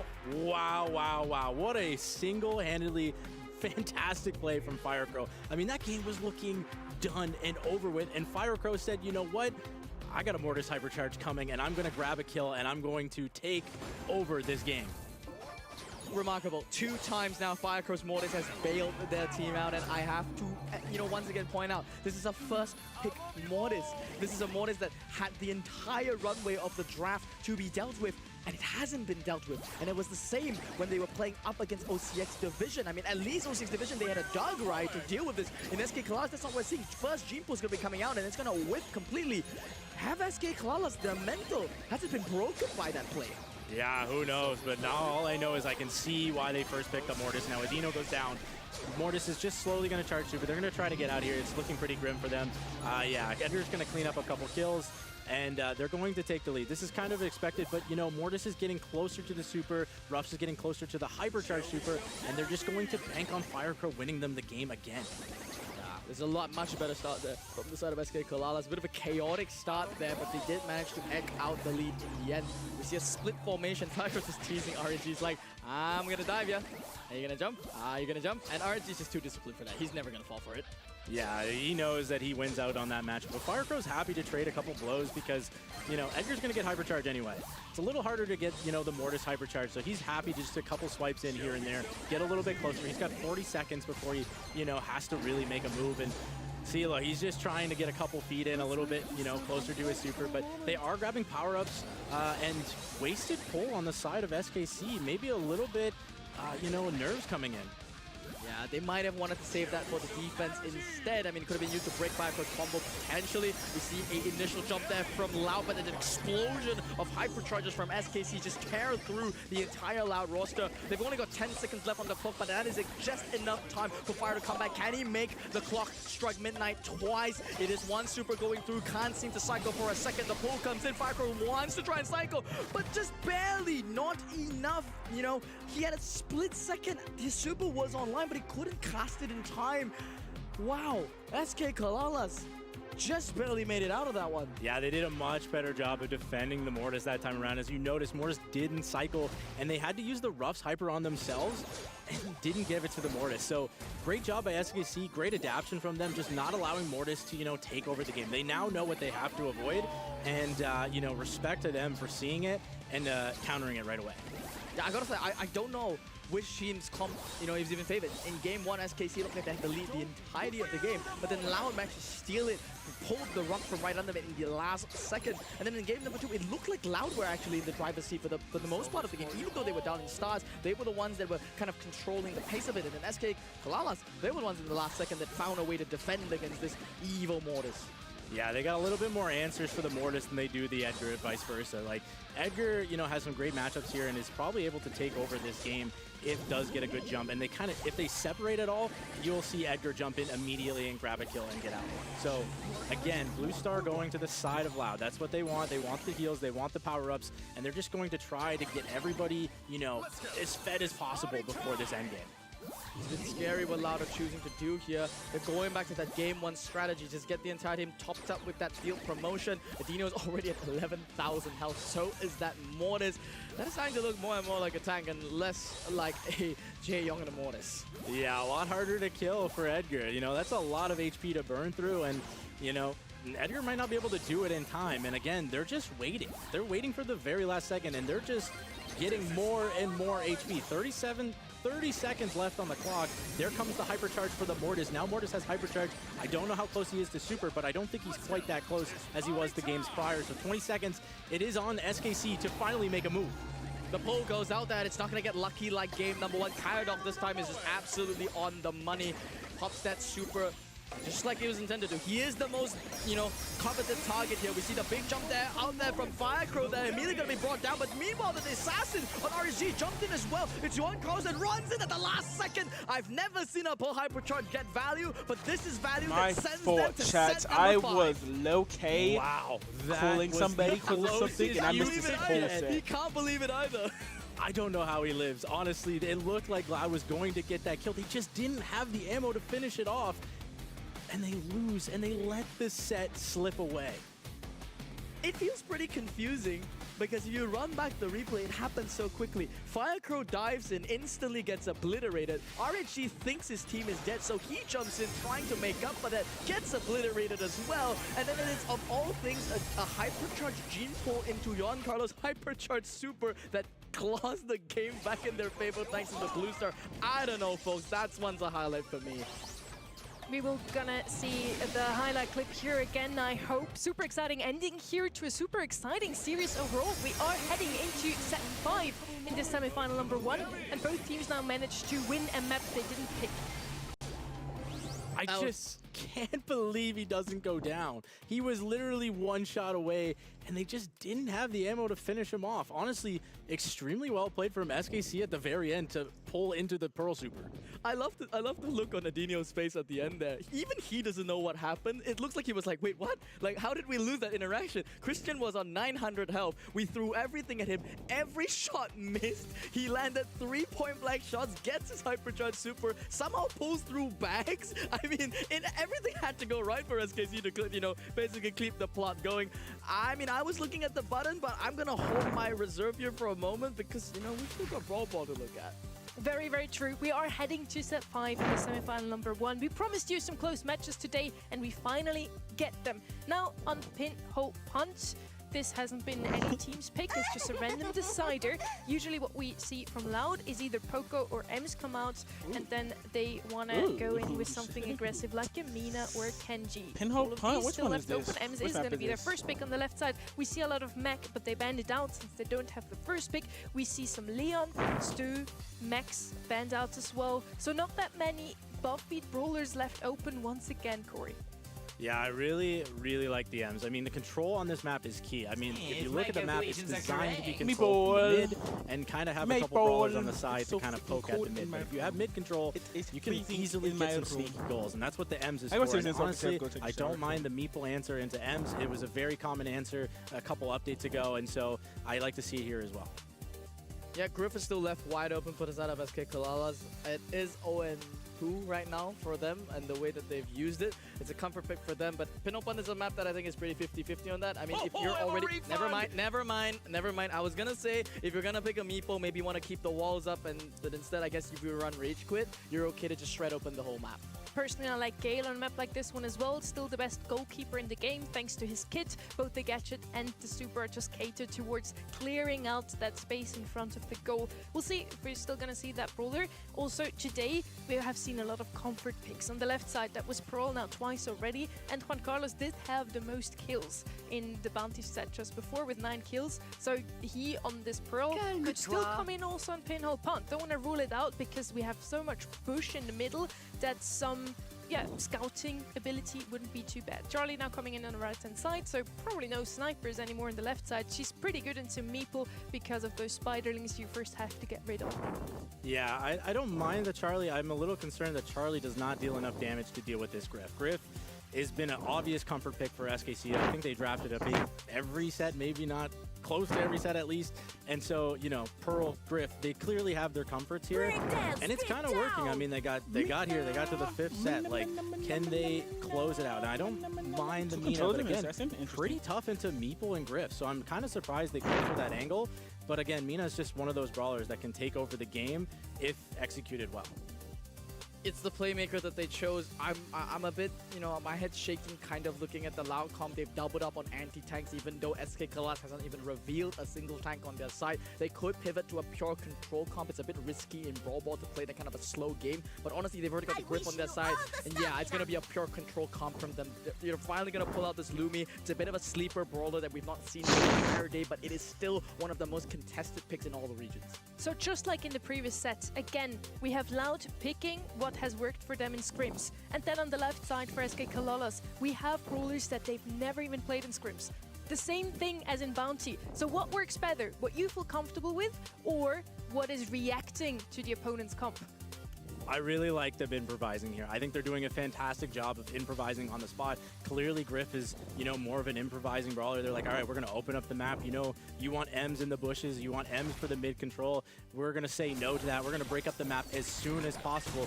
Now, the question is, can Loud get an early goal? I think they really need to push early and try to get as much control as possible, because as the game goes on and the map starts to break, this is really going to be SKC's game. That's exactly what they're doing here. They've managed to get a double kill super early on. Firecrow with the pressure there. It's just RHG, the only member left there to defend it on this Lumi by his lonesome. Manages to secure the ball there for a split second. Christian was just inches away from maybe clearing that, but that's the only girl that Loud need. Very well played from the side of Loud. They knew that they had to score early as the map starts to break. They need to break these sidewalls as well, though. They cannot let Mina just continuously go to the side like they're doing right now. This is really hard for Meeple to deal with, and as you see, Firecrow's going to get quite a bit of damage, doesn't quite get the kill, but still cause so much control, and as you see, Adino and Kyodog are pushing up the map immediately as soon as Firecrow pushes up. Yeah, Dino even had the super there, was so dangerous there. He managed to just get the ball in a nice position. Giancarlo's Carlos now edging out to the left side and getting a nice wall break there to boot. He's just controlling the ball for the time being, and I think this is what SK Kalas need to do. They need to huddle up together on the map, the part of the map that they've already broken up, and then try and slowly but surely get more of this utility online. Yeah, Grim and Frostbitten is a very nice connection. The stun though misses there on RHC. I think that's a golden opportunity that they're wasting. Yeah, honestly, it's kind of hard for them to score. Firecrow can just sit behind these walls, but the wall break does come out, breaks up a lot more of the map. This is like the time to shine, in my opinion. You really kind of have to push for this goal, because if Loud clears this, it is very hard to score on their comp. Yeah, Firecrow now is going straight for Giancarlo's. Carlos. You see the Hypercharge committed, but not really getting max value from there. It's RHC with the Grim and Frostbitten, and with a second super there from Giancarlo's, that's going to be sufficient. Now with the wall break, he wants the time integrated with the ball. It's beautiful! And Giancarlo's finds a way to get a goal in, equalizing the score for this game. Very well played. He knew that that ball was going to break, and he knew it was going to bounce them back, actually. I don't know if both of them should have committed for that and maybe tried to, you know, save it afterwards. But either way, here comes the Hypercharge out from Charlie, trying to make a move. They know they got to get a move, but Gloomy Hypercharge basically says, no, you can't score. But Kyodog gets the open pass and scores, and Loud takes the first game. Chat, I was looking for 1 second, and the game's ended. You can't beat by draft, beat by skill and team play, and that was what they saw. The moment that the clock ticked down and they went into that third, they realized, guys, we're running out of time. We need to secure this ball. Each of you go to open lanes, create as much chaos as you can. SKC will hit a single shot, and that's what happened. Now they're going to tear open the side lanes. It's an interesting adaptation by SKC.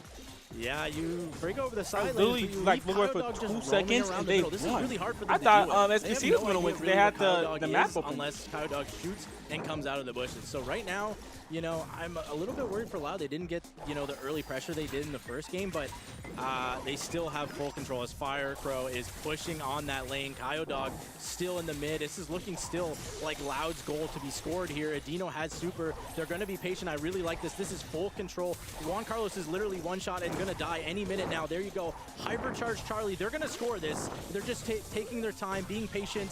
I say that, but very nicely tried by the side of SKC.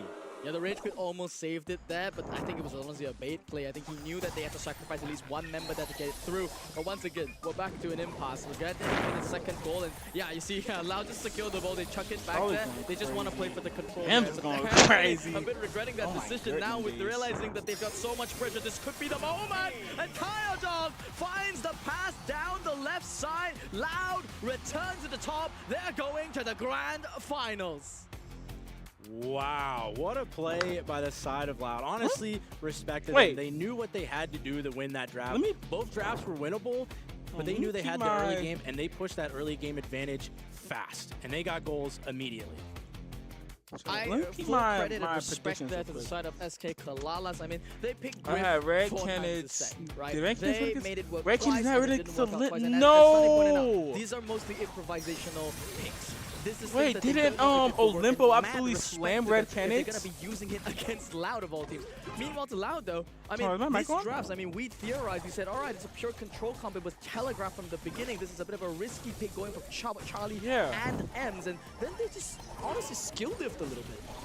Yeah, they really pushed up the map when they needed to. And They found the goals, they made the passes, and Kyodog was I had Red Kennedy beating whatchamacallit, but then I think Olimpo absolutely slammed, didn't they? What a well-played match though today also by SK Kalalas. They went from dropping out in the quarterfinals to dropping out in the semis, back to quarterfinals, now semis again, but they had to win against the seed 1 in the region to even get there. Bounty Hunters is gone. Okay. And then they also take Loud then to set 5. So I believe this is potentially the best looking SK Kalalas we've seen all year. And I definitely keep my eye out for them also in August. Yeah, I mean, they played great today. They showed some interesting draft. They brought out some cover picks. They brought out the Pro, they brought out the Griff, and it worked a lot of the time. So I had Red. I'm stupid. I'm stupid. I'm like, wait, what? I was genuinely confused. I'm like, wait, what? And I think that's the whole other thing that we already got to. Okay, right, Kenny? That's right. I mean, we're long overdue. I missed you on the first one, so I'm glad we finally get to cast one here for a semifinals. Not just a bummer for the players, but also selfishly for me too. After semi-final number 1, it is now time for semi-final number 2 before we then head into the grand finals of July. It's the second to last monthly final already. My heart is almost breaking. It's also the last month we get Kenny. That's really sad as well. Corey, you have one more day tomorrow. I'm looking forward to that as well. And A is going to be blessed by those two beautiful voices as well. Now we want to head into I might not watch it our in semi-final number 2 without This any is further low-key ado. very... And it is Olympus Not Squad mid, versus but Red it's not what I Canids. really From was Olympus thinking. Squad, It just we depends on how this unfortunately video didn't get to does. see Like, too if I much post today, this and but I they've come been that team looking and it has pretty like great in at the least previous 5 months. They are views sitting with in that a fourth decent seat amount at of the moment. viewing, On the other side, like Red time, Canids, then I seat number 2, very dominant. I They might, take but 2 I probably monthly won't do final NA, wins. bro. I don't Corey, know. who I'm have you regretting put not your doing money on NA this too one? though. I feel like just actual gameplay would Red just Canids. be better their than watching performance in something that like match that. was so dominant. If I didn't, Like, I think it would be shame on something me, I because just like they watch looked on like. phenomenal. Their draft was great. They played great as a team. The mechanics looked solid as well. And they look looking really like hard to beat it's right not bad. I think so like, too. I mean, it's one of those like, teams that we talked about. It's been Hey, a you were it's right been a about that season one. long. Hey, it's fine. You know, we'll take. Thank you. That was There we instant go. change as well. Love to see it though. I mean, I think this is setting up to be a great grand finals. Nonetheless, the stakes are very high for both these teams. Red Canids, of course, seeing bounty hunters go down, it gives them an opportunity to propel forward, and for the other teams, it has an opportunity to keep them from escaping that number 2 seed any further down the road. So Loud are going to be awaiting. It's going to be a great result either way, and I think Olympus Squad certainly worthy of making it this far. Usually at this point in the show, we would show you some great highlights from the quarterfinals we got to see. And we just said we all voted Red Canids because they looked so strong in their quarterfinal. Very unfortunately for Olympus Squad, we couldn't show them in the quarterfinals. They have been looking great leading up to today, believe me. In scrims, they've been looking super strong, so they have still what it takes to take down a team like Red Canids even. But yes, in the quarterfinals, it did go their way in a way, but they're probably not as warmed up as they would like now in the semi-finals. Kirakake, I would have loved to see them. It would have been their first showing in the monthly final, but unfortunately for them, it was just not meant to be today. Yeah, I think it's also a little tough for Olympus Squad. Like you said, they don't have a warm-up. You know what I mean? Like, this is... They probably wanted that match to be played out. They get a warm-up, and then they're ready for Red Canids. Now, they haven't really played in a while, you know? They've been waiting for their time to shine, and they might be a little bit rusty to come out the gates here. I mean, we know what I would do in their situation would probably just scrim during that time. They had another quarterfinal and the semi-final to, just still scrim and make sure they're warmed up. Yeah, absolutely. And on the other end, Red Canids plenty warmed up at this point. I mean, this is a team that's very strong, showed a fierce showing in our opening quarterfinal. And against a team that I thought was going to challenge them significantly more. Instead, though, it's pretty much a sweep. I mean, very convincing stuff. There were moments like in that opening gym grab set where things were a little closer. But for the most part, I felt like drafts were on point, especially as we moved later down the line. It just felt like Red Canids had their way. And that's more what I'm used to seeing out of this team from previous months. Yeah, I even voted for Galaxy in this one because in scrims, honestly, Galaxy have been looking really great. Also in the last monthly final, of course, Galaxy came pretty far in the semis. They only fell to Bounty Hunters, who ended up winning it all. So if Bounty Hunters wouldn't have been their opponent, maybe that would have been a grand final entry for them, but they got shut down 3-0 by Red Canids. And yeah, they've been looking super strong. We do see here in their draft from the quarterfinals that they have chosen a buffed brawler in every set with 8-bit Brock and then Surge at last. How Surge is even sliding through at the moment, I'm surprised. Looking at their global match bans as well, a little bit of a surprise there with the Otis. Max definitely a good one there. Yeah, I mean, it just shows that they're comfortable with the current meta. Like, they were okay with the Buffy Brawlers being in play, and, you know, Surge, they were ready to play it if they need be, and I think they executed each draft very well. I mean, all 3 drafts, in my opinion, were in their favor, and they executed. They executed every single draft the way they were supposed to be played, and especially in Safe Zone, I think that can go either way, but they knew, you know, get the Carl into the tough spots to deal with and get the damage, and they did it. Yeah, I think from top to bottom, it just looked like a really convincing team. And we talked about it, but it's either been quarterfinals or grand finals. And this is looking like the grand finals version of this roster. So I'm excited to see if they pull through once again. But for the plot line, once again, if Olympus Squad manages to pull this off, it would certainly make things more interesting, especially considering Loud and Olympus Squad 1 point separating the two. So if they met in the grand finals, it would officially be marking who takes advantage here. Very true. So that would be an exciting one. Now, if Red Kenneth followed the same pattern once again, they dropped out in the quarterfinals in June, so that means they're going to win it all again this month. They have been really that much of an up and down. These are the maps that we're going to see. Red Kenneth once again chooses the same ones we've already seen in the quarterfinals with Crystal, Arcade and Safe Zone. Now, Olympus Squad chose different maps in the quarterfinals. We didn't actually get to see it, but they're actually the first team today that decide to go a different route in the semis from what they did in the quarterfinals. Maybe it's a bit targeted towards Red Kenneth. It might be. It also might be that they were trying to hide, the actual maps they were really comfortable on. Maybe, they were so confident in their quarterfinal match that they were going to play some maps that they were confident in, but maybe not their best maps. And they might be bringing them out right now, right here. Yeah, it's really interesting too. One thing I've noticed throughout the day as well is Brawl Ball as an entire game mode has been relatively avoided. I mean, it came down to literally a tiebreaker to get us to see that map. So the fact that they're actually selecting it, I believe the first time today, and at a bare minimum, it hasn't been selected much at all. We also want to have a look at the global bans once again. It's Max and Otis, as we've seen already from Red Kenneth in that quarterfinal #1, and then Damien and 8-Bit. So also just super strong brawlers in the current meta. 2 times we have buffied brawlers. Otis is kind of just that you can't ever go wrong with it brawler. If you don't know what else to pick, you're just going to pick him up. And then Damien, despite having received a whole lot of nerfs already, he still seems to be one of the best brawlers in the meta. Damien makes sense to me, every which way you look at it. But Otis, even though when Otis was open, sometimes we didn't see it every set. So a little bit of surprise. Maybe it's something they don't want to face. Maybe it's something, they've planned ahead of time. And that is a big prediction in favor of Red Kenneth. Yeah, and I don't know if that's warranted, especially considering how good Olympus Squad have been, but their resume does show semifinals is as far as this squad gets. So this would be a new leap for them, especially considering they're the #4 team in the region. They're going against one that's won 2 grand finals of the 4. So that's also a very stacked resume on that other side. I mean, we all did it. I'm guilty of it. We're part of that big percentage as well. I feel like they're favorites. I don't know if it's necessarily the 90-ish 10 that it is, but to me, it is like a 70-30, I think. More of a 70-30, 60-40 kind of affair. I mean, I do think they're reasonably favorites here. Now, Olympus Squad is only, what is that?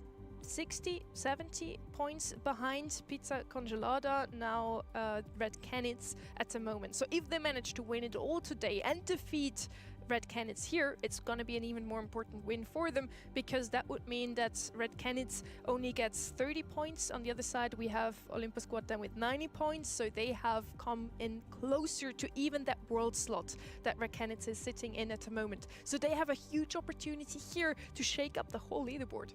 Yeah, and they definitely know it in the back of their minds. They know how important this game is, and they know if they make a deep run today, they can really start to, shake up the leaderboards, maybe put themselves in a spot to make World Finals, So this is the game for them. They knew this was coming, and they're, I hope, ready for it. Absolutely. I mean, at bare minimum, they need to match what Loud does, the team 1 point in front of them, who have already marked their way to the grand finals, and now they're taking on a big-time team as well. I mean, when you look at the other side, Bounty Hunters are out of the lineup. SKC, clearly a very solid team today, much better and more improved than what we saw last month, but now this is the ultimate test for Olympus Squad. They need to win right now. The map favorite so far in South America seems to be Crystal Arcade, so we're going to kick things off on this map also for our semi-final #2.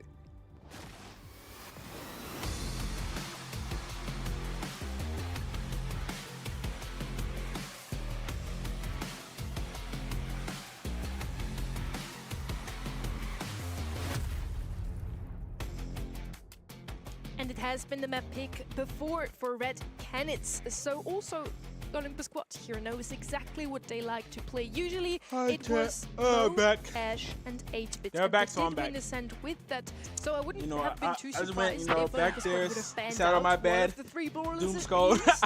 They are globally banned, at least 8-Bit. The other 2 are Crow? still left open, and Crow left open this time around. He was globally banned previously when they played on this map. I do believe Crow is just as good as a gem carrier as the 8-Bit. Yeah, Crow is really strong. Very versatile brawler. The anti-healing, the escape with the super, the go in with the super. You can do so much with Crow, and I just don't think you can go wrong with a Crow first pick. There's a few maps that it's a little bit tougher on, but this is not one of them. This is a great map for Crow. You can go lane or mid. Probably you'll see it in the mid here. But again, Griff is the answer. I'm a little bit surprised that they go Griff this early on, because breaking up the map is not necessarily good into a Crow. This is one of the inquiries we had coming into this monthly finals. When we were chit-chatting yesterday, Griff was one that I just kind of had a head-scratcher of. I didn't know how far up the meta he was going to climb. Is this a brawler that people want, or as you put it, is this somebody that we're just clicking because we're not quite sure what else to do, but we know it's safe? So clearly today, these teams have been prioritizing it. It's clearly a South American brawler that they like. And Janet, of course, more old-timey, but a great gym carrier in its own right. Was also the most picked brawler by the opponents, Red Canids actually, so they already have the Crow, so we just take their most picked brawler ourselves. Now Janet versus Crow, obviously Crow has a bit more range, but other than that I do believe that both of them are really, really strong as gem carriers. Both of them can just jump out of harm's way or fly up in the air if someone is coming too close. But so far we don't even have an assassin or a tank on the map. I wouldn't be too surprised if we saw that again. As mentioned, we had Ashe coming out of Red Canids before. Could pick it up here again. It's going to be Mac instead. And Mac, one of these buffied brawlers who's just so strong right now. Yeah, I mean, I really like the Janet mid. I think it's very strong, and if the walls stay up in the mid, I don't assume they're going to break Janet's walls, but you never know. But either way, Janet does a decently well job assassin or a controller. If I'm right, then I know a little bit of different story. If I'm not right, with I the walls, do a Janet can hold her own. And then Meg, I'm assuming is going to be a side lane, and it's very strong against the Now Meeple coming in as well, and I like where Meeple's at generally in the game, and I think these are two matchups that it can handle well. I'm curious if this left-hand side beefs up with some health points and gets aggressive. I imagine the Griff might want these walls up, so they might actually go for the alternative gadget just to kind of get a little more control of the mid zone. So none of the brawlers that they picked previously are showing up now. Maybe what you said about the map draft is also now true for Red Canids. Brawler draft, they didn't want to show what they're actually comfortable with on this map in their quarterfinal match. They're now coming in with a very solid draft overall. Meeple is also going to be great in case that Griff decides to open up the map. Ashe does come out in the end. Here it's going to be for Olympus Squad this time around. They do like to play it in scrims. Is it going to be enough? Does it have a good matchup here into a rage quits Meeple and a Crow who can slow him down? I really like the Ashe. I think, you know, they're single shot brawlers on the enemy team. Ashe can also feed off a Meg if it gets in range. I think Ashe is, you know, might have been the best pick in that scenario. I think it's really, really strong on this map. The bushes are allowed Ashe to push up to the middle. It can also threaten the gem carrier. Once the Ashe gets super, it's going to be really hard for Meeple or Crow to deal with those rats. So, big fan of the pick, and I'm assuming Griff just decides not to break walls. Pretty much. Yeah, I think they're going to elect to go the opposite direction. We're going to see the alternative gadget, Red Canids, with a see nice who they bounce go, back just trying to compared like, to last month. The first time we're seeing I only have Ashe squad at today, 11. but they do elect to go piggy bank as well. So, Should I curious more what on these strategy's maps? going to look like. Maybe they just want to outrange the Meg, open up the map, and just let Janet and I Pekka operate don't on have this to left-hand sabotage, side. but I do have. Yeah, they might also just break one side of the map, like you said. Like, I think they're going to leave the left side for Pekka to have rain with, you know. And as we see, though, the Crow matchup versus the Janus matchup, very even at the start. Both picking up a couple gems, both getting a couple taps in, charging their supers. And again, this is an interesting matchup of Meg versus Griff on the right side, kind of even. Yeah, for sure, even so far, and now they're going for the P shooter as well. So right-hand side, Jubileo going to be trying to go like Golden. Has the ability to dive in the air at any moment, but doesn't need to give up a life here. It ends up doing so. Thankfully, Jim's safely in their hands. Coway doesn't quite have a super, so not going to be able to force this one out, but heavy machine gun fire coming out of Jubileo, just trying to force Brawl to either pick these up or move back. Yeah, they're doing a fantastic job right now of dealing with the Ashe. Very nice kill by Jubileo, getting the kill onto Griff, dropping the gems. They now have 7-0. They do still have those 3 gems in the back, so can't keep those out. But right now, the Red Canids are in the driver's seat. Hypercharge from Meg pops out. Hypercharge from Griff in return. Pekka trying to do his best, but goes down. They're doing a fantastic job of dealing with this Ashe. Yeah, Ashe hasn't really had his way, especially considering they constructed this map to perfectly fit him on the left-hand side. But unfortunately, there's battles going down everywhere as Brawl is able to get a tap. Jubileo, the last one remaining. 434 is the magic number. Brawl able to escape with his life. And the countdown beginning. Golden can now focus entirely on just being a bodyguard as Pekka rushes down the right-hand side, gives up a couple gems. This does give them an opportunity to reset. Yeah, honestly, chaos ensues here. Red Canids might have dropped the ball a little bit as, you know, Olympus Squad grabbed the gems and looking like they're going to take the game. Are they going to get the kill? Drops the Meg Bomb, does get the kill, resets the countdown. They do have to come back. It's still in Olympus Squad's control. Safely in the pockets of Brawl, who now has 13. So Golden and Pekka can fully enforce on defense. Motep left-hand side, not going to love his opportunity as a single shot brawler into the robotic rats. Coway, hypercharge, just out of desperation, trying to cling on to any damage that he can, but Brawl so far out of distance. Jubileo brought down out of the mech, so not enough firing power here. And to your point, Red Canids absolutely had an opportunity to win that game, but unfortunately one miscalculation, one bad timing, and one strong push from Olympus squad really turned the tides. Yeah, they saw the overextension from the side of Red Canids and they pounced. They knew that was their opportunity to take the game and turn it around and flip it right on its head. And, you know, I'm surprised of how that game played out. Ashe didn't do what we thought it was going to do. I really assumed Ashe was going to have much more of a presence inside this game, and only at the very end did we see Ashe shine. Ragequake goes down, so as a result, they're able to get the tap onto P.E.K.K.A, who falls in an insta-charge of that super for Motep. So now he's going to be able to pierce through the walls if he so wishes. It's going to make P.E.K.K.A.'s job even harder, because he just has to steer away. Knows he doesn't have a chance at this Motep. Just able to control this entire left-hand side, and as the tank, especially as a 6-pick, you're looking for good matchups, and that's not something that the Olympus squad have found yet, despite winning the game. Yeah, you can see P.E.K.K.A going in the mid, desperately trying to find any sort of angle to get hits, charge the super. Now, Ashe does have tank traits, so slowly but surely Ashe is getting super, and you're going to use it on Meeple as soon as they get it. But Meeple Hypercharge comes out inside the wall, unhittable basically. Having to jump out is Olympus squad, and it's looking really, really grim for them as they have full control and a huge gem lead. Once again, early game lead for Red Canids, but keep in mind it's gym grab. One play, one swing is all you really need.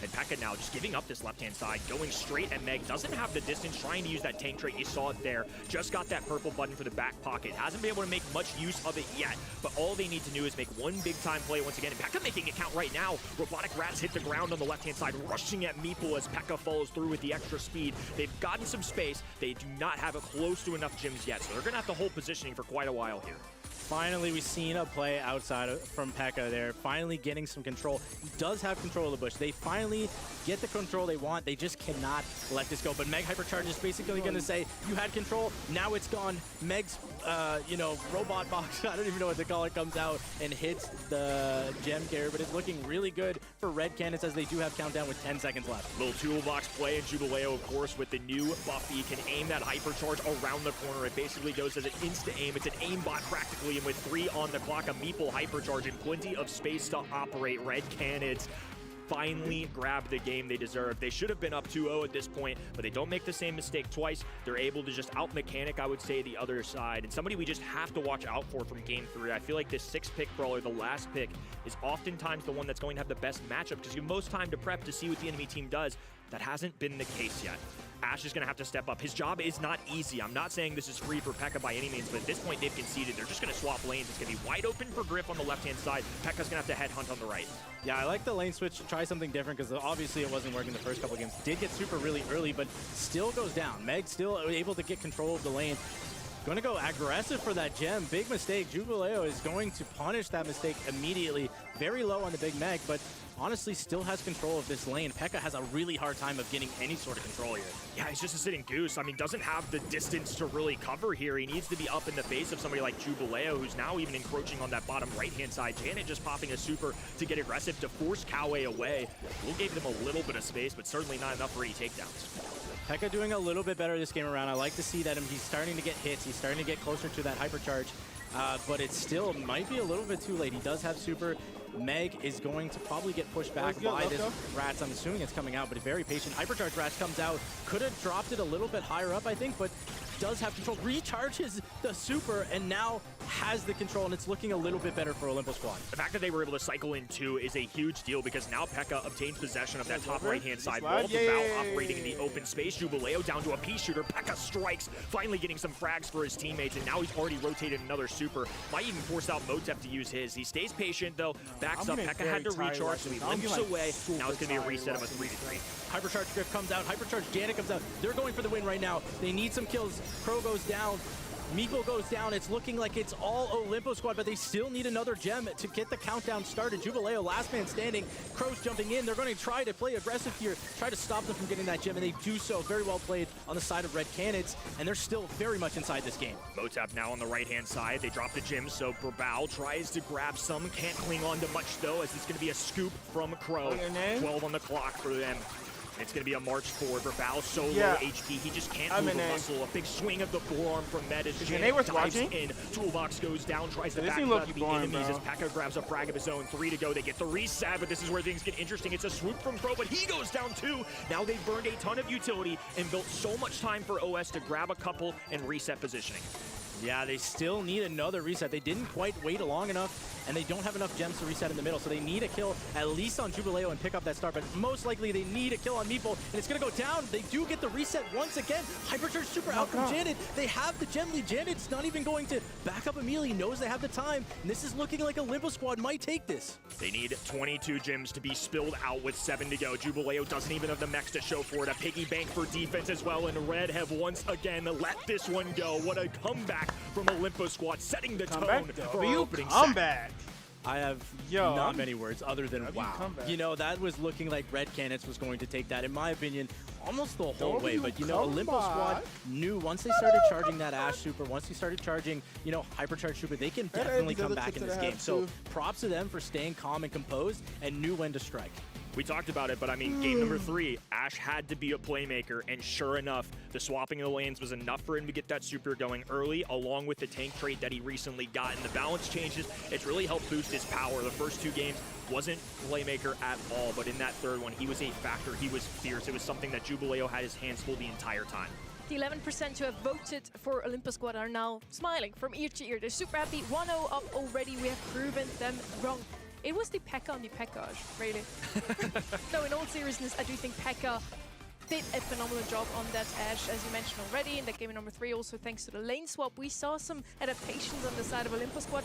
They managed to turn things around, even in situations that looked like Red Canids had it already in the bag, as we can see here. Yeah, Golden did a fantastic job, as you just saw, with the Janet Hypercharge, flying in, getting the kill, and charging another super to fly out with the gems. Honestly, not enough credit was given to Golden right there, because Golden turned that game around a little bit, you know, solo. I mean, the fact that Janet had an ability to just fly out immediately, charged it in to get the offense, and then had the hypercharge ready to go for defense. I mean, perfectly timed, well executed, just a full team effort there, I would say. Despite Red Canids, what felt like had the percentage points of winning the entire way. I mean, I would say 90% of that felt like Red Canids, but Gem Grab in particular is so unique in the fact that sometimes it takes 2 big-time plays. I've listened to Sargent talk about this before over in another region, and he loves just picking these brawlers that can win with 15 seconds to go. All you need is a reset. You don't have to win the whole game, you just need to win 15 seconds, and that there really shared that philosophy. So don't even pick up any gems and just go comp like Lily, Sandy, Edgar, something like that? Why not? I mean, to be honest with you, that's part of it. I think depending on the meta, it really is just all about winning the final few seconds. If you can get a reset and Janet away, that's all it took. I mean, all it took was about 10% or whatever you want to call it of time, and they won the set. Yeah, we even have more kills on the right side here, but Red Canids, sadly, it's not about getting kills, it's about picking up those gems in the middle or then killing the gem carrier on the opponent's side, which Olympus Squad just did a bit better. We're now heading over to Triple Dribble. We don't get to see Brawl Ball very often today, so I'm happy to finally see this map. Also the first time today, Lumi gonna come out here, super strong. For Olympus Squad, also one of the picks they like to play, usually combine it with a Kenji. Still left open here, so I wouldn't be too surprised to see him here later. For the right side, Red Canids, they really like their loot, they like their stew, and one of the 2 is already picked up here. Yeah, I don't mind the Lumi. I really like the Lumi. I think at the, you know, the ice rink, or not the ice rink, the ice at the start is very, very hard to deal with. You know, people want to split off into lanes, but with the ice there, you know, sometimes you get picked off really early inside the match, and so that's why one of the reasons it's so strong here. But Lou, solid answer, solid anti-tank, just trying to prevent some, you know, assassins or tanks on the side of Olympus Squad. So I don't mind it at all, but I do really like the Lumi.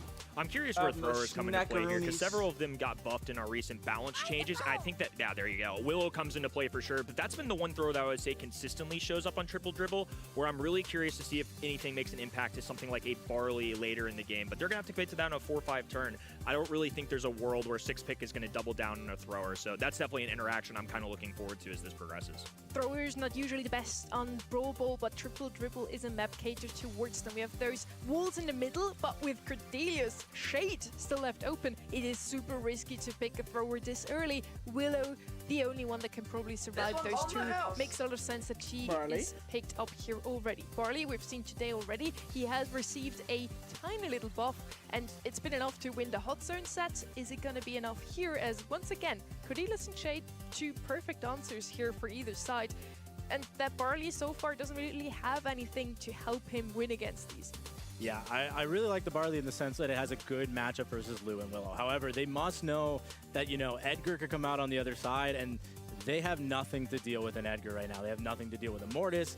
Lumi and Barley is very, very scary. Now, Cord, I don't think is enough for an Edgar, personally, but I could be wrong here.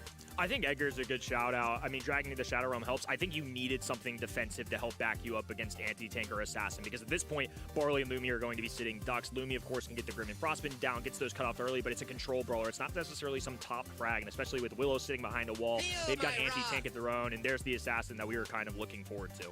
Yeah, it was pretty clear that after the throwers picks on either side, there have to be assassins or the Cordelia's kind of doing the same, jumping over the wall. It's going to do great into the Willow. They had to pick that. Now, Barley doesn't do as well into assassins as Willow does. Does that then ultimately mean Red Canids take the set, Cord? It has to do with how well they deal with the Mortis. Can they work as a team to kind of punish the Mortis every time Mortis goes in? We'll have to find out. But again, Barley is a good matchup into Willow, but I don't think Barley's going to be shooting at the Willow that much with Mortis always hunting them down. You're going to see a lot of exchanging of lanes here. This Mortis is going to want to be glued to that left-hand side or wherever Brawl goes. Now right, so Jubileo able to walk forward on this left-hand side. Golden getting a little bit of room to work with here with the Grim and Frostbite up top. Willow falling low early as Jubileo knows he has to scoop in. The stun going down immediately. Love this choice of gadget from P.E.K.K.A. Now he's playing puppy guard for his teammates. He's walking them on forward. Brawl with the kick up. Zilla member goes down. The fact that Kawi gets away with one there, I think buys them a little extra time. That could have been real disastrous off the rip. Yeah, it was looking really good for the side of Olympus Squad. They dealt with the Mortis early, but now they kind of fumbled the bag a little bit, and Jubileo is going to punish the Barley. I was wondering when it was going to happen, and sure enough, it happened right there. But I do, like you said, really like the gadget choice out of P.E.K.K.A. I think it's much safer and much easier to shut down the Mortis just like that. I think almost necessary in this matchup. I mean, the bunny hop is so much fun. It can make for big playtime, goal scoring opportunities, but unfortunately, I think the Mortis kind of shuts them out of that idea. But I love this backup strategy. It's one I didn't necessarily think of off the dome, but this is looking much more likely. Olympus Squad have shown me that they can at least combat this Mortis at time. This is looking really good for Red Canids. The super comes out from Lou, does get the ice ring down, but doesn't quite get the kill. Gets the stun. They're all so frozen and so low, but there's nobody to follow up as P.E.K.K.A. is pushing on the other side of the map. Yeah, super going down from Barley too, so just building them a little room to work with as Lou now goes up to the top left-hand side. Golden, though, going for the drum solo, makes the contact with Kawi, who tries to super it away, but it goes right into P.E.K.K.A.'s arms. Motep stunned, so he can't kick it off yet, but has enough distance. What a super right there. Brawl going to frag into his own teammates, and they walk him straight into Jubileo. What a heads-up play from Motep.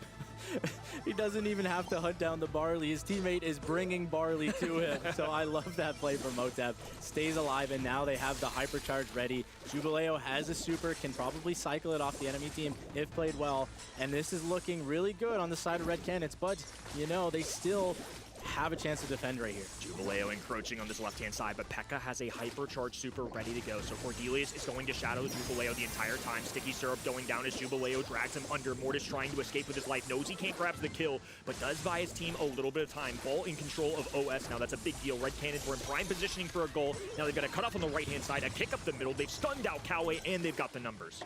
This is P.E.K.K.A. doing some work right now. Every time Mortis comes in, P.E.K.K.A. shuts it down. Motep pops hypercharge, maybe a little preemptively, does not really get the value he's looking for, but trying just to stall and waiting for Jubileo to come back on the map, create some pressure, and they do stay up. Motep does a great job of staying up, not going down there. They grab a kill, and they kind of alleviate the pressure that Olympus Squad was doing. Mortis doing a great job of head hunting, going in, smells the blood in the water, grabs the kills. Now they've got the stun. They're going to walk him right into Kawi, who gets the shot as well. The freeze goes down. Super right-hand side as Motep has to juggle the ball around this, dribbling down the middle of the map as Jubileo puts his teammates in position. Grim and Frostbite separating both sides of the map, flashing the super. Now a kick over to Kawi. P.E.K.K.A. drags the mother to the one. Motep just trying to move forward as Jubileo can bounce one in. Excellent job there. What a photo finish.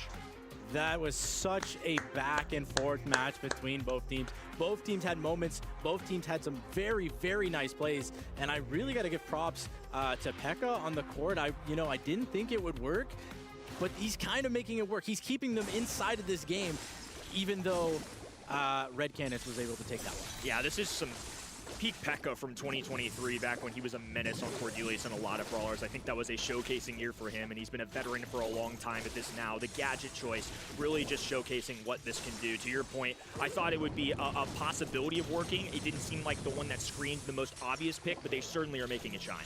Yeah, for sure. And now the super comes out from Lou, but the stun, again, maybe a little early. Now Jubileo has an opportunity. He knows the stun is missing. He's looking for an opportunity to go in, sees it, doesn't quite take it. I don't blame him. It's pretty hard to find it. There he goes, but gets taken down once again.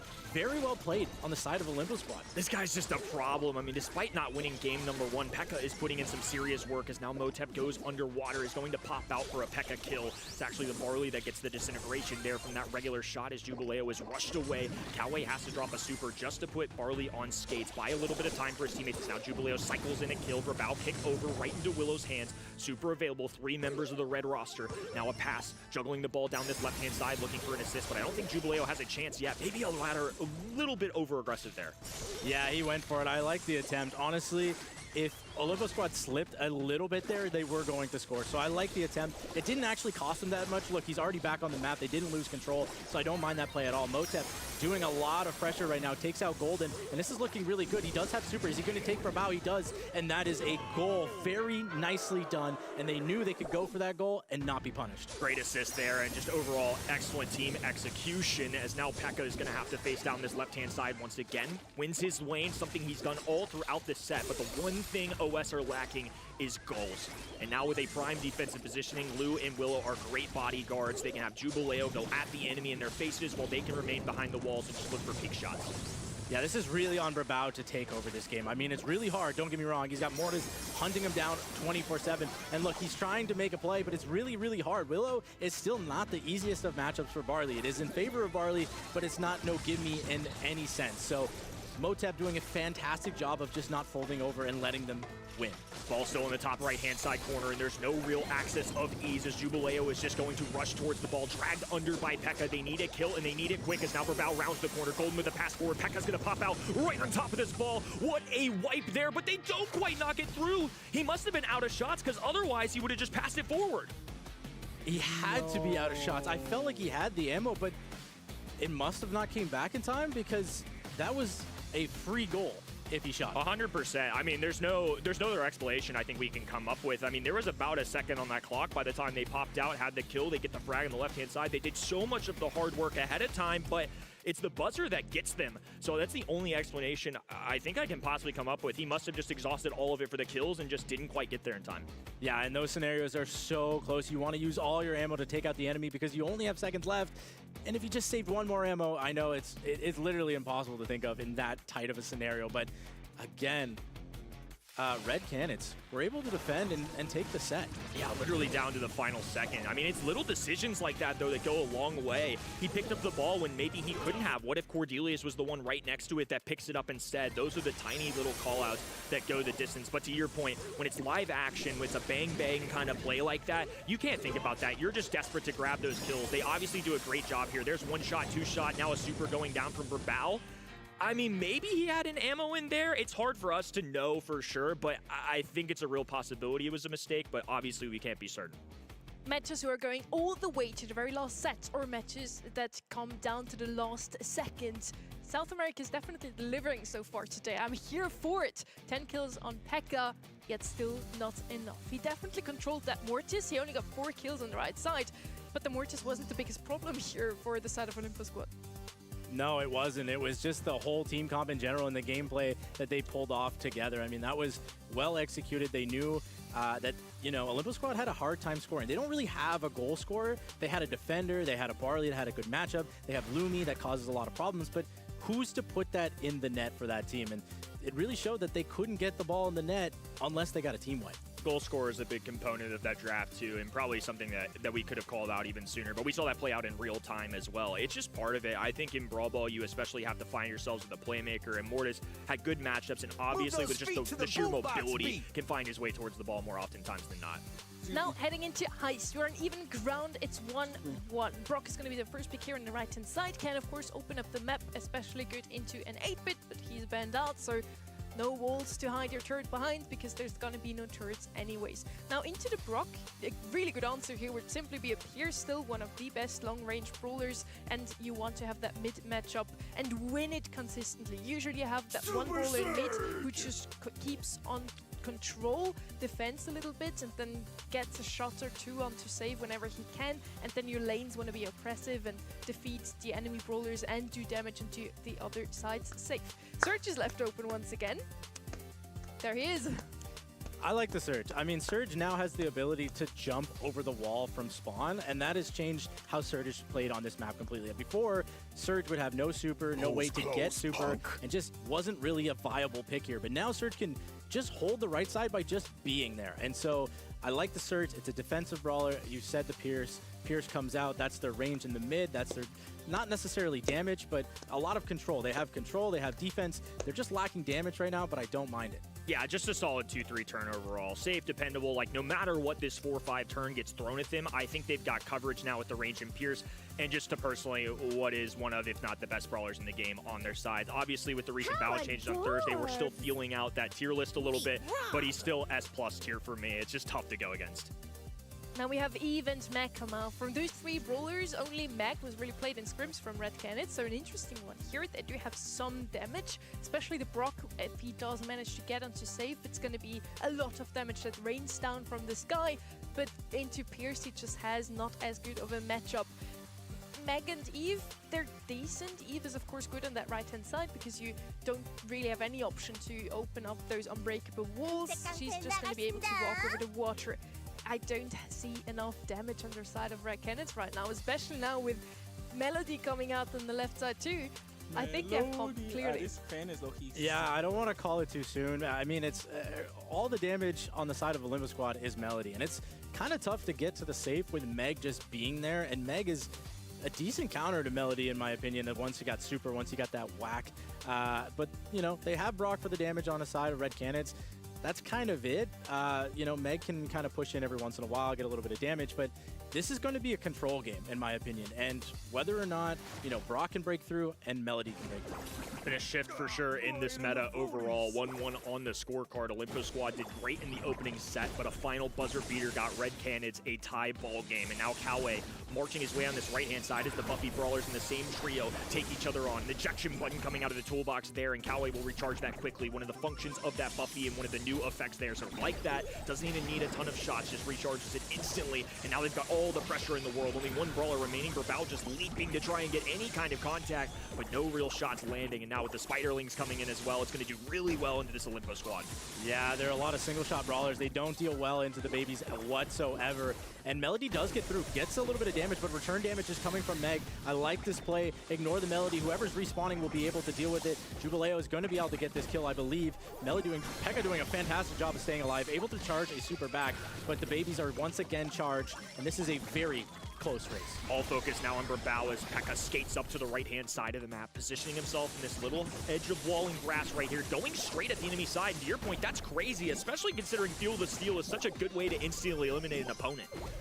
Yeah, I mean, they shut down the Melody right away, and now they have full control once again. They have the range battle, and they're going to take it every single time. Motep gets a kill onto Melody. Huge kill, does go down, does have to use the hypercharge, but now here comes the hypercharge babies, and Meg gonna go down, but again, Melody going in. This is where they need some damage, but I don't know if they're gonna be able to get it. It's not looking like any damage is coming through, and they get shut down just like that. Both of these sides exhausted so many resources just to totally equate to 2%. That was absolutely insane. Brock burned through his, Melody goes with hers, gets all the positioning in the world, but just can't quite make enough of a stretch to get to that high save. So now a reset. Melody once again with super, going right up the middle of the map, straight to the gut of Eve, going right in the faces of them, using the musical notes to get a few percentage points. It's enough to take a 1 percentage point lead, but to your point in the draft, this truly has been all control, far from the base races we've seen earlier today. Yeah, this is a 1% difference. Motep is probably going to be able to hit the safe here. Dude gets the hit on the safe, does take the lead, but again, it's so close, and there's still enough time on the clock for any team to take this lead. Coway can take a final attempt at this, but does let go of the mecha with the gadget. Going to be rotating here as Pekka is going to try and generate as much offense as possible. Brawl, Golden, fully on defense. A few percentage points. It's literally all tied up at the bottom side of the map. A blast of shots going down as Coway lets a barrage go on the bottom left-hand side, and nobody in the top within striking defense. The Clear goes through, and Red, as a result, will be able to grab another game. It's been so back and forth the whole way, but Red Canids just do a good job, I think, of winning enough lanes to extend themselves a little bit of a lead and an edge. Yeah, this was a battle of inches. As you can see, Hypercharge was being used just to gain control of the middle of the map. Even though they do so much damage on the enemy safe, they just had to use it to get control. And again, Melody got shut down a lot more than, they were probably expecting. Barely got the damage that Melody was hoping for. Golden with low HP too, so we'll have to reset here as Kawe trying to take the fight straight to the Brawl, who hasn't even used that super yet, but finally does. A unique ability, so Surge can hop over those walls, and going at Kawe with a gadget here, using the extra shield, try and generate a little extra defense. Has the shot, just needs to reload quick enough, but Kawe there to clean up alongside Jubileo, so still 100-100. Now finally a little Brock super going down, especially considering all the kills. It's only equated to 6%. This has just been a fun fight through it all.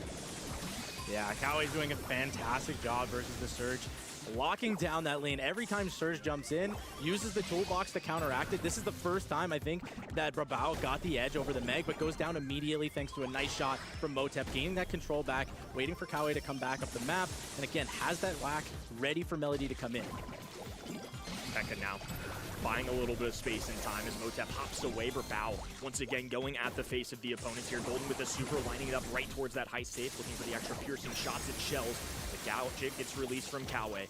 Now holding on as long as he can. A little hop and a skip away as Pekka once again right up the gut, just going straight at the enemy side. Deters to the right hand in, looking for a kill onto Kawe. It does manage to find it, but it's Motep using that hypercharge. Now a fair gunfight, 3 HP, but this time doesn't make the same mistake. Is able to stay alive long enough to get through the first high save percentage. Yeah, that's a very big crack. I mean, they didn't even end with a 0% high save last game, so every percent matters, and it looks like Red Canids are finally starting to make a little bit of push. They need to. They got 40 seconds left on the clock, plenty of time, but Pekka is going to just go in, try to get a Kawe, but nice. Gets the Meg Super off in time, does get almost two kills. Very well played by Kawe. Pekka still able to get the crack, though. Pekka just immediately turns his attention towards this high save and is paid off for it, only 4% away from the next crack. But meanwhile, on the bottom side, the red roster able to respawn. 5% being the separator. Now Kawe's been taken down. They bought themselves a little time, but OS far away from that high save. Now, this is a 5% game. This is as close as it's going to get with 10 seconds left. Both teams are trying to hold control of the mid. As Red Canids start to go down, though, they still need a little bit of damage to come back inside this game. It is all up to Motep. Is he going to be able to get any damage? They're blocking the save. He does get one shot off, gets the super. And what is that from Motep? Unbelievable stuff. What a big time Ken play is to just give went them crazy that set. for He the broke clutch. away on that right-hand side through a leap of faith of a super and managed to swing it the entire way. That was easily one of, if not the best plays of the day. That was all Motep at the very end. Honestly, just so well played. No, he was close to super. Somehow got one shot past them on and getting a little bit of damage, but also knew that if he hits them, he gets his super and got it off. Honestly, extremely well played. Perfect precision. I mean, just the whole way through. It was really interesting to kind of see the interactions with Melody throughout that all too. I feel like Pekka was oftentimes going at the Meg rather than always going at the high save. They started mixing it up a little bit, threw them off, but it's just final few seconds. Once again, we saw it in Gym Grab, we've seen it here. Sometimes it just takes 5 incredible seconds to swing things. 3 HP there, gets the hypercharge off. I mean, Motep was a big-time player in that set. Yeah, it was fantastically played. Red Canids, just composed and honestly maybe a little too composed at the end there, but they did know they had to make a move, and they made it at the very end. You couldn't get any closer.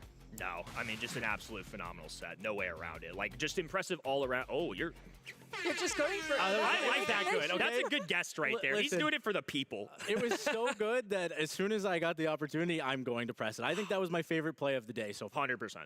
Definitely. I mean, that Brock there in the end, that's why Brock is so strong, I guess, because he has rocket laces and can be a bit sneaky at times, jump over water and make sure that your team is in the lead again. Red Canids now 2-1 up. They just won their own map. We're now heading over again to Olympus Squad's map. We're gonna head into Open Business, another map we haven't seen yet today, I believe. Should be a fun one. I mean, nonetheless, well-earned play of the day. The people at home certainly got their money's worth if they stuck with us to semifinal number 2, and plenty of action still left to go. This has been an incredible just display across the board, I would say, from South America. It hasn't really felt like any match has been easy. I love that. And it was something coming this month I was anticipating, just how close the leaderboard is. Bounty Hunters we saw fall early, so we just knew we were in store for a good day. Yeah, this series is as close as they can get. And I think it kind of shows how tight South America is right now, and they're all fighting for a spot. And you know, I love these teams coming out and swinging. They're giving it their all, and it reflects in the series, in the matches, and at the very end of the games. Olympus Squad just 1 point behind Loud. On the other side, Red Canids need to win it all today to at least lock in LCQ at this point. So for both of them, a lot is on the line, and they also just have it easier for August. We only have one more monthly final left, so today really counts. If you don't give it your best today, then the season is basically already over. Ems is coming out now on the right-hand side. Doesn't have the most range against Crow. Crow usually a really good counter to the Ems, so maybe a bit of a surprise. But if you yourself still want to play something aggressive, I think picking up Ems now already doesn't hurt them too much. No, they could also pair it with the Gray, possibly. I've seen that a lot inside of NA specifically. Sometimes they just like to go, you know, Ems Gray. It's really hard to deal with once you get that super up, and it's just constant time inside the zone. You know, Crow is great into Ems, but Crow can only do so much damage, and so they're not going to go for it yet. They're going to go for the stew. I don't mind it. I don't like always when you overcommit going a Gray too early in the draft, because, you know, they have time to answer it. And so right now, they're going to play it safe. They're going to go stew Ems. Probably a little bit more comfort here, and I'm excited to see what they counter with. They can always go with the 6th pick. I'm curious if we want to blow open the map if we're on that left-hand side, and stealing the stew is kind of taking away one of those options. Griff really the only other one if they wanted to make Im's life miserable, but at the same time, I think they could still just go for some solid brawlers overall. Ruff's going to be one of them, of course. It's a frequently played brawler. Im's on that right-hand side is one that I would say shows up more in South America than some of the other regions I've seen. It just seems like one that they really like for the control rateness of it and just kind of a backup as an anti-tank. Last pick now from Olympus Squad. What is still a good answer into this? Yes, Gray could still be a potential option for the right-hand side. I really like Chester into that. You have a lot of damage to deal with anything that comes out of that teleport. Maybe not the most range, but you have Crow for that already. Finks and Lou would also still be left open here. And those are usually the two brawlers we see immediately once Hot Zone comes out. Lou is actually banned out, my bad. Finks would still be left open. Kenji coming in now. I did mention it in the previous set, they like to play him. Is it going to be good enough to deal with both the Ems and Stu on the right side now? Hard to say, but they needed to go something aggressive, because if they didn't, they were just going to get Throwered last pick, and it would be really, really tough. Also, the Gray was still an available option for the side of Red Canids, and if they just go something safe, they don't have the damage to deal with it. Now, they're going to answer with Poco. I love this. However, it's a little interesting into Crow, but they might go cancel here. Yeah, I would imagine that the cancel comes through, especially in the face of something like a poison. I think they're just going to try and beef and assist their way up the middle of the map. But a very South American squad, I would say, on the right-hand side. Ims and Stu, two of the more popular that maybe the rest of the world haven't pioneered quite as much in the recent balance changes. So that's one of the beauties. This meta hasn't been solved yet, so everybody just kind of throwing what they think is best at it. Some excellent playmaking ability. Literally the play of the day from Coach Corey over here with the red button. And now Red Canids, one set away from punching another Grand Finals. Olympus Squad getting more and more hairy. With Loud already in the Grand Finals, the team 1 point ahead of them. They desperately need a win. Otherwise, it's going to require sheer perfection in Season 6, and they'd rather just get the job done right here, right now. Yeah, heals coming out, kills coming out, but the percentage is going in favor of Red Canids. They deal with the Kenji. However, Crow comes with a retaliation. It's looking a little bit better on the side of Olympus Squad. They want to break up the map, they want to get the power-ups, and they want to start to get control of this game as it goes on. But for now, it is looking like it's still going to be in favor of Red Canids. Cali going straight head on at Kenji, who's typically a brawler that benefits from that, but the friend zoner on top of that with the gadget is so good at just pushing him away. They can be a little more aggressive with this. Every time Poco or Stu lands a shot, they get through that Kenji shield as well, so it's been really difficult for P.E.K.K.A so far. He's going to be forced to once again be a playmaker, something we've seen him do all day long. Stun goes through, P.E.K.K.A still stays alive. Olympus Squad with a near team wipe. This is exactly what they needed to turn the tides. Yeah, it was a little bit tough. They're starting to run out of time as the percentage was going in favor of Red Canids, but you know, the early gadget coming out of Poco, I don't mind it. They're pushing up the map. They just go for it. I love the calls. I know what they're saying. They're going, hey, let's make a move here. I'm pressing gadget. Let's move up the map as a team, but they get wiped on the side of Olympus Squad. Very well played, and they're powered up right now. A perfect Tsushimi slash coming out of Pekka. He has been phenomenal all day long. Certainly one of the players that stands out in my mind. And once again, he's taking the fight straight at Jubileo, who's now using a Nitro boost across the map. So many of those supers being released along with that hypercharge. Brawl diving in with one of his own. Cowie, though, buying a ton of time. It's still Golden who survives, though. Motep, just for the sheer stats, must be close to a super. Yes, he is. Goes right at Golden. Has a few shots that strung through with that guitar and gets Jubileo and Cowie right back in the mix. Excellently played. They get the final few percentage points, and now they're on the magical match point. Yeah, honestly, well played. I really like the Poco. I mean, Kenji is a good answer, but Poco is able to feed off the Kenji and charge some supers, and Stu is just causing havoc on the other side of the map. So honestly, they're getting a really good early game lead, and as long as they don't fumble that, they are going to be able to take this, I think. Advantage Red Canids. They've made several grand finals this year, won a few of their own, and if the trend continues, it's quarterfinals and grand finals alternating. We all know what happened last month, so surely if the pattern continues, they're destined for greatness once again. Brawl going to be fighting Jubileo, who skates around this rubber hitting the road and gets a takedown alongside it. 25% already charged up for the red roster. Yeah, super well played. They all pushed the start. They knew that they have the advantage at the start, and they're going to take it. Pekka is extremely low coming out of the Sashimi slash, and it looks like they're still gaining more percentage, and Olympus Squad only has Golden up, trying to desperately get a kill, but getting stuck by the M super. This is literally, bro, really, wow, really difficult, literally and here. all in favor of Red Canids right now. All in favor in percentage points, but also they just feel staggered. I haven't seen Olympus Squad push up as a unit in this game yet, finally focusing down that left-hand side so they grab a kill, but it's getting to the point where no return. Maybe a little too late for them, but 78% is certainly not 100. Olympus Squad just have to be perfect the rest of the way. They have to hold this here. They have to get a kill. It is up to Pekka to get an early kill, I believe, on this Ems. Ems does have stun, so pushes away. Does Pekka stay alive? Pekka goes in, gets the gadget off, gets a nice little feel, gets a Sashimi slash, does get the kill? No, but yes, okay. I was going to say, that is a must kill in order for them to stay alive inside this game. The pressure to make that play was so good, but now Jubileo is just getting super aggressive. Another hypercharge going down. They open up this wall, but it builds a little bit of space for Pekka to dash forward. M's using a super, and once again, the hypercharge going through. Cowie stays alive, though. The heals from Motep go through. 2v2 situation, but they get the kill again. The mechanics coming out of OS. They might do the unthinkable. They are not out of this. They're saying we're still here to play. Pekka with another hypercharge, by the way, from the Ruff's hypercharge super. If he gets his super, he's going to be able to make a play. There it comes out. Does he get any value? Gets a little bit, but maybe not enough. They're going in, though. They have the lead in percentage by 1. They need this kill. Both go down. It is a 1% game right now. It's literally going to be a race to the middle as Pekka now climbs up. Motep going to meet him there as well. A power up and a dog treat and a few percentage points separating these teams out. It's just a gunfight, and Olympus Squad have done the unbelievable magic out of a hat. And now they're getting themselves a second shot at this. It's still going to be match point, but Olympus Squad might have dug themselves out of this grave. I just want to say props to Pekka for not going in the air there. Would not have got the percentage needed to win that game if he goes in the air. Would have been tough. It would have been so close, actually. It might have been a 1% difference, but well played to him. Stayed alive, got the lead, and they knew it. We've called this guy's name out so many times, but the pressure to make those plays, to stay alive as long as he did, and roughly climb out of what was, I believe, like 60-ish%. I mean, absolutely insane.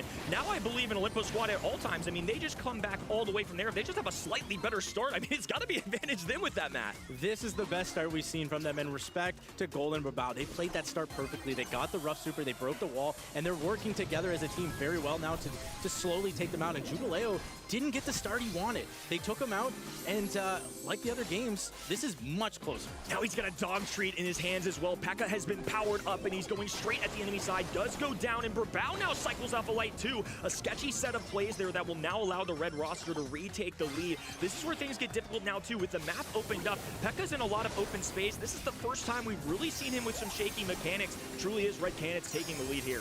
Yeah, Red Canids are not going down without a fight. Well played to them, but again, it is the hypercharged rough super is on the ground ready for Pekka. It looks like they're going to grab it with Pekka. There he goes. He does have it, but he still needs to charge his super. Jubileo is not going to let that happen. Very well played to them, and now it's still Red Canids with full control. Full control and only 15 percentage points to go. Can they make the impossible happen twice? It's 3 brawlers holding firm in the middle as the Sashimi slash goes up in the air. They get the takedown, 95%, but Jubileo skating, trying to get as many heals as possible, tiptoeing their way around this. Red only need 3 percentage points, and Motep has all the HP in the world. He's being back down, no pinky toe, and didn't get the heal up in time. Jubileo skating forward and extends What a photo finish, but Red Canids, it's the pattern they always follow. Quarterfinal disappointment, now exploding to another Grand Finals. Well played. That's all I gotta say. I mean, they had the worst start in that third game, and they still didn't crack. They knew what they had to do as a team. They got the kills, they got the Poco heals, and they slowly picked away at Olympus Squad. Olympus Squad was showing a few cracks. They knew they had that game. Potentially, they could win that game, but they just started dying one by one, and Pekka didn't get the value he did in game number 2. It'd be so easy to doubt yourself in that moment after just letting 60+ percentage points go in the blink of an eye. You're on match point, you can bury this team, and instead it's Olympus Squad executing big time plays, but they hold firm, they don't let the mental crack. The fact that this doesn't go to 5, I think is a bigger deal than people will realize for Red Canids. It won't show in the history books, but my goodness, this could have been an alternate world if they end up picking up that game. A little bit of a heartbreak here for Olympus Squad. They were 1 point behind Loud. Now Loud makes it to the Grand Finals. They don't. That distance has grown significantly. Red Canids do it again. And as you already mentioned, Kenny, as we mentioned all evening long, for them it's really just an up and down from quarterfinal exit to Grand Final entry. It's the same pattern still. As June was not their month, they're now coming in this month again. And we're going to have a look at that in a minute. Just how important this win was for them. Now, just looking at the stats from this set again, what sticks out to you, Kenny? I mean, overall, just kind of a devastating result for Olympus Squad. I mean, so many numbers. I felt like Pekka was one of the best players we've seen all day long. They played really well, but the fact that it's 3-1 for Red Canids, I think just goes to show how good this squad has been. Despite how well Olympus Squad played, it is Red Canids extending. And now that Loud were 1 point ahead of them before, now it's going to be even more. Olympus Squad, unfortunately, dealt a tough hand, and next month is going to be very challenging for them to punch a ticket to the postseason. We're back, folks. It's Loud and Red Canids in the final. This may have already happened sometimes this year, and I think the last time it did, Red Canids previously have called it Eternal, then I think they won. And you know, and honestly, it's a good thing for Loud that the Olympus Squad were knocked out. They have been known as sort of the Grim Reaper of Loud for this year and the years previously. Brawl has had a impressive track record of knocking Loud out over and over again. And yeah, they're out. So this could be Loud's best chance. I hope you all at home are ready now for our Grand Finals of the July monthly finals. It's the second last ever monthly Grand Final we have in this season still. So with a little bit of a sad and smiling eye, we look ahead towards it. But first up, we're gonna give you a little chance to refill your snacks and your drinks. And we're gonna show you some casters splitting things out here. I'll be back. Bash break. Don't do this at home. Sorry, I can't hear you from the bottom of the leaderboard. What'd you say? 22! I had a vision.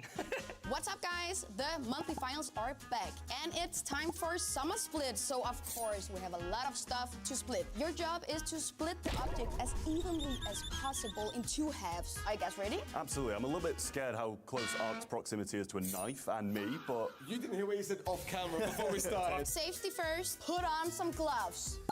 The first object is strawberries. Ark, you are the first one to go. Is there any strat? Like, is a big one better than the small one? I'm gonna go for this one. So serious. Oh, wow. Oh, look at the technique. I love this. He's kind of attacked. It's on at least. 22. Okay. I've never seen this game played before, so that seemed impressive. Can I make sure to clean the lingering juice so that it doesn't alter my score? Kenny, you're up next. I mean, we're looking at these, right? This is clearly what I should do. So I get left with the... Correct. That's exactly what I'm saying. I'm just gonna take a quick glance at her. Oh, at her? It's a her? It's a she? I beg to differ. I have no idea. Oh, that was... I think left Look how hollow that one is, though. Oh, that is true. That is true. Yeah, that is true. That can't be on me. That can't be on me. Ooh. Oh, it's not even. Oh, it's 0.3 off. That's criminal. Look at this one. That's horrible. Dude, this should be super easy. I'm gonna do a little diag. I feel like I'm gonna do a little just so you know, diagonal. there's a crater on the inside. It's gonna be hollow, and that's going that's horrible. That's actually. What are you doing, boy? Because it was so misshapen. Oh no! And how many times do you watch TikTok every day? You've seen this stuff. Oh, that's your short form content rate should be nailing this. It's gonna be like 10 grams off. Oh my god! 29-22. You can just suck. Round 2, we got crackers, and you have to use your hand muscles, okay? I don't have those. You got this, okay? Why do I get to go first on the one? You get to pick anyone you want. Yeah, but like, it's a cracker. There's a lot of complaining going on here. I was gonna say, this is a lot of excuse making here. This is I don't know which way to go. No, I'm just gonna go for it. I'm just gonna go for it. As your opponent, I think so. Oh, I think you're doing the other way. Yeah, that's 2 halves. I mean, you saw that too, right? Like, this guy just some people have it, some people don't. 8 and... Okay, it Not turned bad. out. Oh, 7. Oh, No. 7, Oh. 10. 7 and 10. Lingering on 10. Next up. Talk Okay, your fans. Kenny, let's go. You got this, okay? It's a little misshapen. We're gonna go for a rough chop here. Here we go. I like this. I like this. I don't know. Maybe one grab I think it was on poor the right. I think it was like right, this. right mental, wrong technique. 7 Right left. mental, wrong 7 right as well. Woo! Okay, Trev, this is not looking good for you. This is a 2-man. I didn't realize there were 2 people playing this game. Okay, Ark. I'm going to win. Oh, this is a bit of a... Oh, yeah, I had to adjust for this. Yeah, I'm gonna have to adjust this. I'm not going diagonal. It's not what I'm doing. I'll tell you that. Come on, this could be bad. Can't even break it. we went. Oh, I think that's pretty good. I think we got a chance here. bad. This looks solid. We're saying 8. That seems about right. Oh, I'll take it, Joel. That's very solid. I'll take it. Very solid. I'll take it. Who won in the end, Kenny? You'll have to find out when the video releases on the Brawl Stars YouTube page, but I'm not scared of the results, I'll say that. It looks like Trev should be. He probably never wanted this to get seen by people. Yeah, I'd be pretty embarrassed too after that strawberry cut. Skill diff for real. Yeah. I'm gonna go diagonally. Well, Trev, we keep you in honor. We are now ready. I hope you are too at home. For everybody watching, lock in your predictions now because we're heading into the grand finals of our South America July monthly finals, and it's Loud versus Red Canids. One of those teams have only seen 1 grand finals from the inside. The other one has been here 3 times already, now with today at least, and they've won twice. Are they gonna win again? There's a good chance that they will. They're looking like they are in form, going up against the Limpo squad. Just previously, I am rooting for them today. I think that Red Canids have deserved this one. But on the other hand, I mean, I feel pretty bad for Loud if they've come this far. There's, you know, this great recovery story, them pulling in Rolly at the last second here and making all this a grand final. And they've not won this year yet. So, I mean, either way, I mean, we're going to have a great story. Loud made it actually into the grand finals in the month where Pizza Congelada back then, now Red Canids, dropped out in the quarterfinals. So those two never met in the grand final before. We don't know what's going to happen. But as I mentioned, Red Canids has won 2 out of 2 grand finals. They actually were in the grand finals. So that's pretty good chances for them today. What would a grand final win actually mean for them? We already have discussed it coming into the show today. If they win it all, they could have maybe qualified for World directly already. They could have locked in that spot, but down at the bottom there it says Loud does not make finals. So Loud could still claim that spot from them even if they win it all today. Nobody is safe. I mean, that's the ultimate thing. Just all you can do as a player in this situation is focus on winning 1 match at a time. Don't think about the big picture. Just win right here, right now. To your point, if Loud ended up winning this, we'd finally have a little change of pace in some of the winners that we have. It would be awesome for them. It would be so surprising to me if we win an entire season of SA and Loud didn't claim at least 1 grand finals. It'd be pretty insane to think about. They were my preseason #1 for this region, but there's just been a lot of talent going down. They're still up on that leaderboard, but they haven't quite punched through. A win would be phenomenal for them, and they are looking in form, looking back at some of their matches again. I mean, once again, I don't think anybody expected a Loud versus SK Kalalas match in the semi-finals, but even over there, that they proved it in every single time when we thought that they were behind in the draft. They made it up in gameplay. They made it up in terms of just raw team play between them. This is a return to form for Loud that we just grow to know and love. Looked pretty confident in both draft and gameplay. We saw a little bit of a surprise every now and then, picking up some tanks, even though we have 2 tank counters on the other side, and it works out after all. So Loud looking really strong today, and they were taken by SK Kalalas to a 5-set series, which also nobody would have expected. SK Kalalas didn't perform as well in the recent month, but SK Kalalas of today, potentially one of the best teams we've seen all day. They knocked out Bounty Hunters. That is the only reason why we finally have a South America Grand Final where we don't have Bounty Hunters in the Grand Finals. These were the picks from Loud. Anything that sticks out to you here, Spur? Yeah, looking at that max selection and just to lead things off there, I mean, I love how quickly they pivoted out of it. I mean, they could have gotten pigeonholed into just thinking that Max is, you know, the best brawler outside of the global bans and just kept trying to force it in every single set. That's not what had happened. As soon as they realized that this wasn't the idea that they want to go with, they leaned back to other comfort picks, as you said. Like, the rest of the drafts that they went with, it was majority of it was just non-improvisation. They just picked things that they already tried in scrims. Loud with a solid go at things today, but on the other side, Red Canids have been rather impressive too. They haven't gone down to these nail biters that we've seen out of Loud, and I think honestly getting a stop there in set 4 versus Olympus squad was a huge deal. The momentum was starting to turn, one of the better comebacks of the day, some serious playmaking abilities, but I'm just struggling to bet against the unexplainable. For whatever reason, this team wins a grand final, they go to a quarterfinal, they win a grand final, they go to a quarterfinal. I'm not betting against the pattern. This is the team I'm picking, and for no other reason than they've looked good, and because sometimes destiny is what it is. I'm not betting against it. I won't do it. It would hurt for Loud to make it to the grand finals twice this year, and both times just come out of it as the runner-up.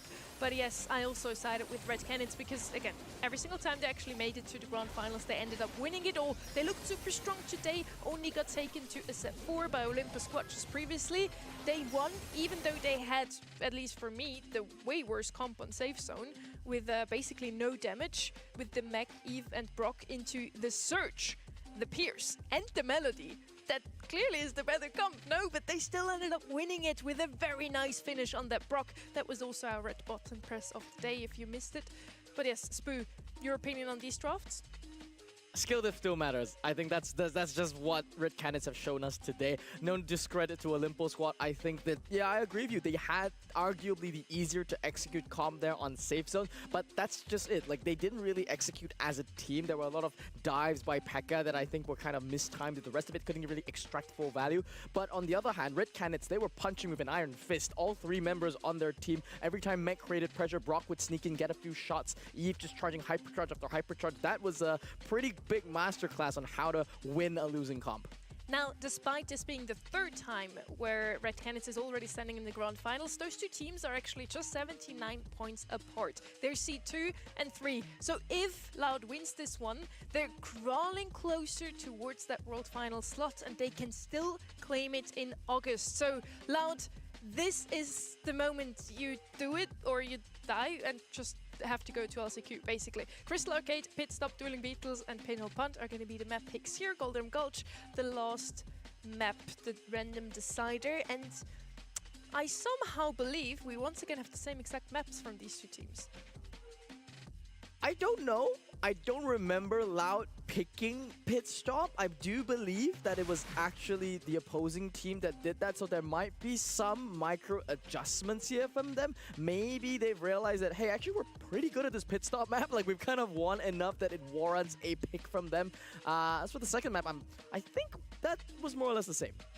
And once again, global bans similar too. We've seen Max Otis, I believe, 3 straight times in a row, and then No Star Nova, which makes a ton of sense. I think it's just a powerful brawler in the game. And Damien was one I was kind of interested to see how teams would handle it. Would it be a regular ban kind of brawler, or would we just throw it out in the global bans? And it seems like Loud just don't want to deal with it. I don't blame him. I still think Damien's in a solid spot. I don't necessarily think he's some number 1, number 2 brawler in the game right now, but justified enough in that global ban stage. I believe we have a slight change here from the side of Loud. They had 8-bit and Damien banned out previously. Star Nova just even stronger. She was banned out 100% of times today, so that's how strong she is in the current meta. Pick her up for your ranked matches whenever she's open, I tell you.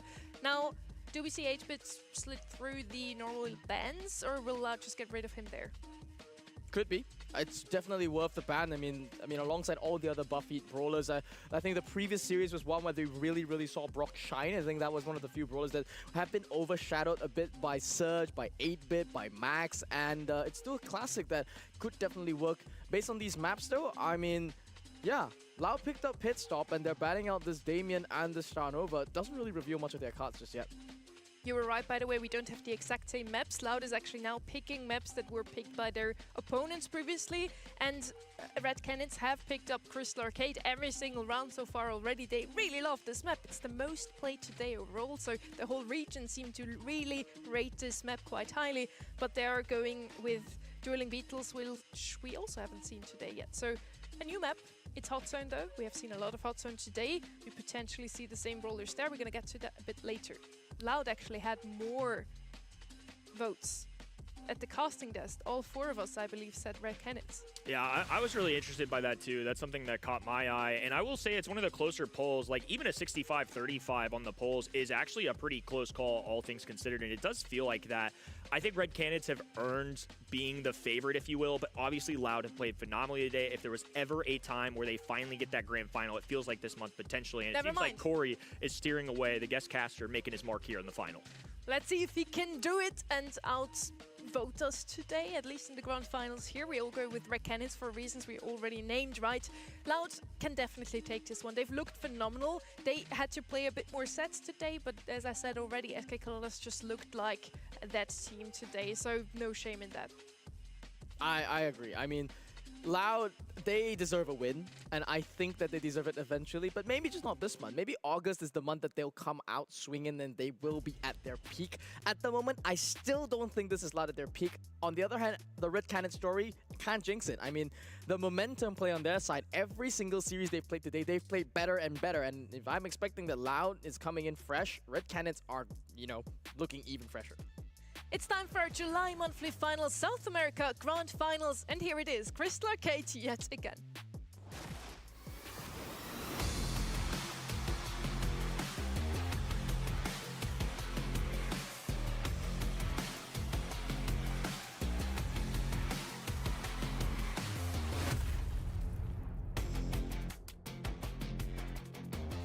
Loud and Red Canids both had beautiful runs today. Now we're heading into a map that both of them have already played today. With Red Canids, they usually like to go with Janet's Gem Carrier. She's left open, and they do have first pick, so we'll see if they're actually going to go for that. 8-bit is banned out by Loud, so we were right with that. They want to either play the brawler, or if they don't have first pick, ban him out. Crow, just as good as a Gem Carrier as the Janet. And a good denial pick away from Loud as well. This has been one of their comforts that they've been padding so well. I think it's been Kyle Douglas mainly, the player on the Crow, and he was unkillable in so many of these games. Yeah, this Crow is starting to, you know, be a cockroach brawler, honestly, inside the Brawl Stars meta. So I don't know how it's still surviving all the nerfs, and it's still a viable first pick no matter what. I think it's going to keep showing up throughout the weekends as well. It was one in scrims that I noted just showing out a ton. Now, in perfect contrast to what I just said, Gus is somebody that I've rarely seen in this current meta, and I will give credit. Like, obviously, we're all kind of figuring this out together right now. Everybody is piecing together what's relevant. There's a ton of different winning combinations right now. This might be one of them that I just haven't seen. I'm just kind of surprised that it was the Loud insta-click. I wonder if this is just something they like because of the Gus shield. Do they like the range into Crow? I mean, on paper, it's a perfectly fine matchup. It's just something new that I'm curious to see how it does. While it's looking on your screen, I can let you know the most played brawlers from Loud on this map. It's Stu, Ruffs, Otis, and Crow. 3 of those are banned out. Crow, they just picked up themselves on the Red Cannon side, so Loud has to finally deviate from what has worked from them in the past. We kept mentioning that in their semi-finals, they just kept picking what has worked for them in scrims. Every single time they got 3 out of their 4 most played brawlers. Now they have to deviate from it. They're gonna show us a Gus and a Griff. 2 solid brawlers. A Gus we haven't seen too often in the past. He's okay because he has that shield, but against assassins and tanks, he can't really flee from the scene. Lumi now coming out also in the top 5 of Loud's most picked brawlers, so Red Canids is just picking what usually worked for Loud right now. Yeah, they're just borrowing Loud's comfort doctrine, so to speak. That's been what's working for Loud, and this is the first time that the green roster here has been forced to improvise. And I'm with Kenny here. My head's shaking a little bit at this Gus selection. At least they salvage it with the Griff. Trunk 2 though into Griff. Interesting pick. I think they're blocking things. Like, they're afraid of, like, Shade that could come in potentially, you know, as a last pick. That, you know, it's decent against the Lumi, it's decent against the Crow. Wow. And Louder, wow, Corey's gonna be real happy about this comp. I mean, this is really a blast from the old school. It's basically saying we're gonna take a bit of the new age wall break, and then we're gonna pick some of the oldest counters to tanks, which I don't even know if it works. Yeah, B Griff used to be D comp, or at least wall break and B, so it's super nice to see Loud still have what it takes. They just take the old meta back when they were the reigning kings of this region and bring it into this day and age. Well, Let's see if it works out for you, Loud. This is the grand finals, and we're heading into Map 1. Loud in desperate need of a victory. This is a team that has tried, tested, and has a ton of history in this region, a pioneer of their success on the international stage, and now they're being channeled by the new hotness Red Cannons, recently signed in a grand final once again, undefeated when they've made this stage of the tournament. But Loud have a lot of experience in the making. They need to find a way to excel here.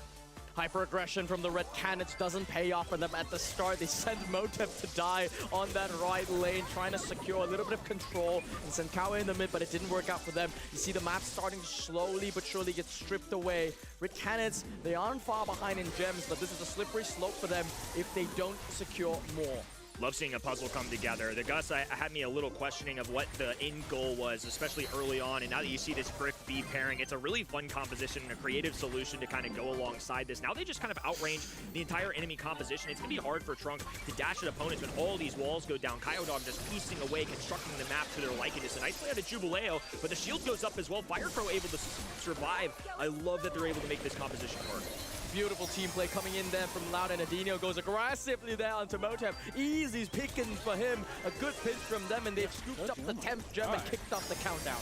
Now a Griff Hypercharge going down as well. Complete protection from the Loud side. The long-range composition is dominating right now. One that's unique, one that we haven't seen a ton on the main stage today, but they keep finding tricks out of the hat. Loud doing a great job of excelling in this opening game. A dominant start, exactly the tone setter they need if they want to take their first grand finals of the year. That is one of the most dominant Crystal Arcade performances I think we have seen today. And it's honestly just off the backs that Red Cannons, they're picking brawlers, but they're almost like picking it into things that don't exist, right? You're picking a Trunk for a shade that has yet to be selected. You're picking a Lumi when no tanks have shown up on the side of Loud, and now they have to, you know, they're the ones that have to improvise a way to make this comp work. Yeah, I feel like Red Cannons, like Sunny said, we're making Loud improvise, but their improvisation is actually really well put together. It's very solid going into this enemy squad. I love that they're able to make adjustments like that. I don't know if this was the strategy intended from the get-go or one of the lines of possibilities they saw, but nonetheless, so far, so good. Better start here for Red Cannons, as now Kawe's going to dive in, but the bounce away from the Adinho shield. I mean, the mechanics on these guys all set have been phenomenal. They are just tapping away at this enemy side. They are far behind in gems, and this is the way that the Red Cannons roster is intended to work. Just throw Kawe at the wall, force him against the enemy, create pressure, create space for the team to inch up. In this case, though, with Kyodog and Large on that left lane and the matchups completely favoring the side of Loud, it's very, very easy for them to slowly but surely gain control back in the mid.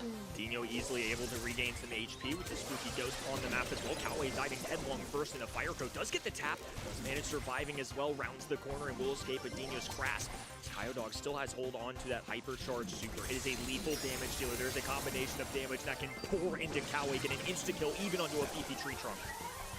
You see the power of the new age meta showing in from the side of Red Cannons, despite the fact that Kawe has effectively been quote-unquote intentionally feeding, throwing bodies into Loud is the solution for them to win in this game number 2. They are currently 9 gems and counting, and Motep has the safety of his compass. You see a hypercharge there from Kawe as well, changed up for a second. That's a full team wipe to Loud, and Red Cannons can easily scoop up all the spoils, retreat home.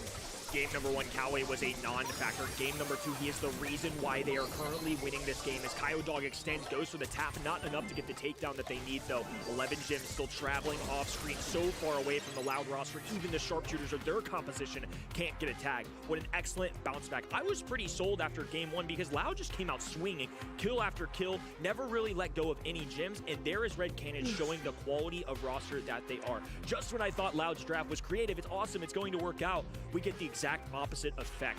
Great shout out from Trunk there. I thought he played that excellently. This is not an easy one. Once he's up in the faces, it is, but to charge that super, to get to that point, takes a lot of effort.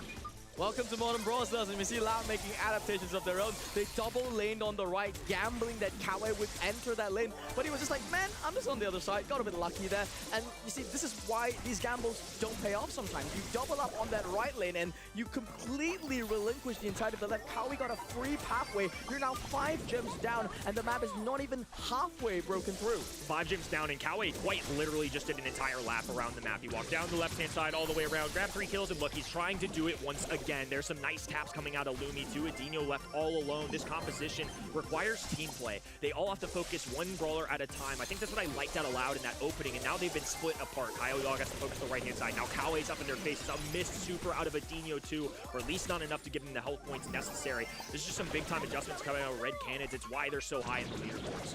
Kawe even making that play at the last second, not too concerned about that. Motet's even scooped up the 10th gem already, not a single gem going to Loud in this game. It's a complete reversal of that game number 1. Kawe continues to be the stalwart vanguard for the team, sacrificing himself, buying a little bit of time. Firebro pinches out to the right, but Motet already got a second super, jumps to safety, created there by the umbrella of Jubileo. It's clean, it's clinical, it's an insane adaptation coming out from the Red Cannons, and this is exactly why most of us on the desk thought they would walk away with this win.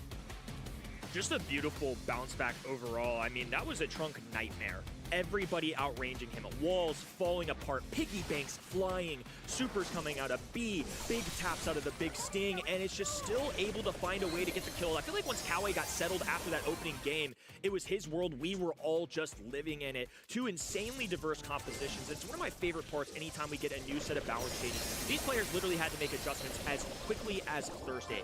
That may seem like 2 whole days, but in a player's world where they're spending weeks, hours a day grinding to figure out and solve this meta, that's a big change of pace. So the fact that Red used a unique composition and Loud that are so different but both had merit, so fun to me, and I think that's something we'll see throughout this entire match.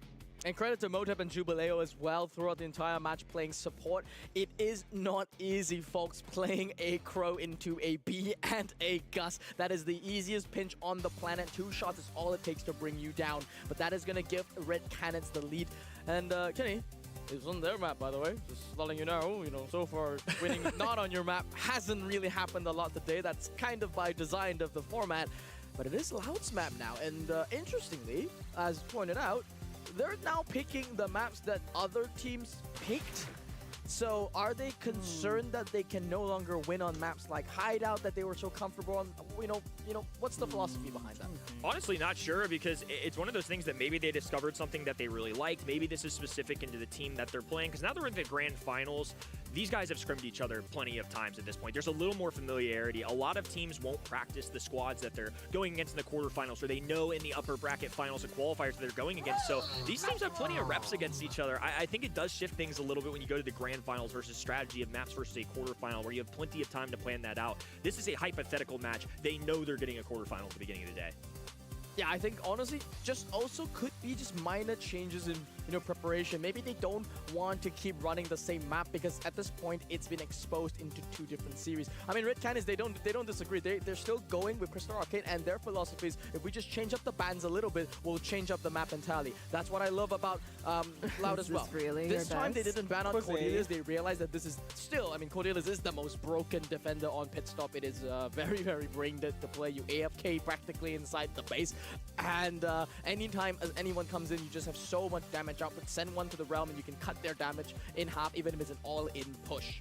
Right side still commits to being offensive. I wonder if they pair this with something like a Lu that outranges and also plays the defense that you talked about. It's a brawler that's certainly risen in the recent weeks leading up to this tournament from our professional players. And we also have a lot of aggressive factors already out of the way. With Cordelius gone, I start to get worried on defense a little bit if I'm that side.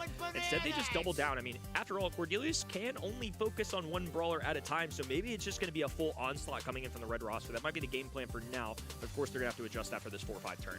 I think it's intelligent that they haven't revealed, a Lu or committed to any kind of real defense either, because, I mean, if you look at Loud, they haven't committed to any tanks either. I mean, you don't want to preemptively go into a Lu and then suddenly Loud can just change gears and pick up tanks that actually function pretty well to it, or go into Assassins instead.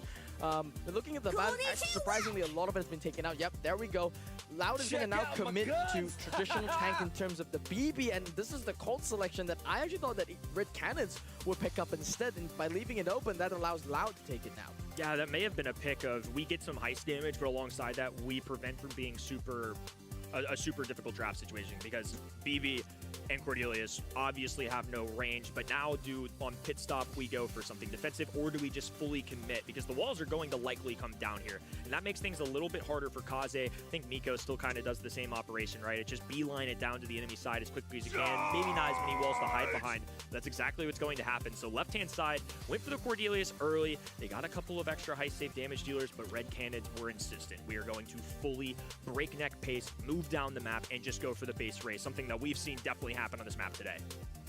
Well, on your marks, get set, and go. We are going into pit stop once again for the what I think is like the 5th time today, 4th time today. I don't even know how many times we've seen it today. I think we've only seen Safe Zone come out once, Kaboom Canyon. It just doesn't exist in South America, apparently. I mean, hello, there's a 3rd map, guys. Do you not like bushes? No, they do not. They love flipping coins. They love going for these kind of cheesy plays, and they certainly are no stranger to the base race. Dino gonna solo this left-hand side as the red roster does engage on all 3 lanes. Cali with an easy hop over the wall. The 5-prong indestructible will not be an obstacle for him, as Adino is now able to focus his attention on defense. But meanwhile up top, sounded like a lot of BB swings there, and now Firecrow able to charge up the Super Jubileo in a world of hurt right now, as Loud's 2 players are able to clear out. And I love that they're not full committing. They realize that, hey, we can kind of, control here and just hold this position just a little bit. Might have been a mistake, though. Maybe it would have been better to just chuck themselves at it, because this Bull and this Kaze now cleaning it up can convert into a pretty big push. Adino just caught out of position. He couldn't see the Kaze inside that Fanstorm. Barely survives there, but it is all of a sudden red cannons that are taking so much tempo here. A charge committed there by Motep. Could have did more damage in because of the shield. All 3 brawlers getting involved from red side, though. They had Kaze, they had Bull, they had Miko, and they staggered the offense as well, and that's why they were able to get a shot. And now we've already got Miko back in play. Bull trickling down this left-hand side, which means Kaze, top right-hand side with a hypercharge super ready to go. She relinquishes it, and now it's going to be 1365s pouring from the side. They're going to be super close to this 25% threshold, especially with Jubileo on safe. Even if you're going to hold on the other side doing damage, it is 2 entire layers of shielding down. Kawe literally just has to jump 1 more side.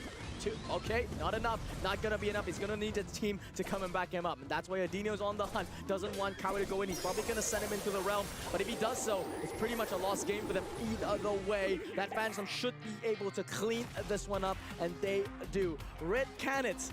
Honestly, it was just one bad push from Loud, and this comp that they decided to pick up is basically just playing itself. The triple aggro is just too much to handle there. I mean, Cordelius, again, can only really focus 1 brawler at a time. He gets 1 shot at the Shadow Realm, drags him down. But with these brawlers, even if he's headlong against somebody like Bull, if he's glued to him, Bull's got a shotgun. We've got Kaze, who can dash away, buy time in the Shadow Realm. And Miko, of course, is just pesky. You already see him on the bottom of your screen there, getting 16+ percentage points, as Adino is just trying to scout him out. Kawe not worried about this, though. Just fully focused on offense. 4,560. Triple aggro on this map is probably He doesn't even need a super or any of the liking to do damage. That's the value that Miko can bring to the table. Adino is so annoyed at this point, just chasing Kawe down, and once again, Loud are the one behind by an entire layer of shielding. Yes, they're going to be able to send this offensive crew off the right side and leave Adino in the base to defend, but they are still down an entire shielding. And can this Cordelius even hold up against 2 members? Loud finally striking back, though. They are close to that 50% threshold, but just in the blink of an eye, off-screen, bottom of the map, it's going to be Motep and Kawe piercing away. All 3 red members now at the bottom of the map, and it's enough to grab them another set stupid, for bro. a grand finals. Red Yeah, Cannons I are said, making I don't know this why look they're going easy. Loud have been an excellent squad. Big I don't time know why wins they all day long. going, Maybe this is finally the month they can do you it. gotta go triple Red aggro. Cannons so far, If you don't go triple aggro, and they just do it, there's just so much, like as I said, coaching would make a difference. Triple defense will always lose to triple aggro, because in the end, you're defending. They're still chipping away slowly but surely. Even if you do get defense, they have the offense to defense your defense. That they're making. No, defense Honestly, your offense. the damage that is being inflicted now onto Loud just might bleed into the psychological territory. I mean, they've lost. If I ever play this map, I'm literally going to try and convince my whole team to go Was this a bad choice on their part to swap out the map selection? You know, they're going with a map that maybe they didn't prepare as much. Looking at these picks, I want Red Cannons to 3L so I can I don't want to watch this. It was a little bit of a bait. This is one of those boring things I ever watched. Like, someone that watches comp Fortnite, this is they've had a very solid showing all day long. Like, comp Fortnite just, it felt like 10 times better than this. I'm not gonna lie. The Loud of like, old, the one and that I played Brawl was a lot. I going to be played leading this for region before the year started. The one that was top 8, the exact same roster in a World Finals just in 2025. But instead, there's been some players I'm like, oh my god, but it's nothing. It's nowhere kind of coming together, and they just every esports will have that. Oh my god moment, but it's not near grand it's finals. not I don't know how to explain it, but I'm sorry. It's been quarterfinals or grand finals all year long, and every time they make it to this stage, they just make it look easier than it should be. I think that's just the display to the growth of this team. They've got a lot of veteran leadership. They've been together. They've been friends at the end of the day too. I just love to see it. But now this is Loud's opportunity to take advantage and make something special happen. What would be better than a reverse sweep in the grand finals to get your first, to try and propel yourself up that leaderboard? Because if they fall short here, they can make LCQ probably. I mean, that's still in the mix. I haven't done the exact math, but you all know at home where this leaderboard stood coming to the day. Red Canids were already up about 70 to 80 points. A grand finals win gets you 90, and obviously Red Canids made it this far, but at least it gives them a fighter's chance in the final month. And to lose in what could possibly be a 3-0 would be deflating. It would be a season-altering mindset. They're finally starting to clasp onto something, and to just fall short would be devastating.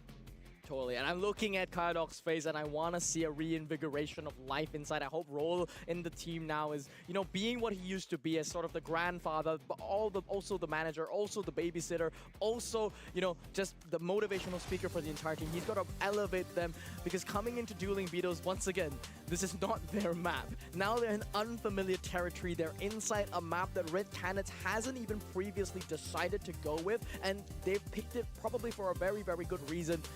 Kenny, I'm with you completely.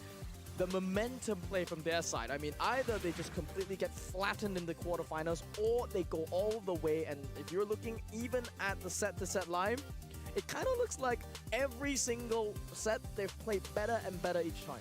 Taking a stand here from Loud would be unbelievable and could shape up an entire season, heck, even a region here if they're able to make something special happen. You never know when we get to month 6.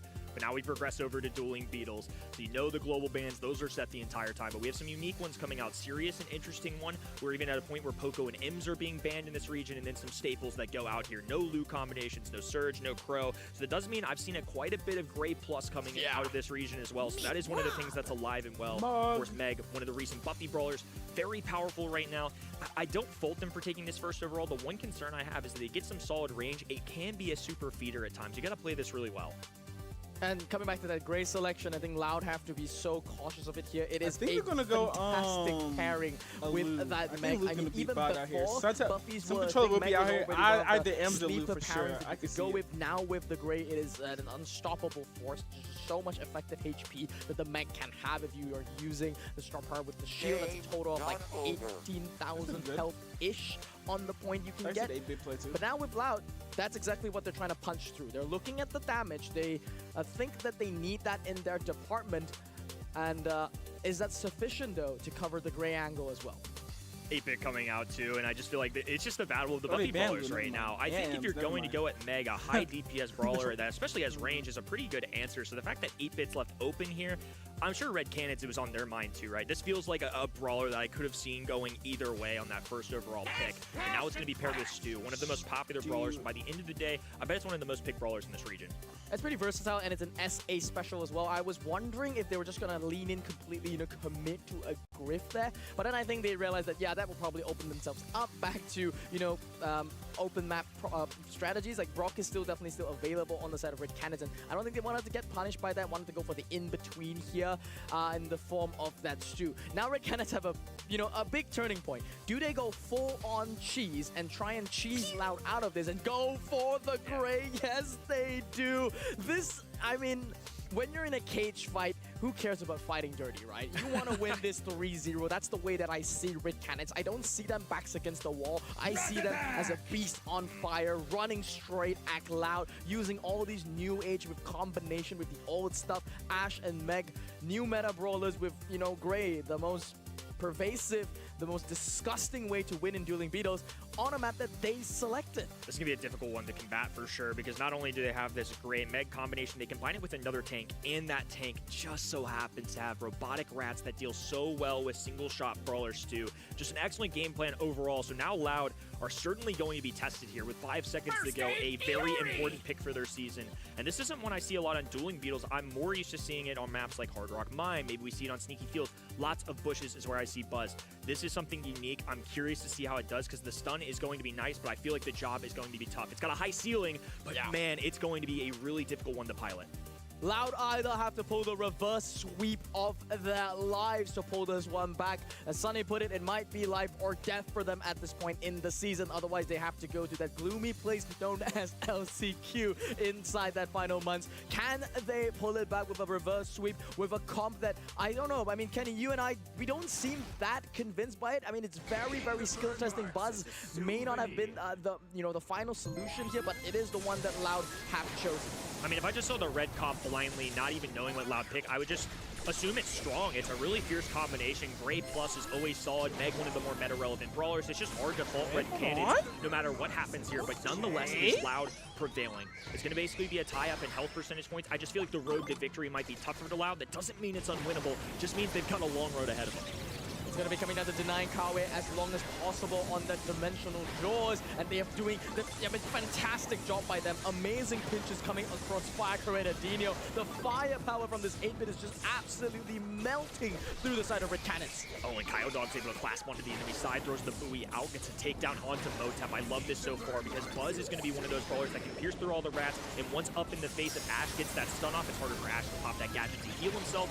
Right now, in terms of matchups, I feel like it's favoring Loud, but Red have done such a good job of rotating in brawlers. Motep going in, then Kawe cycles forward, and now that they've got that gray teleport charged up, it's going to be even easier to gain access to the percentage. They've denied Kawe 4 deaths, and pretty much every death he had, he finally got a dimensional doors, but it's actually the rest of the Red Cannons roster. Just the sheer amount of health combined between this Meg and Ash is enough to force them back on the point. And I don't know if Kyodog, just going in by himself is going to be enough. Robotic Rats eat Firecrow out back from the inside, and Adinio, with a positioning advantage, is just left by his lonesome. Kyodog did everything right. I mean, he made all the shots, but it was a tough decision considering he was going 1v3 into it, and now Red Cannons take advantage. 100 percentage points to get them on match point. Winning, that's expected. They're a favorite. Winning like this is a statement for the region. It's going to put the fear of God in somebody like Bounty Hunters when you come up next month, because they lost in the quarterfinals to a great team. But Red Cannons, no matter who they've been faced with today so far, have been excellent. Now just one game away. Loud have to have a serious bounce back if they want a chance of even extending to a 4th set at this point. Right, have just been that good. It has to go perfectly for them, and it has to start with the denial of the dimensional doors and a fantastic early game to follow. That is what we are seeing. They need to get this pick off there on Jubileo. They do. Deny as much of that Meg value as possible. Do not let Kawe get this dimensional doors off. Fantastic there by Kyodog. This is the best possible start Loud could have gotten. Excellent gameplay so far. I mean, everybody doing their part in the lanes. They've got Adino in the back lines. They've got Kyodog cycling supers in and out. And now he's able to press up against these L-shaped walls. And essentially, there's no way that Red Cannons can't get in that circle. He'll be able to passively charge it up. Once he comes back, he should be relatively close to a super. You see Kyodog popping that hypercharge immediately, getting back in the mid, stuns up Motep, who just had no communication, no way to him to tell that his teammates were just gonna get melted into a firing squad here. Loud has set up a death trap for the side of Red Cannons, but is it enough? Now they've got the hypercharge super going down too, so it was a 70-ish percentage point for them, and now Loud have to hold on for dear life. As Red completely retaking, the Firecrow skating across the map. Plenty of rubber hitting that road as now he's dashing forward. A pushback there as well. Motep survives. Jubileo holding the point as well. It's 84%, a great number, but his complete positioning right now for Red. Kyodog get another stun there onto Motep, takes out the tank, trades it out. Adino commits the hypercharge together with Firecrow. The firing squad is back online for the team. The best start Loud could have asked for in this early game converts to an easy conversion inside the second. Loud just might be able to pull out the reverse sweep of the century. They're handling the adversity well so far, but plenty of work still to be done. That early game is what set the difference between game 1 and 2. They immediately won all 3 of the lanes, and they delayed the start of that great teleport several times. Even when Gray charged it up, they forced him to a weird off angle there. They made him go right. He couldn't just TP in. It would have been a waste. And now it's going to be a huge determining factor if they win here in this game. Motep pressing early. Kyodog going for Gadget. They're looking for the double tap. Motep trying to cling onto as many as he can. Charges the super, but doesn't get a takedown. And the TP away as well. Devastating result if you're Loud.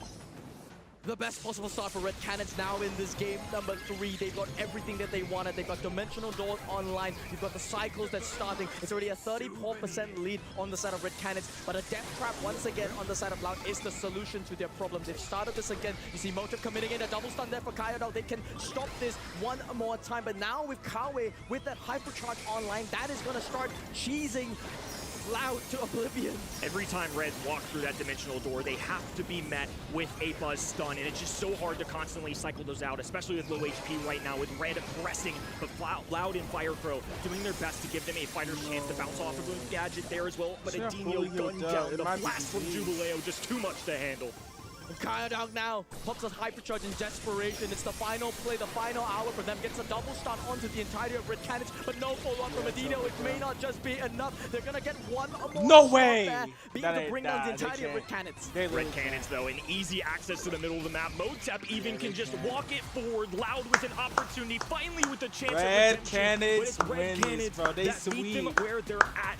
Another grand final, not only taking the most in the region, but dominating alongside it. What an excellent game. Clips will be coming out. Yeah, I'm going, bro. I don't know if I would be watching an NA one. Might not. I don't know, but man, this depends on how this video does. This depends on how the stream. It depends on how the shorts do. If the shorts do crazy, and the video gets at least 5 views-ish, you know what? I guess, but you know what? We'll have to see. I'll catch y'all boys later. Peace.